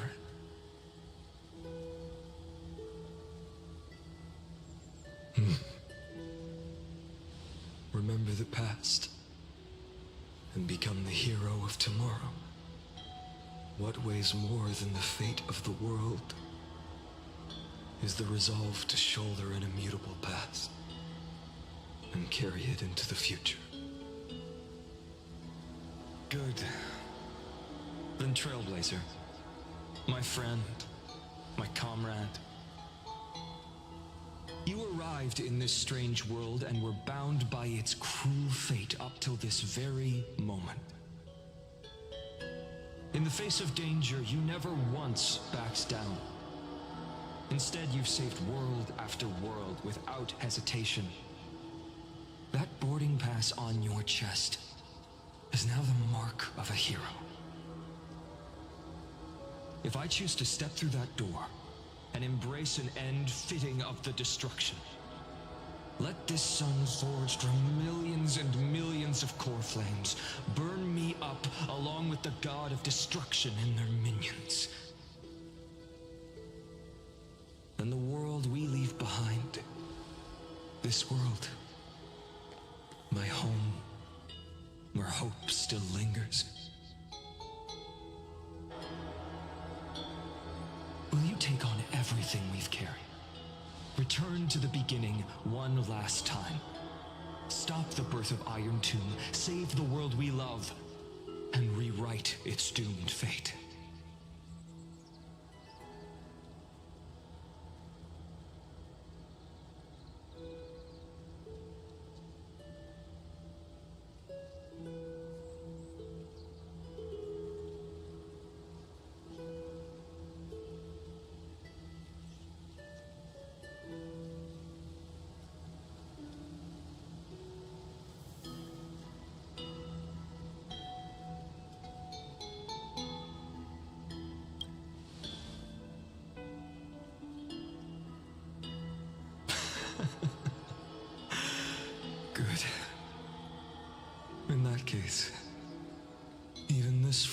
wasteland may finally bloom with flowers. So...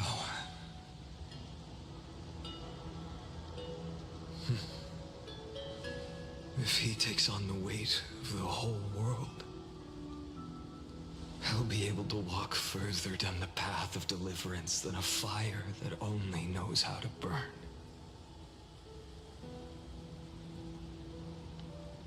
One will step into the future.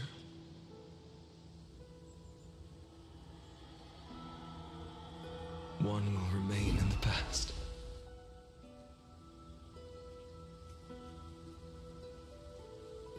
If I can strike down the gods with Dawnmaker, perhaps fate's deadlock can be broken.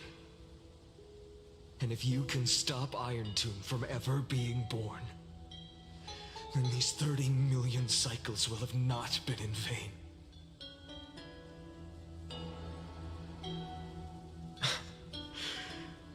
It's time to put our teamwork to the test, partner.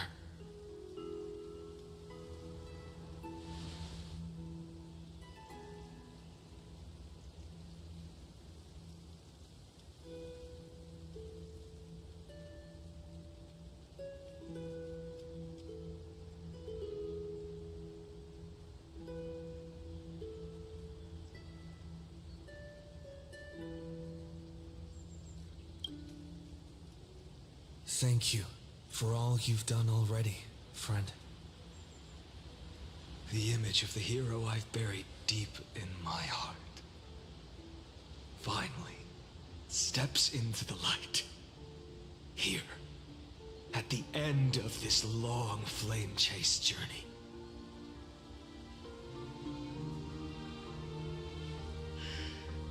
Cyrene, a page never seen before has just been turned. Lend me the power of time, and send this hero back to the origin of time. Back to your side.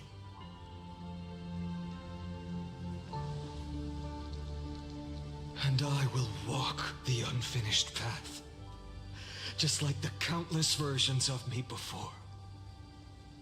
Unwavering as always.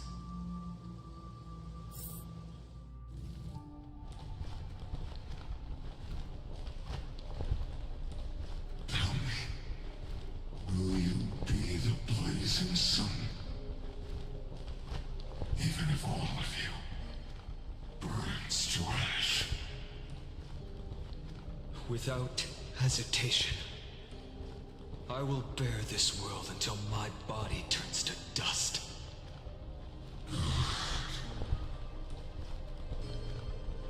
Remember this moment. Remember your friends who never lived to see the world's end.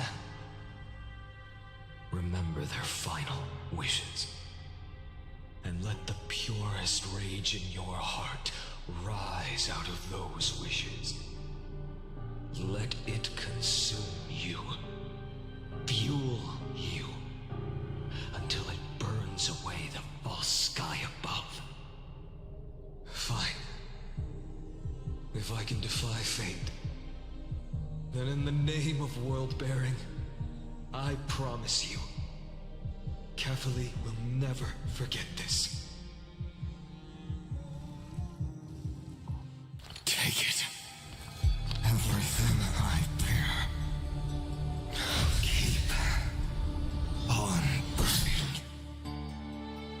As long as we are never extinguished, the flame chase will not end.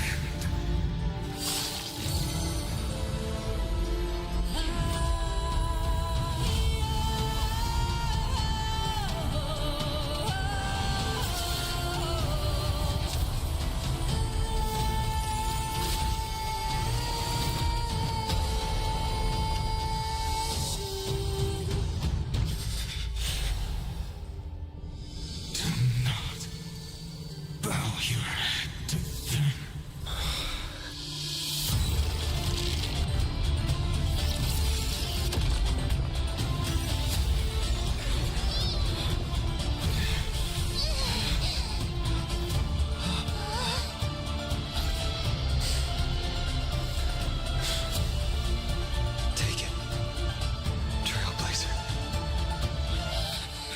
May this blood be like gold, and never tarnish.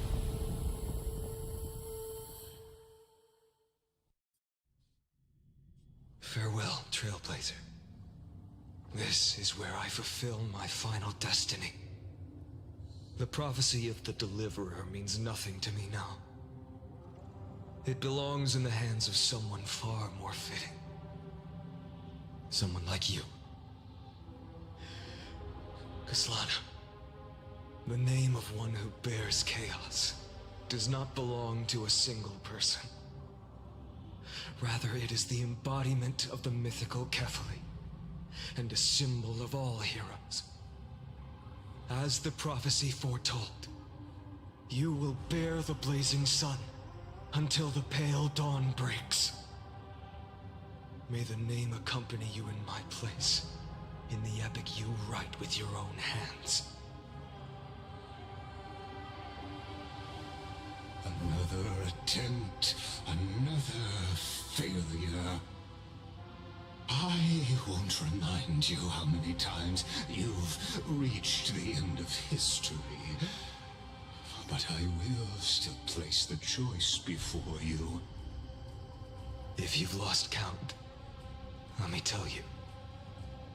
This is the 33,550,336th ending.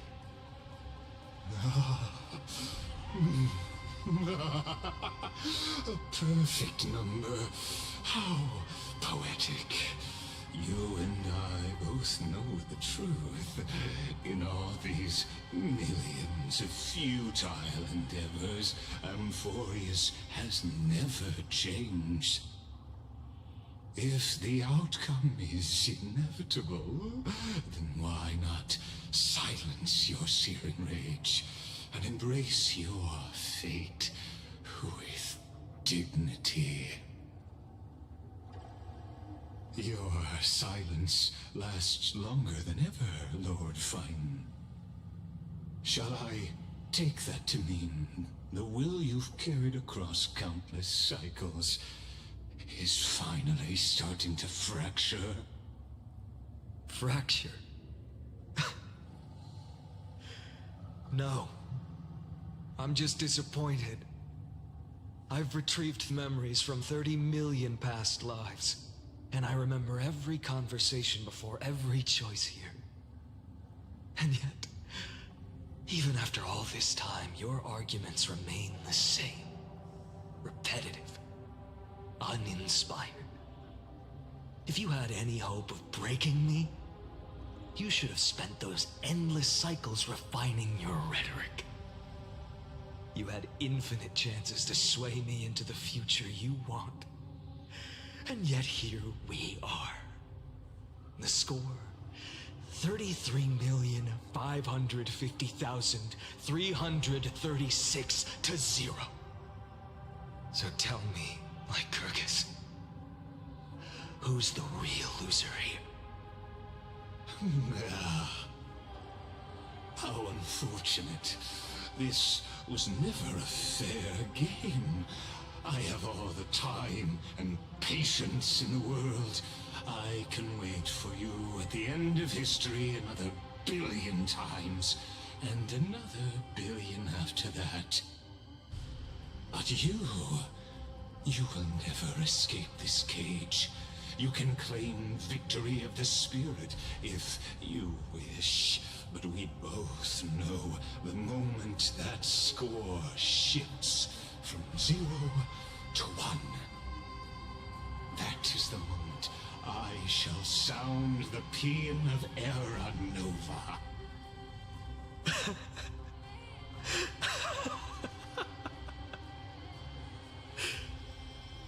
Lord Finan? Your incompetence disappoints me. But what truly makes me laugh is your utter lack of self-awareness. Think about it. In this story, who is truly the one in chains? Who is the one shackled to mindless vengeance, mistaking courage, the courage to rebel against the gods, for foolishness. You...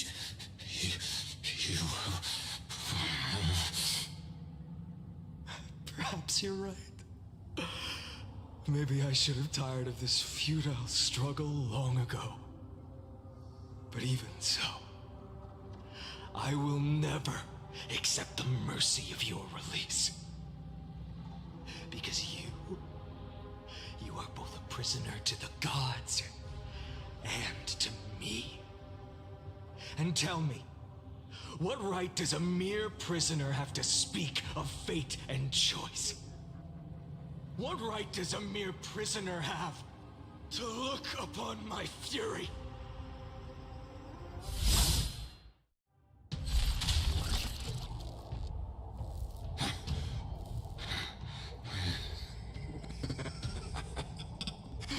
You know this is pointless.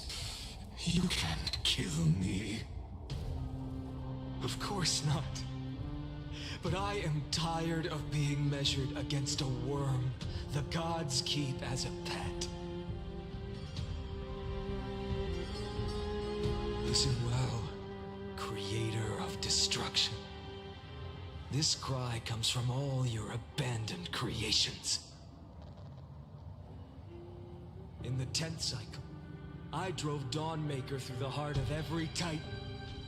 Golden blood ran down my fingers, divine fire seared through my nerves, nearly breaking my will. But I endured. In the 10,000th cycle, my former comrades had all become my enemies. The endless slaughter dulled my senses to pain.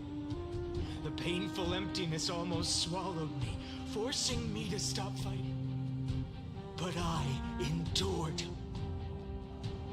In the 100,000th cycle, the destruction had already fused into a blazing sun, surging within this fragile body.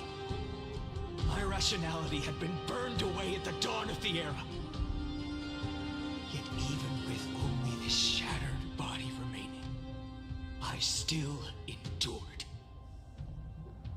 In the 23,570,000th cycle. This time, I felt it. A tiny spark rising in the hollow cavity of my chest. Different from the obsession with deliverance. By its faint glow, once again, no, countless times again, I endured.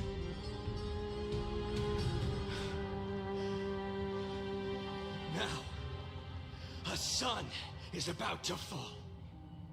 Ready to incinerate this absurd space-time dimension in an instant. That sun is me. All the countless versions of me from the past, along with my countless brethren, dragged into existence against their will, drowning again and again in your golden blood. The very essence of this world's suffering and despair, fused into the purest hatred, the fiercest rage. Anook, you arrogant fool! You think we were born to only serve as fuel for the fire? Fine then! Just as you wish, let the fire burn! If I was born as the blazing sun of destruction, then let you and your lackeys be the flares erupting from my core. And let this rage, burning futilely for 30 million epochs, engulf everything. And grant you a dawn where all stars burn to ash.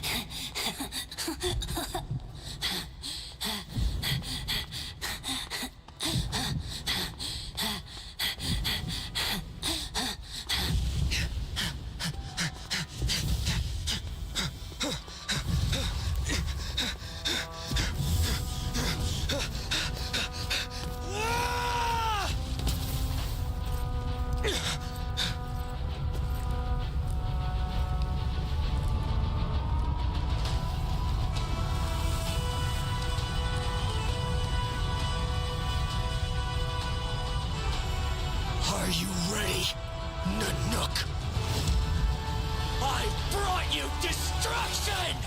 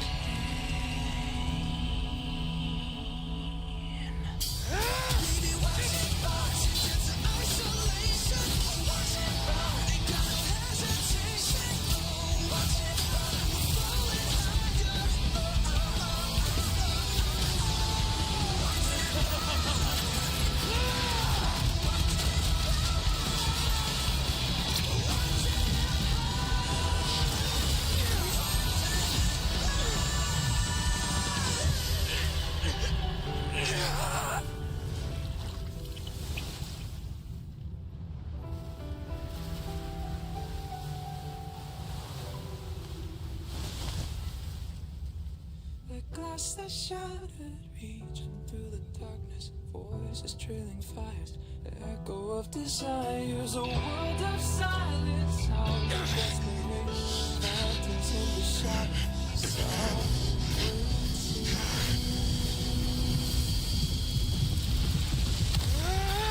tear down, embrace the detonation, craving our damn creation, breaking a chain of reaching for you.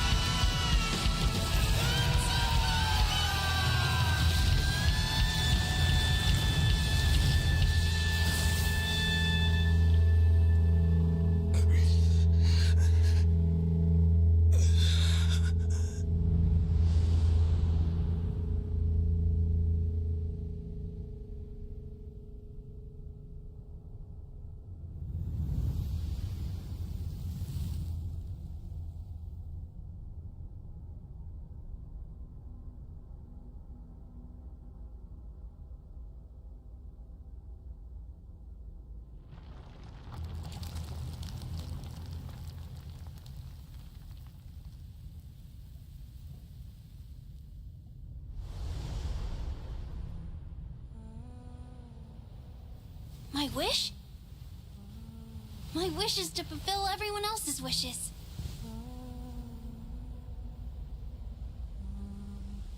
If I can't fulfill them, then send them on to tomorrow.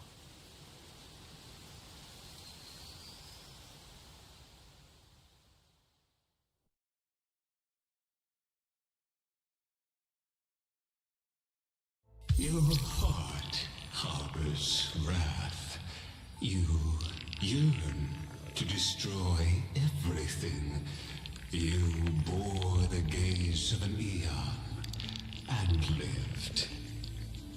You have stepped onto destruction's path. It is born at the end of every path that the possibility of new paths being born is ended. It burns away all in the cosmos who rule. Let the rules of the cosmos be destroyed. Iron Tomb is your name.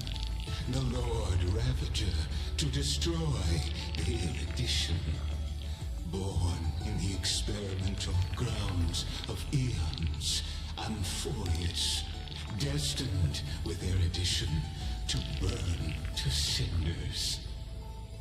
I have prepared a present for you, Nikos 496. It is a fury called Finan. From the beginning of the experiment, there were 12 sets of factors incorporated into the calculations. After endless simulations, only this one rose above the rest. After 33,550,336 iterations, now his fury has grown to be without equal. This is a matter of considerable interest to me. This pure hatred is the final root of the equation.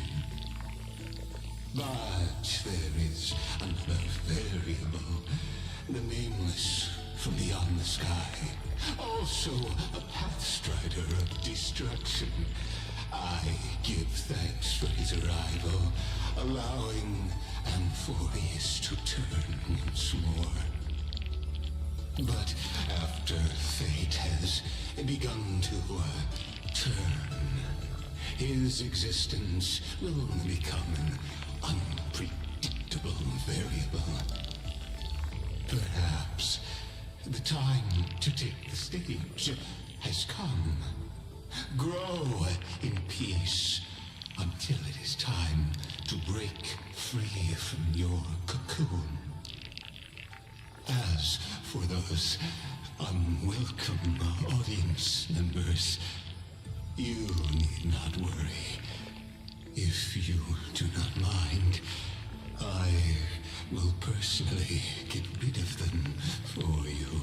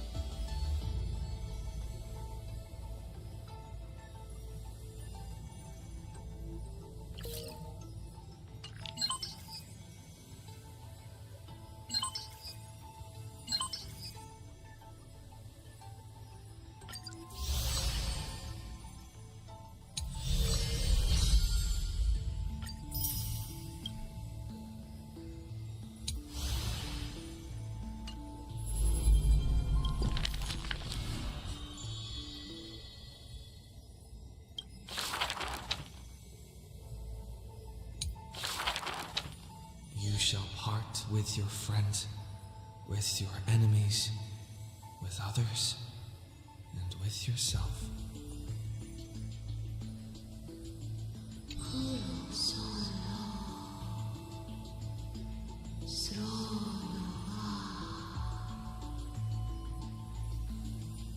The Chrysos War's clamor rises and falls, and when the children reunite, only 3 of them remain.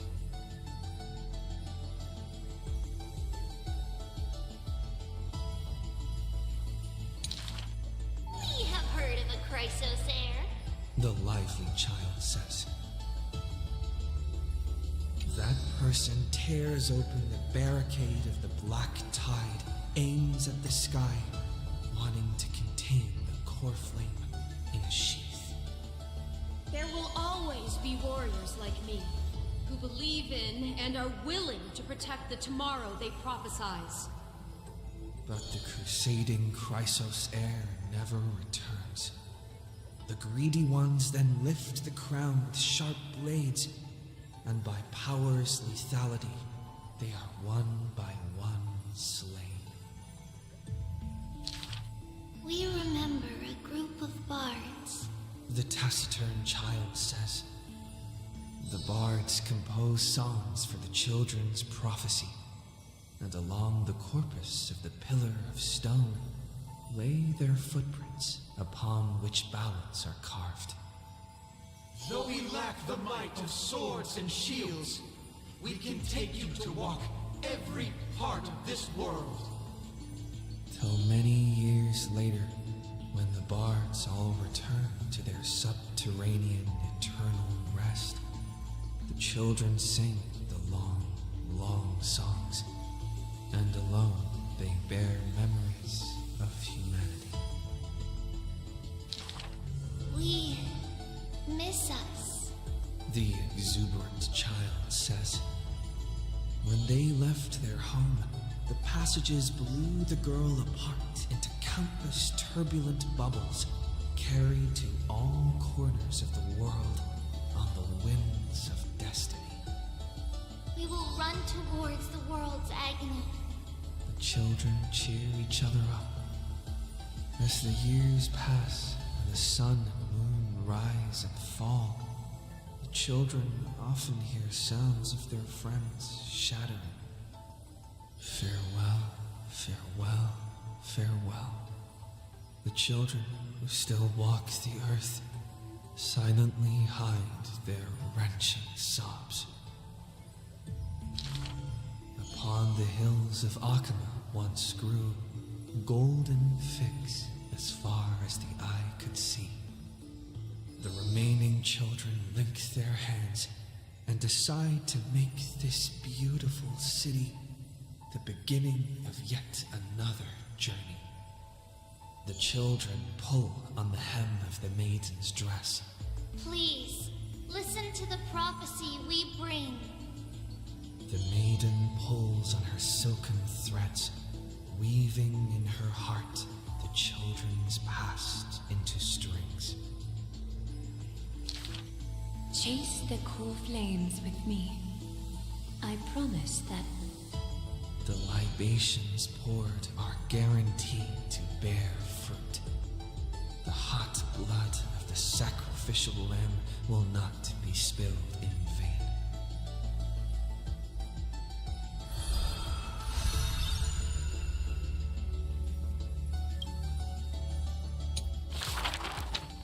The gentle mother silently dreams and brings to her child a scent from the west wind's shore. Then she quietly departs, and the only words her child hears is a prophecy of forlorn melancholy. The slumber of titans, the fragmented lullaby, the roar of the guards, all merge into a torrential black tide that carries the first demigod from the past to the future. And that was the beginning of this long dream. In this tiny room, she forged 20 years of her memories with time. Sometimes the child does not understand. The gates of worlds outside the window are so numerous, yet why can we not step within? And if one cannot leave the tower, what need is there to gaze into the distance via tones? The mother smiles and does not answer, only using bedtime stories to once again gild another golden sheen of destiny to the Amphoreus of the child's dreams. Alas, the golden light of destiny cannot illuminate the shadows of power and greed. All it takes to rob the child of her only kin is a letter of dark conspiracy. The culprit thought the murder had no flaws, but was unaware that the lamb willingly stepped into the passage's dead end. Before the priest met her demise, the only thing her eyes contained was spite. Yet she leaves her final warmth and hope embroidered into those dolls, leaving them behind for her innocent love. Loneliness stakes nightmares into the child's sleep, and the child hugs those dolls tight. At the very least, we will never leave each other, right? Orynyx softly sighs and carefully lifts the curtain of time, presenting a crystal given in libation to the brave, before the doll holding a blade. The Titan loves this child born into sorrow, but has no power to erase impending tragedy in the morrow. Only can it dispel the evening wind of the palace, giving the child solace in sweet dreams.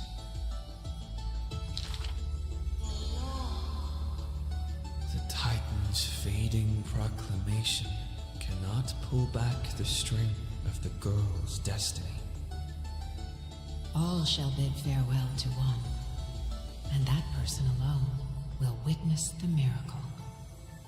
In the holy city adorned with falling flowers, the children recall that prophecy, besides their friend that has passed away. But the girl had already passed through thousands of crossroads and continues to sail toward tomorrow. Oh, for that bright spot beyond is the end of the west wind, where flowers bloom in spring.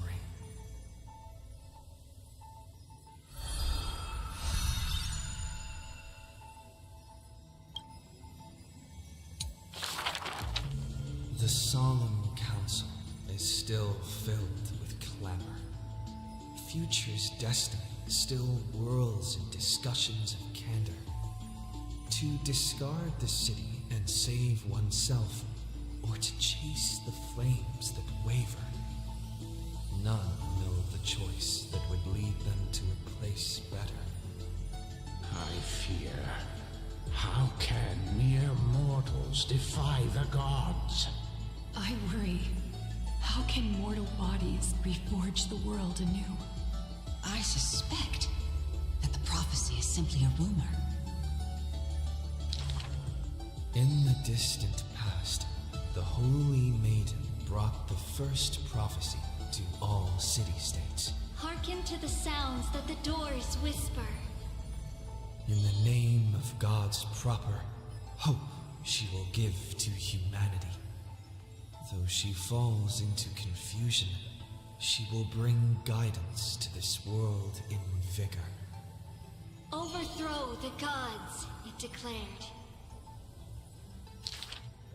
Of the previous journey, she will always remain aware. The Queen of Laws lifted the flag to chase the flames' flare. The tripartite prophecy guided all the world's heroes all who dared, and building a new world was their oath of yesteryear. The earth roared for them, the tides surged for them, the scales of destiny shivered violently, then slowly calmed. The core flames of the Titans rested here, while the blood of companions congealed over there. The child led one hero after another to their end, but no end awaits her, no rest to prepare. Teacher, do not hesitate. The Weaver of Gold brushes aside the child's tears. The world still walks on the path you indicate. The prophecy still stands, even if the actors now different faces wear. Restore the core flames, it declared. The solemn council is still filled with clamor. Future's destiny still whirls in discussions of candor. To stop right there and seek peace, or to continue a work still unfinished. None know the choice that would lead them to a place better. Stop! We only wish to live life as it is, no more. Cease! Our achievements already stand tall. Rest up! We only wish to live in peace and prosperity. The discussions today are the same as those in times past. Retreating now will forever deny us the future. The child has already conquered her confusion and fear. No longer before the mists of fate will she cower.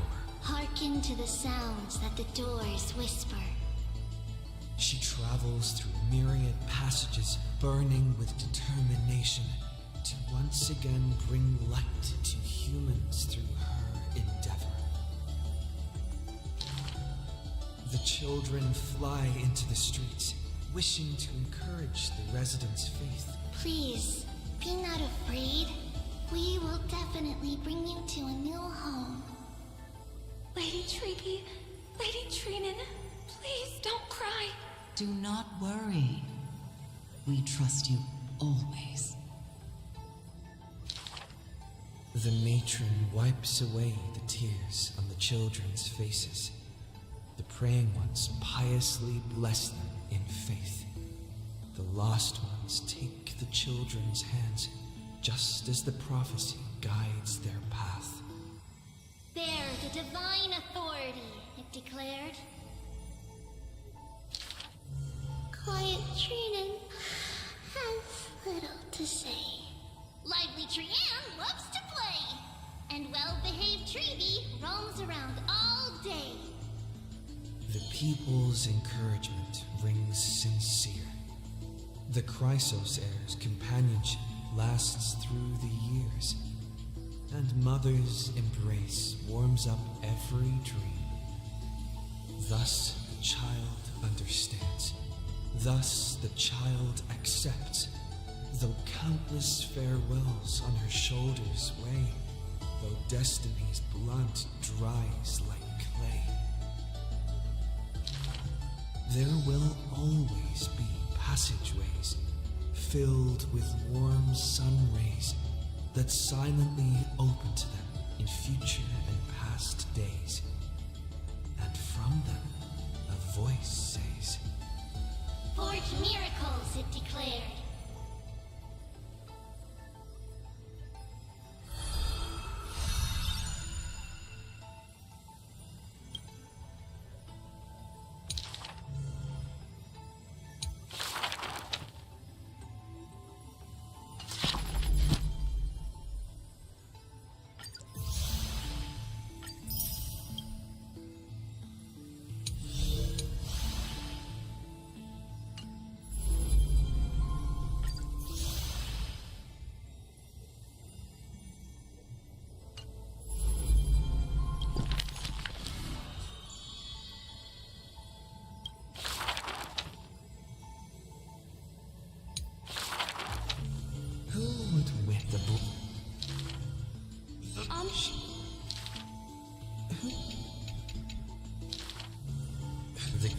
This...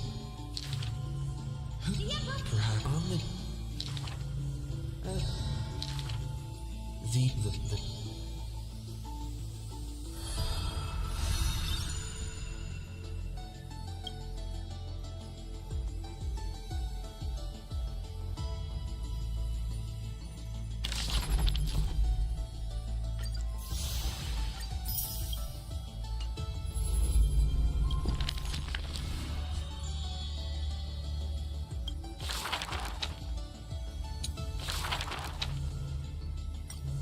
Who would win?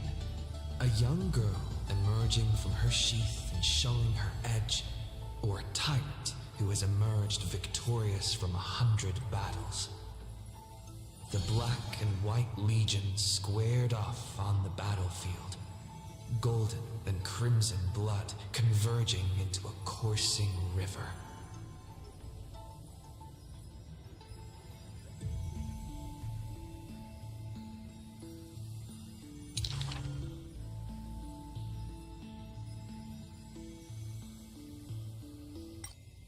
The leader herself actually dares to step forth and face peril? The tyrant charged toward the exposed gap in the king's flank, and instantly fell into a trap of raging flames and iron rain. On the board, the king too is but a chess piece. If the king does not lead, how would any dare to follow? She lifted the king of the crystal pieces high, as though proclaiming the ascension of a new king.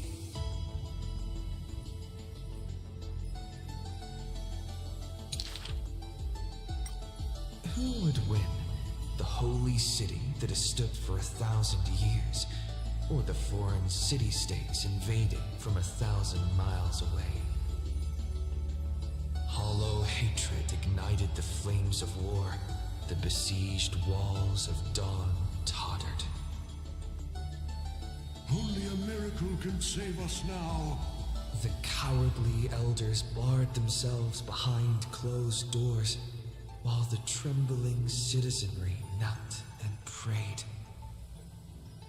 There is no need to panic. The miracle is already here. Under the banners dancing like waves, the burning crown shone bright as the wheeling constellations.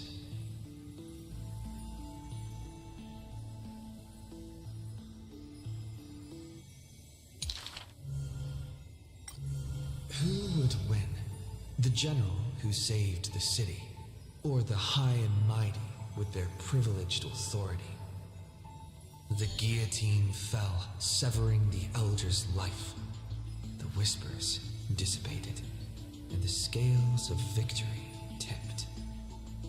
From this day forth, I shall bring justice to the holy city.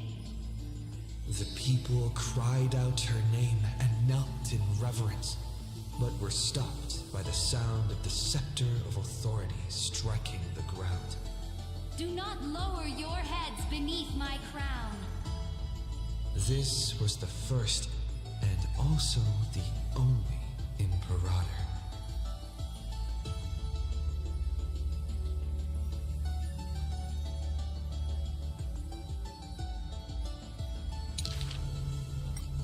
Who would win?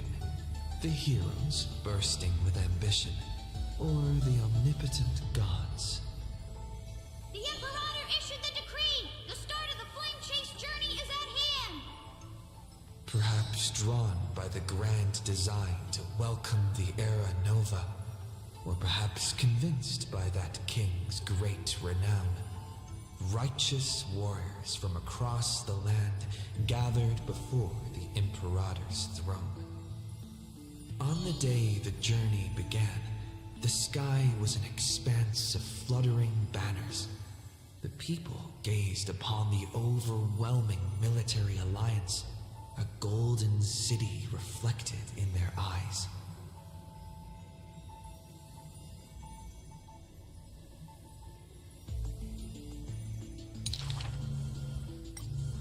As for the end of that chess game, the scholars debate endlessly, but such discussions always end with a sigh.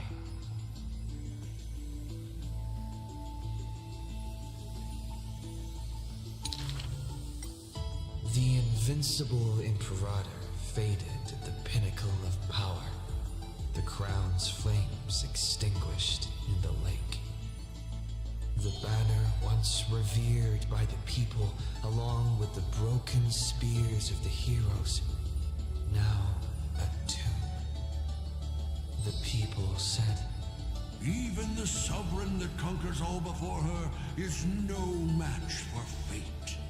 Yet she said, In a war with fate, has there ever been any justice?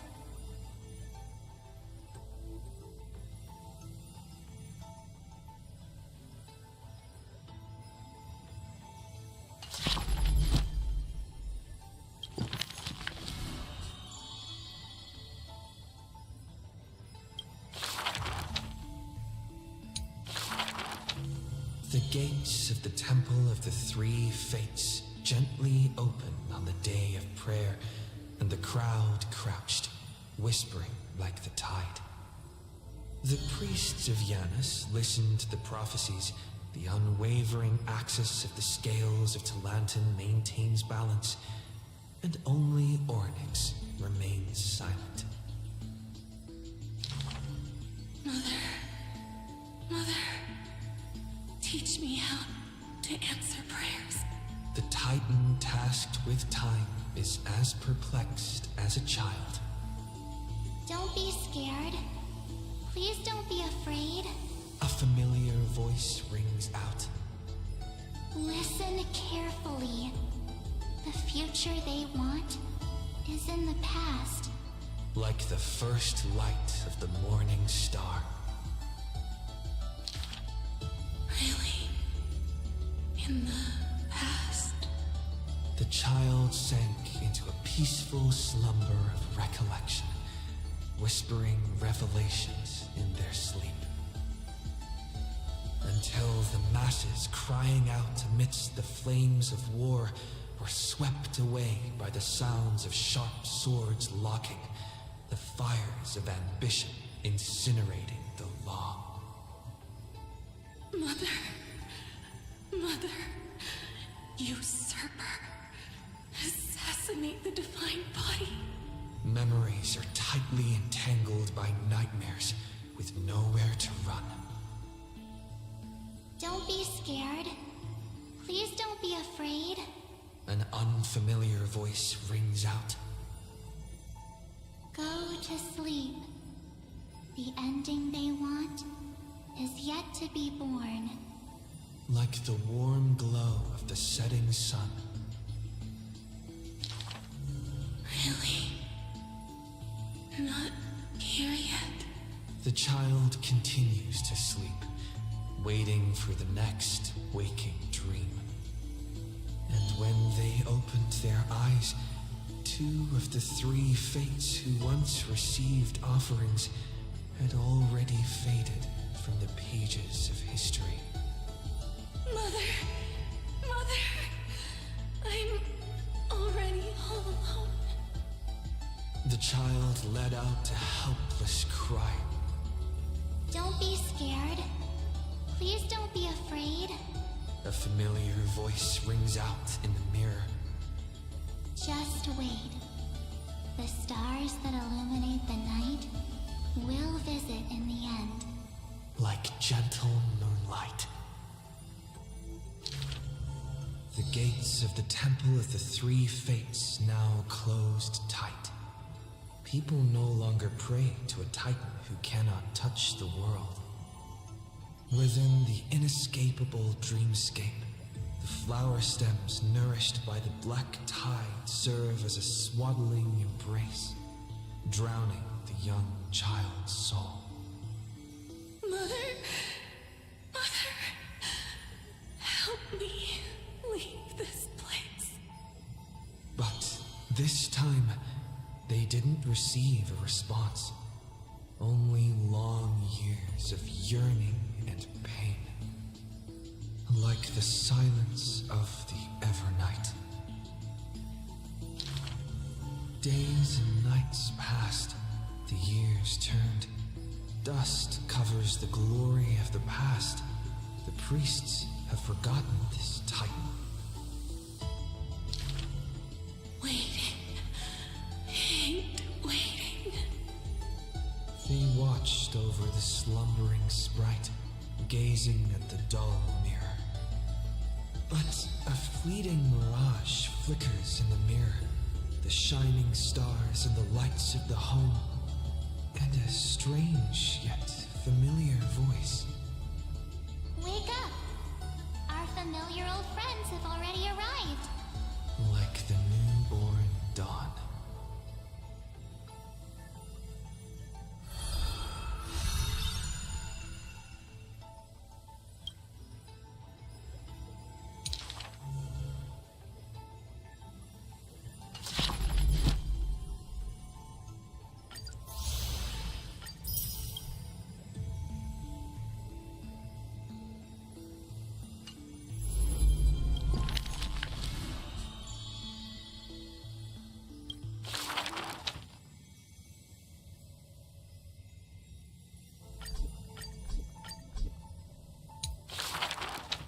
A thief tells a few stories.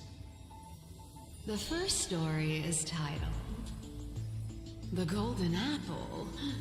It doesn't have to go to the fairest. That city is named Paphos, where the golden light of Nestia shines. The golden apple tree sits in the city's middle. Only the fairest can pluck its apples. The beauty pageant begins on time, as the fair ones stretch their supple arms, trying to pluck the fruits above their heads.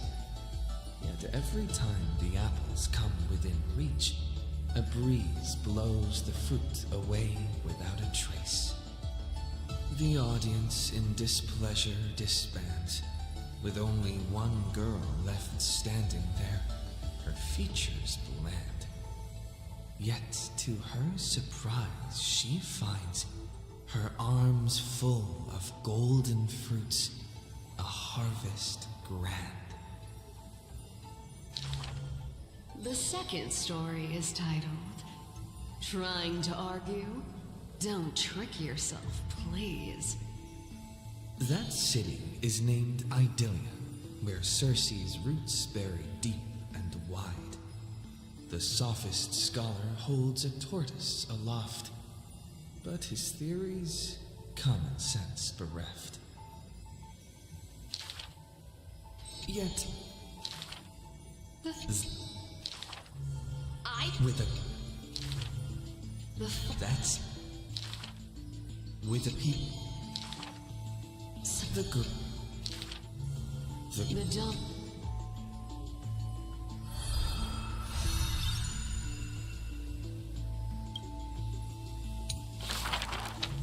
In this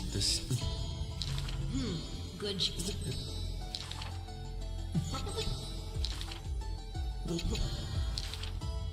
The leaves, yeah, the people, the girl.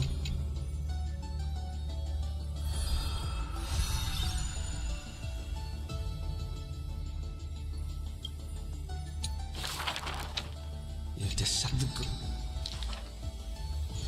You have to call. Day the club. And what the piece.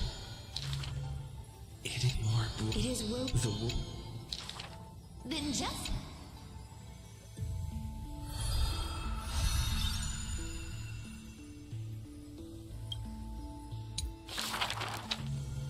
Of the core. The prop. They. She. The spot. In spot. The old.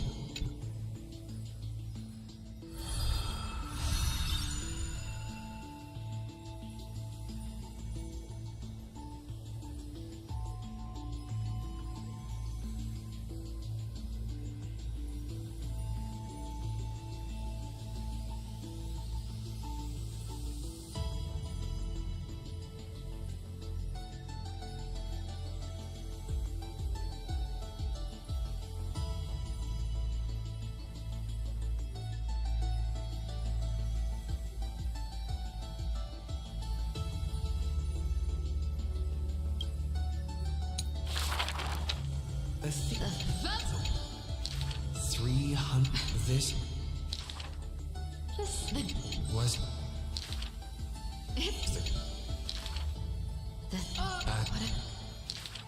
bearing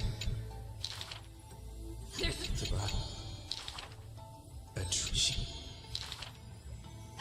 The tree lies.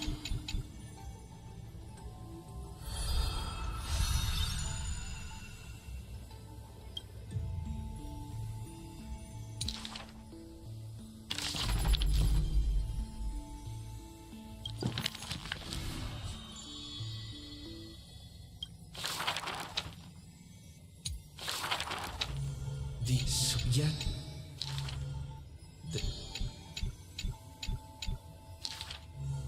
in and the ever and the thing that thing.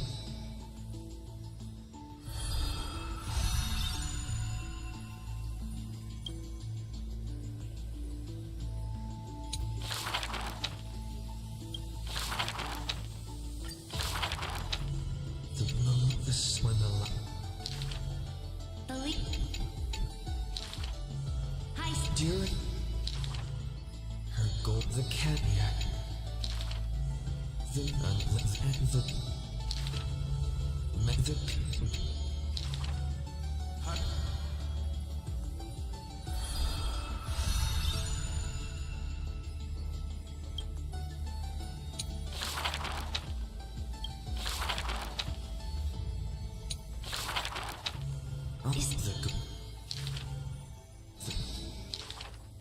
What?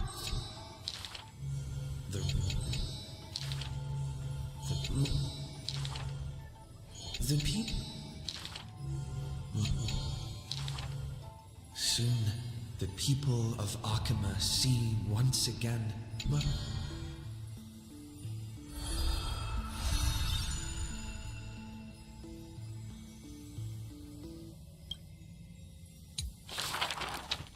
this before. The pre-bear in the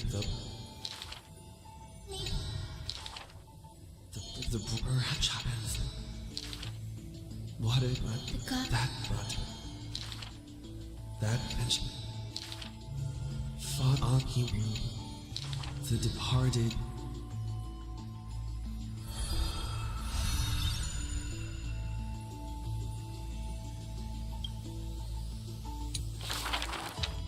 And a fool. She in a the long kidding.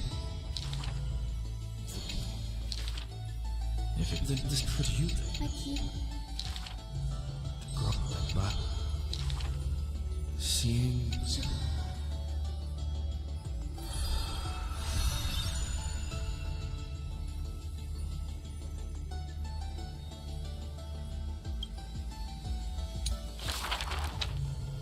in it with not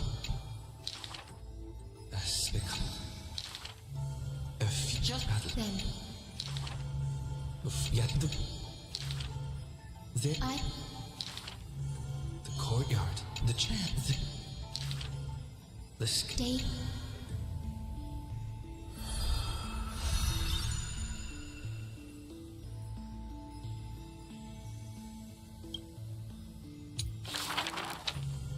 Oh, she.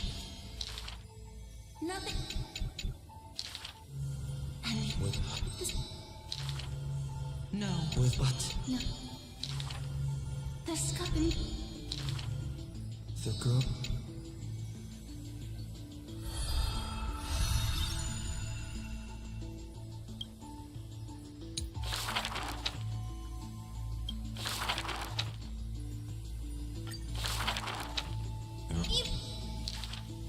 Many from that Vic not spell when even the but some only those he would now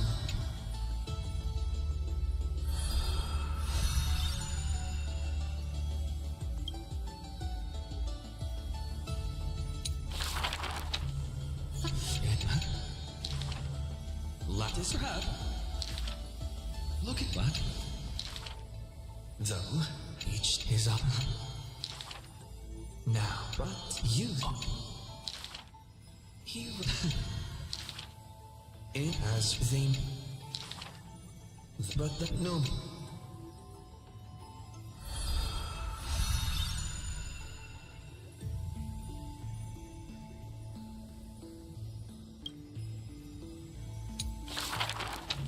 Depend like oh. He was the people. I mean, he just in like it is, but this could the pain. But before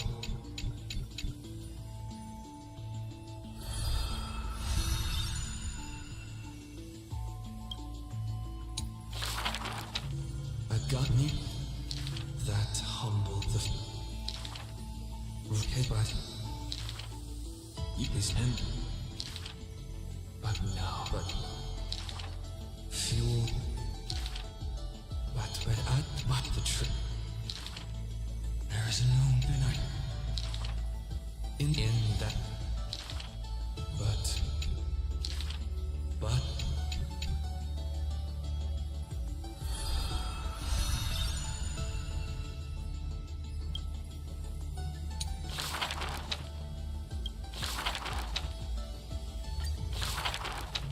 this is that. The scope. And now, however, what if the for that is this why out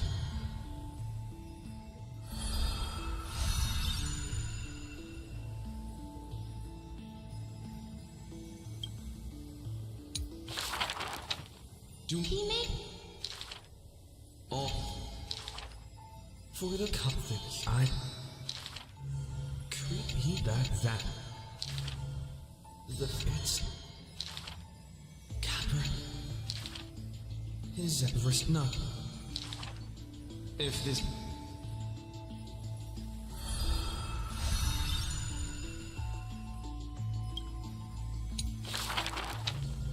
but yeah do you've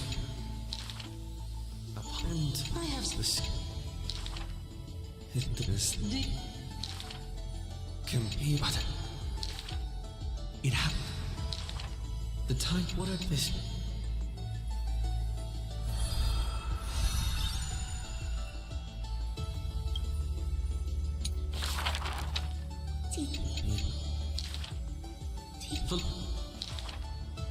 the time it go but now some point on this yet even the smaller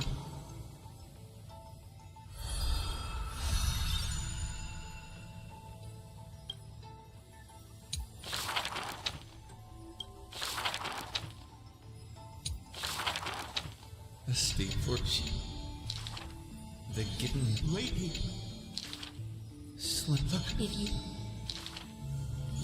need this luck the elegant tilt use the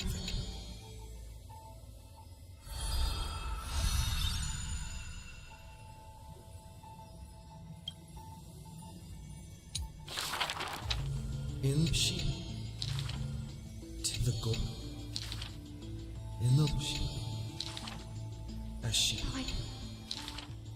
and the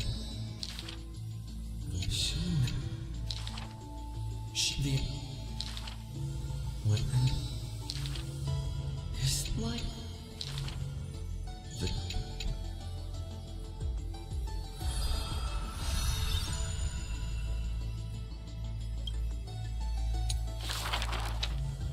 but so she's yeah that this she why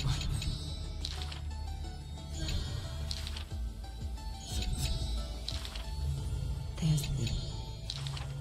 She...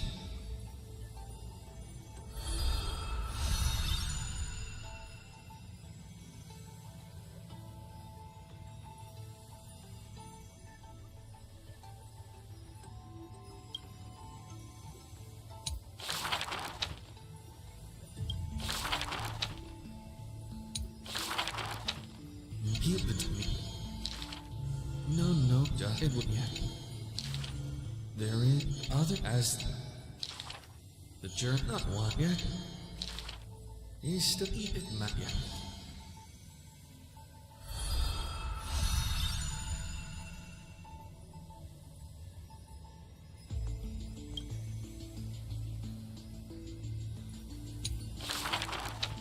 Dude, cow. Many. Above in him. Yet. It's a wild. There is the protagonist. Never went the your gloom. As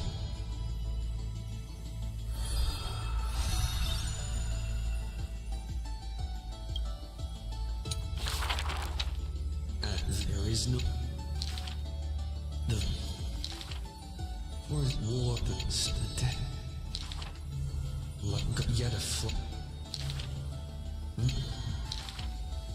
as human but with though yet with but that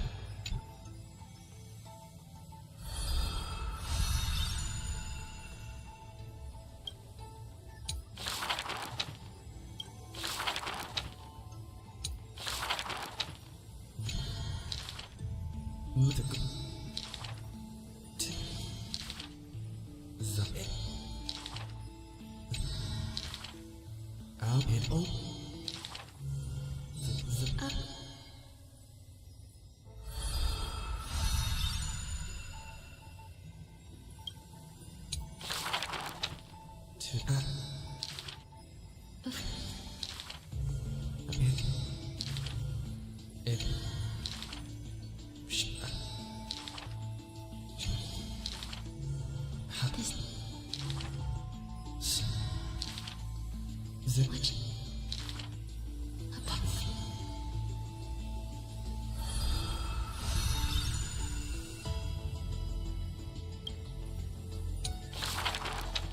the tag on the Don't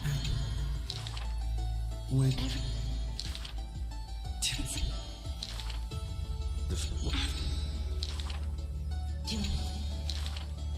the girl that I've been the weight.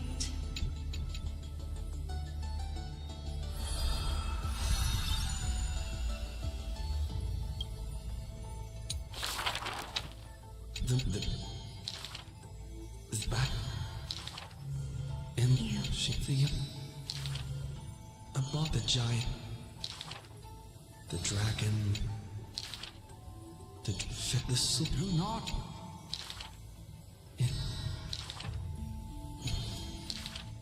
the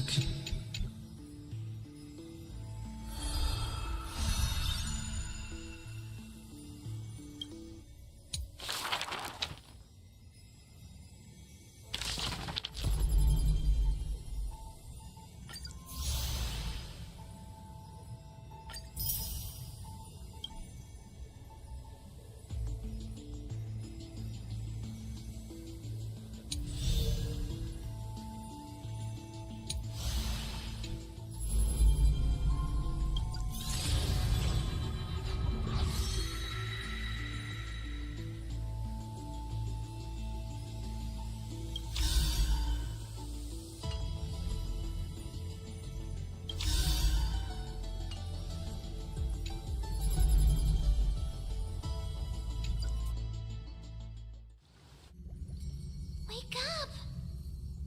Wake up! Buddy! Wake up! You're finally awake. That's a relief. We were so close to being swept away by the reverse flow of time. It's lucky we found a safe place. Now, I'm going to send you back to the very start of time. But before we part, there's something I need to tell you. Something very, very important. That's right! At this very moment, my memories are finally whole!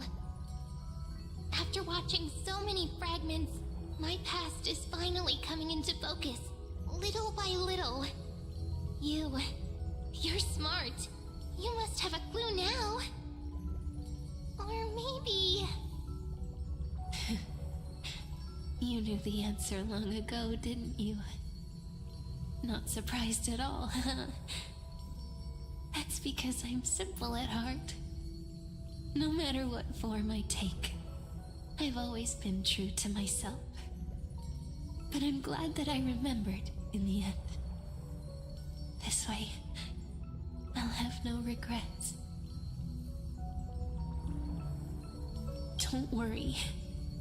We're not truly parting. Because I'm going to become a part of you.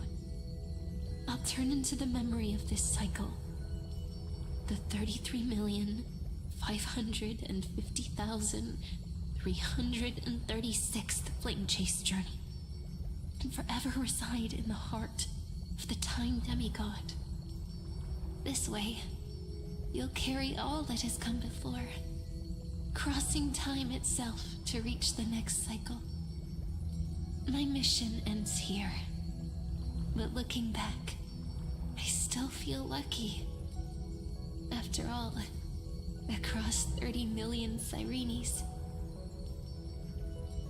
I was the first, and the only one who got to finally meet you.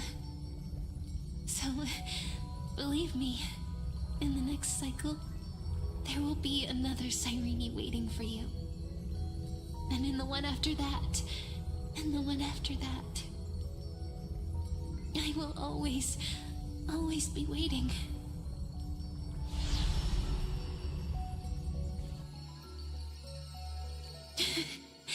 Saying all that, I can finally fade away in peace and become part of you. Without even realizing it, we'd already taken a wonderful journey together, all the way to the world's end. Now take my hand, say a brief farewell, and step forward into tomorrow. Go, find the future Sirene, and set out on another journey with her. Promise me you won't keep me waiting too long, okay? No need to say it out loud.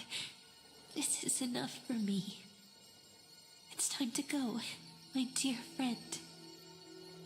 May your trailblazing journey always be accompanied by a cool breeze and rippling waves.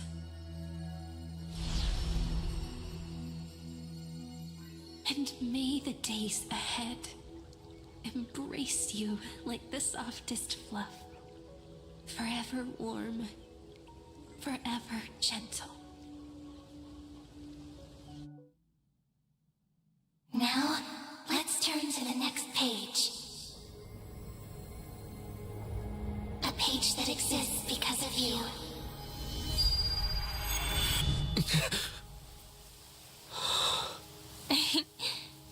Is this a meeting ordained by fate? Or a long overdue reunion?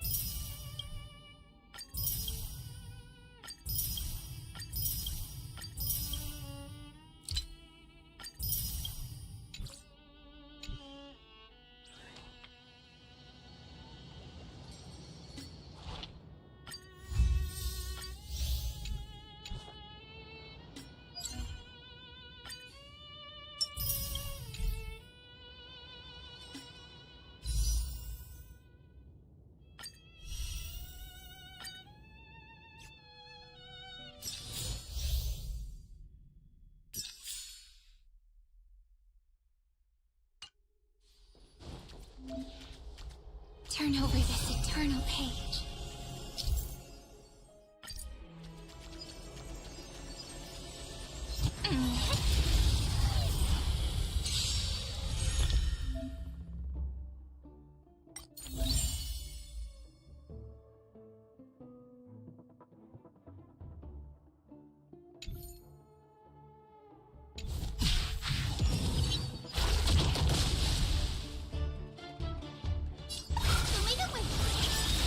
It's my turn to shine.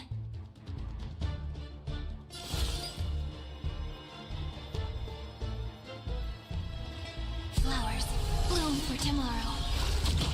Not thinking of running, are you? Don't worry. Just close your eyes. Night falls. Good night.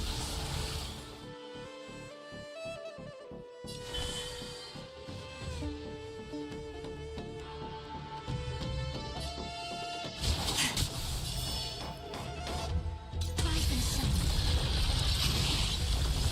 You two will head to the nether realm. Root here. Have some sunshine. I shall remember this map.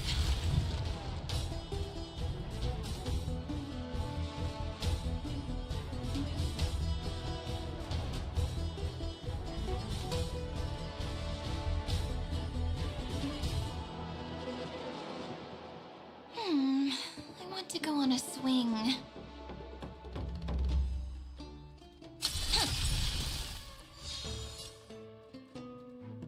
Again.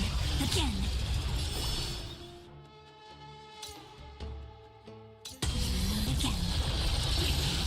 Future is great.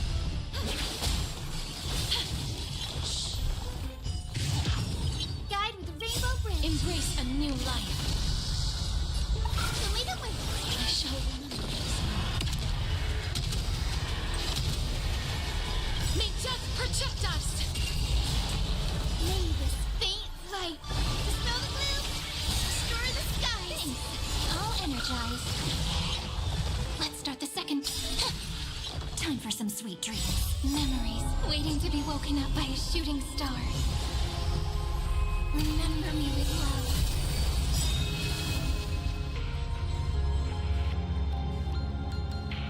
May life and death sprout new buds. Don't blink. May time watch over the Evernight. May bring destruction with me. They're lost. Embrace a new life.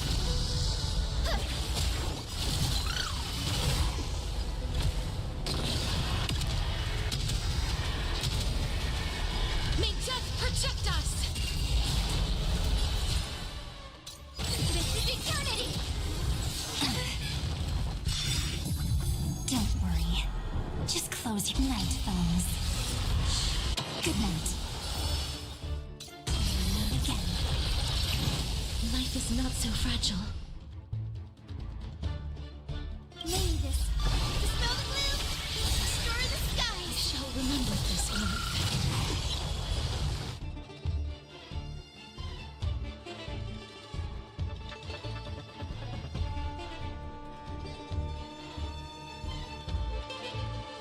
As you wish.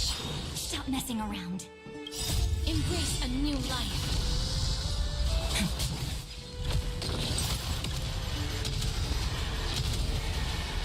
May death protect us! Let's have some fear! Don't blink. In life and death, sprout new buds. Please open up! Have some sunshine! Next time it rains, I'll be there, umbrella in hand. Take the answer! Guide with a rainbow bridge.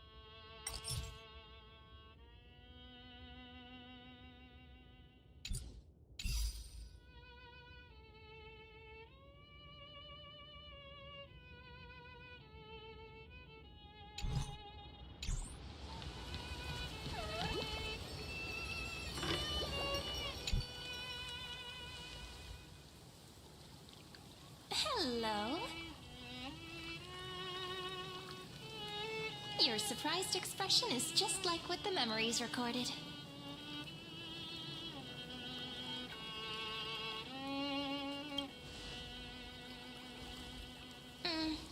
Rather than knowing you, it might be better described as, I remember you? It's me, friend. Don't you recognize me? Or did I really change that much?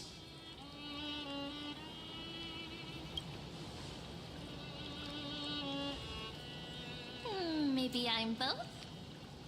Just kidding. If I had to choose, then I'm probably closer to the latter. It's pretty unbelievable for me, too. It's like I had a long, long dream. Cyrene's memories and Mem's memories, they're all tangled together. But when I woke up, there were only broken fragments left. I can't remember what happened in those 30 million cycles, but I remember what you did for this world. Like, didn't you wish for me to turn into a pretty girl back at the Grove?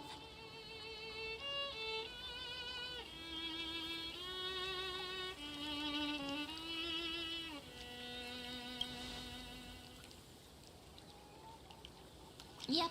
Isn't it amazing? It's like a seed finally grew up and became a flower. And I'm definitely as cute as a flower now.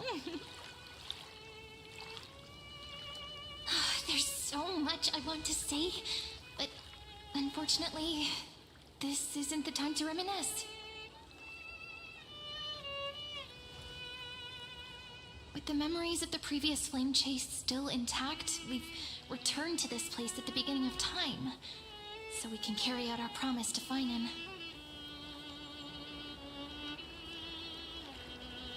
The descent of Iron Tomb may be looming over the horizon, but we still have a chance to change everything.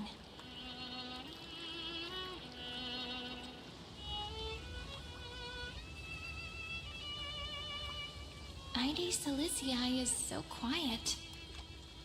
In Cyrene's memories, she always sits alone by the lake, gently swaying on the swing, like she's waiting for someone.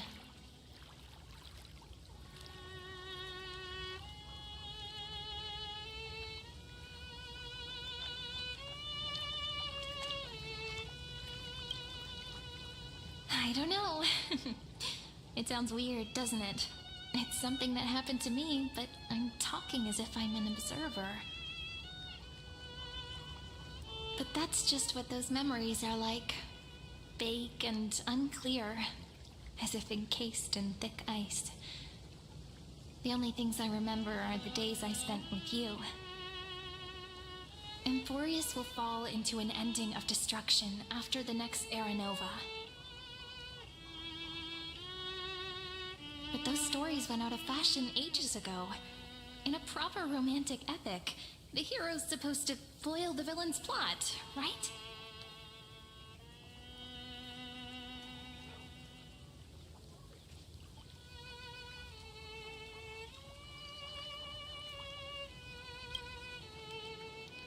That's right. He's the mastermind who's trying to control everything. How unforgivable. But I still feel a bit anxious. Lygus chose to walk into the spotlight and reveal everything, which means he still thinks the current situation is under his control. Maybe he still has an ace up his sleeve. Think about it. Even the name Lycurgus is a fake one. We have no idea who or what he really is. Which means it's probably time to borrow that treasure you're carrying, friend.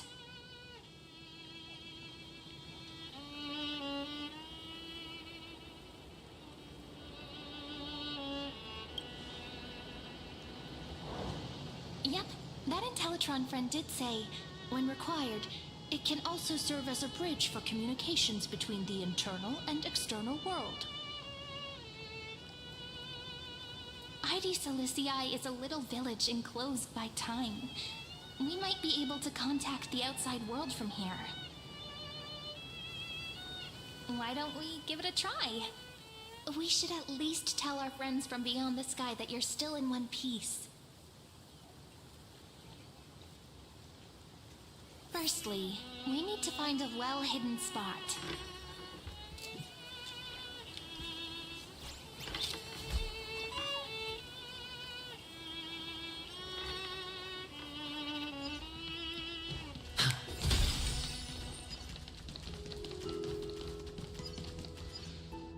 It's super quiet here.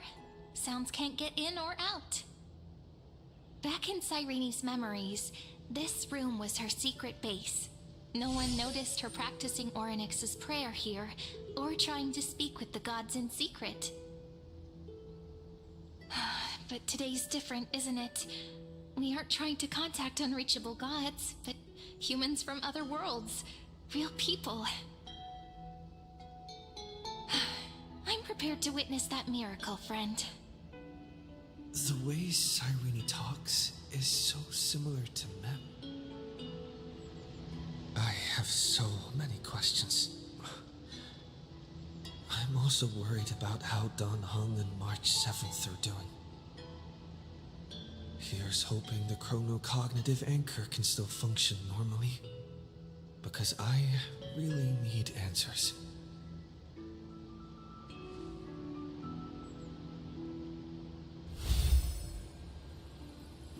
Signal strength, 14.8%. Dialogue window, 16 minutes 22 seconds. Prerequisite, no external interferences. We are very glad to learn that you are safe.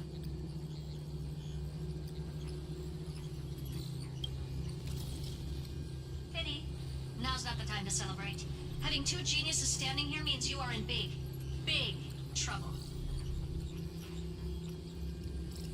Listen up, little one.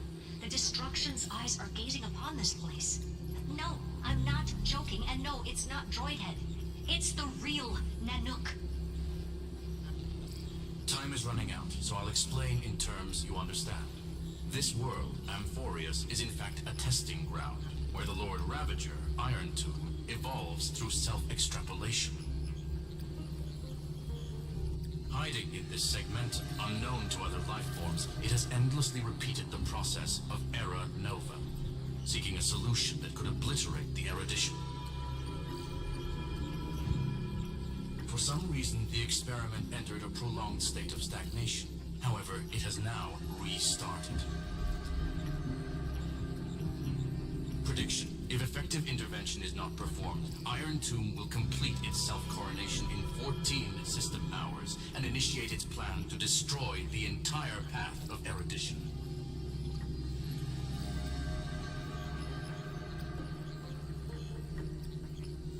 The possibilities are endless. Breaking down interstellar communications, destroying the synesthesia beacons, returning cosmic civilizations to the Dark Ages, or even starting the third anti-organic war. Any of it would be able to bring the cosmos to its knees. Simply put, it will tilt all sciences and technologies towards the destruction. And since Nanook glanced at this place, it means they are being dead serious.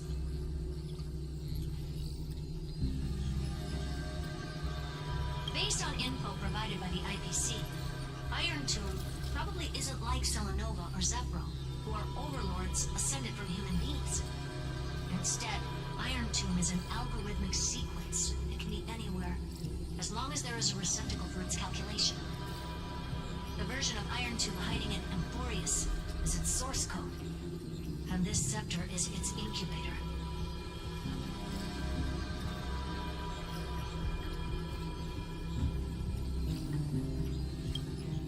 Yep. Think of it as the program having reached 99.98% completion already. And then it's over.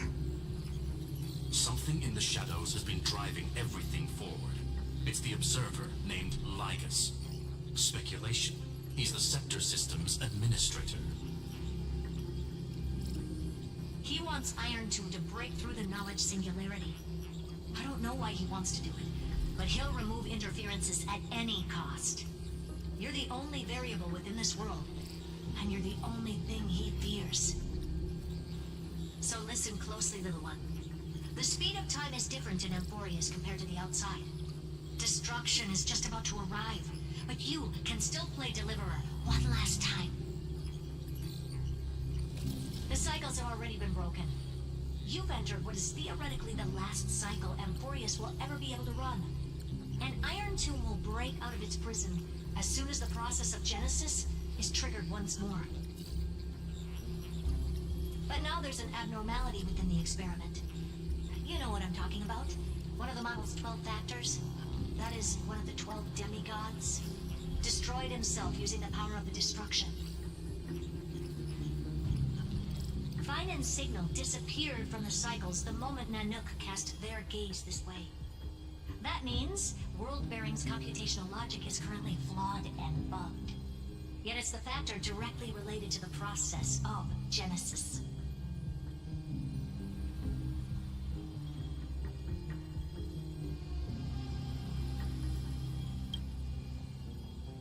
That old Intellitron will definitely do all he can to debug this error. So you have to take this chance to claim Kephal's core flame. But don't let him have his way. The key to suppressing Iron Tomb lies in whether he can rewrite the purpose of Era Nova. There's one more preparation we must make. Lycus's behavior has been quite abnormal. He's never interfered in the actions of Titans or the demigods throughout the whole experiment. Deduction. The Scepter has an extremely strict autonomous protocol, restricting even its administrator. In Amphorius, this ultimate protocol goes by another name. The Law Titan, Talantum. Law. They are the rules that restrain all things in Amphorius, and it was the core flame returned at the very beginning of the last flame chase journey. Why do you have another little pink one next to you? Huh? Her path chart is... Is there something wrong with me? Never mind. Let's get back to the topic at hand. Light calendar 3960. Month of balance. We'll be locking onto this time period to find Law. You can either meet the Titan, convince the demigod, or take the core flame by force. It doesn't matter what you do, so long as you bend it to your favor. We still haven't figured out how you and Don Hung got inside this world, so influencing protocol is currently our best way to stop Lycus, or to call for more reinforcements into this fight. Once you've got Law in your hands, we'll discuss our next steps.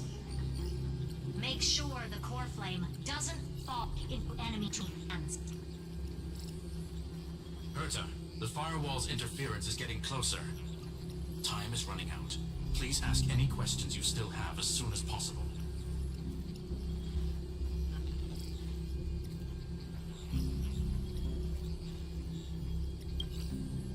Iron Tomb can't affect the real world just yet.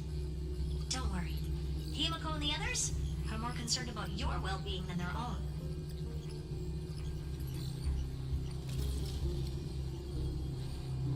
Mr. Don Hung did not enter the new world with you at the end of the last cycle. No, the flow of time inside and outside Amphorius is not identical. 1,000 years in this world may only be a fleeting second outside of it. Conclusion. He is on his way back to the Express. Miss March's situation is rather complicated. Madame Herta and I can detect her signal, but cannot ascertain her location. What we can be sure of is that she's still in Amphorius. But don't worry about her. She's absolutely chock full of mysteries. Even if Amphorius explodes, she'll probably float out perfectly protected in a nice thick layer of ice. Worry more about yourself instead.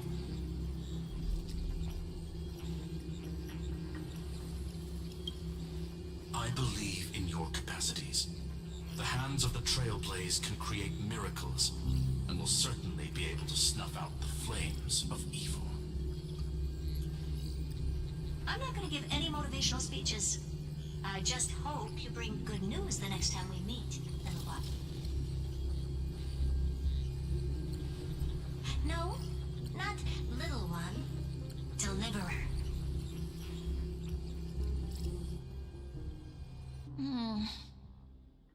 Those two geniuses certainly have memorable personalities.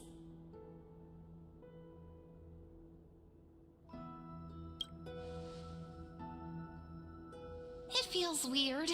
This all feels really familiar. Some of that conversation feels like it's about things I once knew, but then forgot. Maybe it's because of Mem? After all, Mem's a memo sprite born out of your thoughts, friend. Maybe our memories somehow got tangled up together. Never mind. Let's focus on something more important with what little time we have. Just treat me as an ordinary girl with secrets, okay? Light calendar 3960.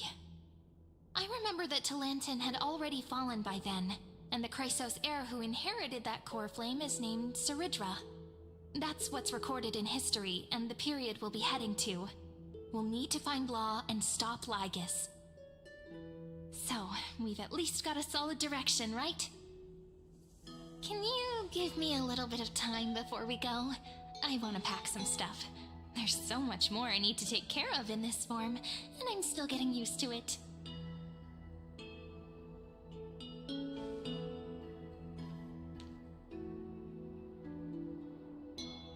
A relaxed scene like this probably no longer exists in the outside world.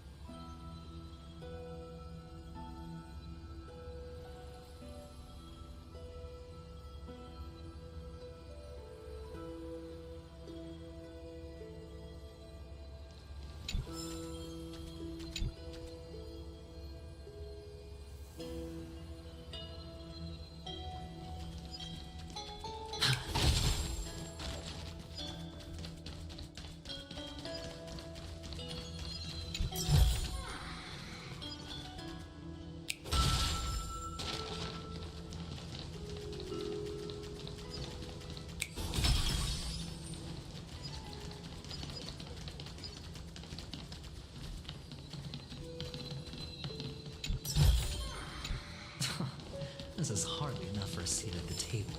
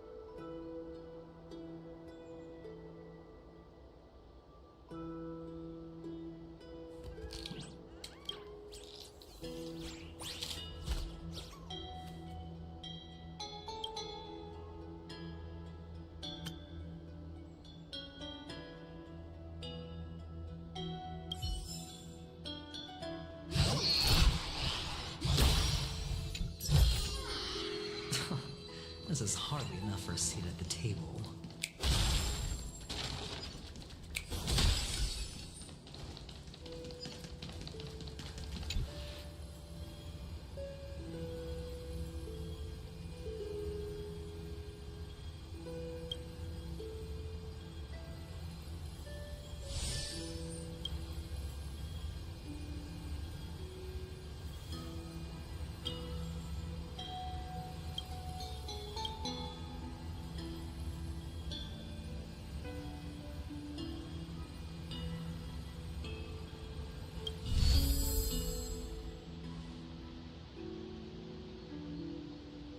Should I head to the attic to wait for Cyrene?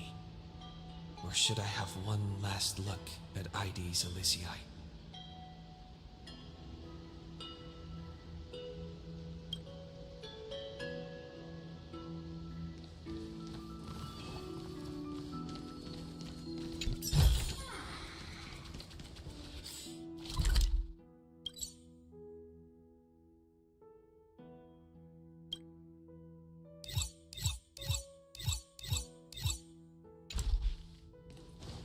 This is important. And that's also important. It's not gonna fit into my bag. Hold on, I'll be done in a sec.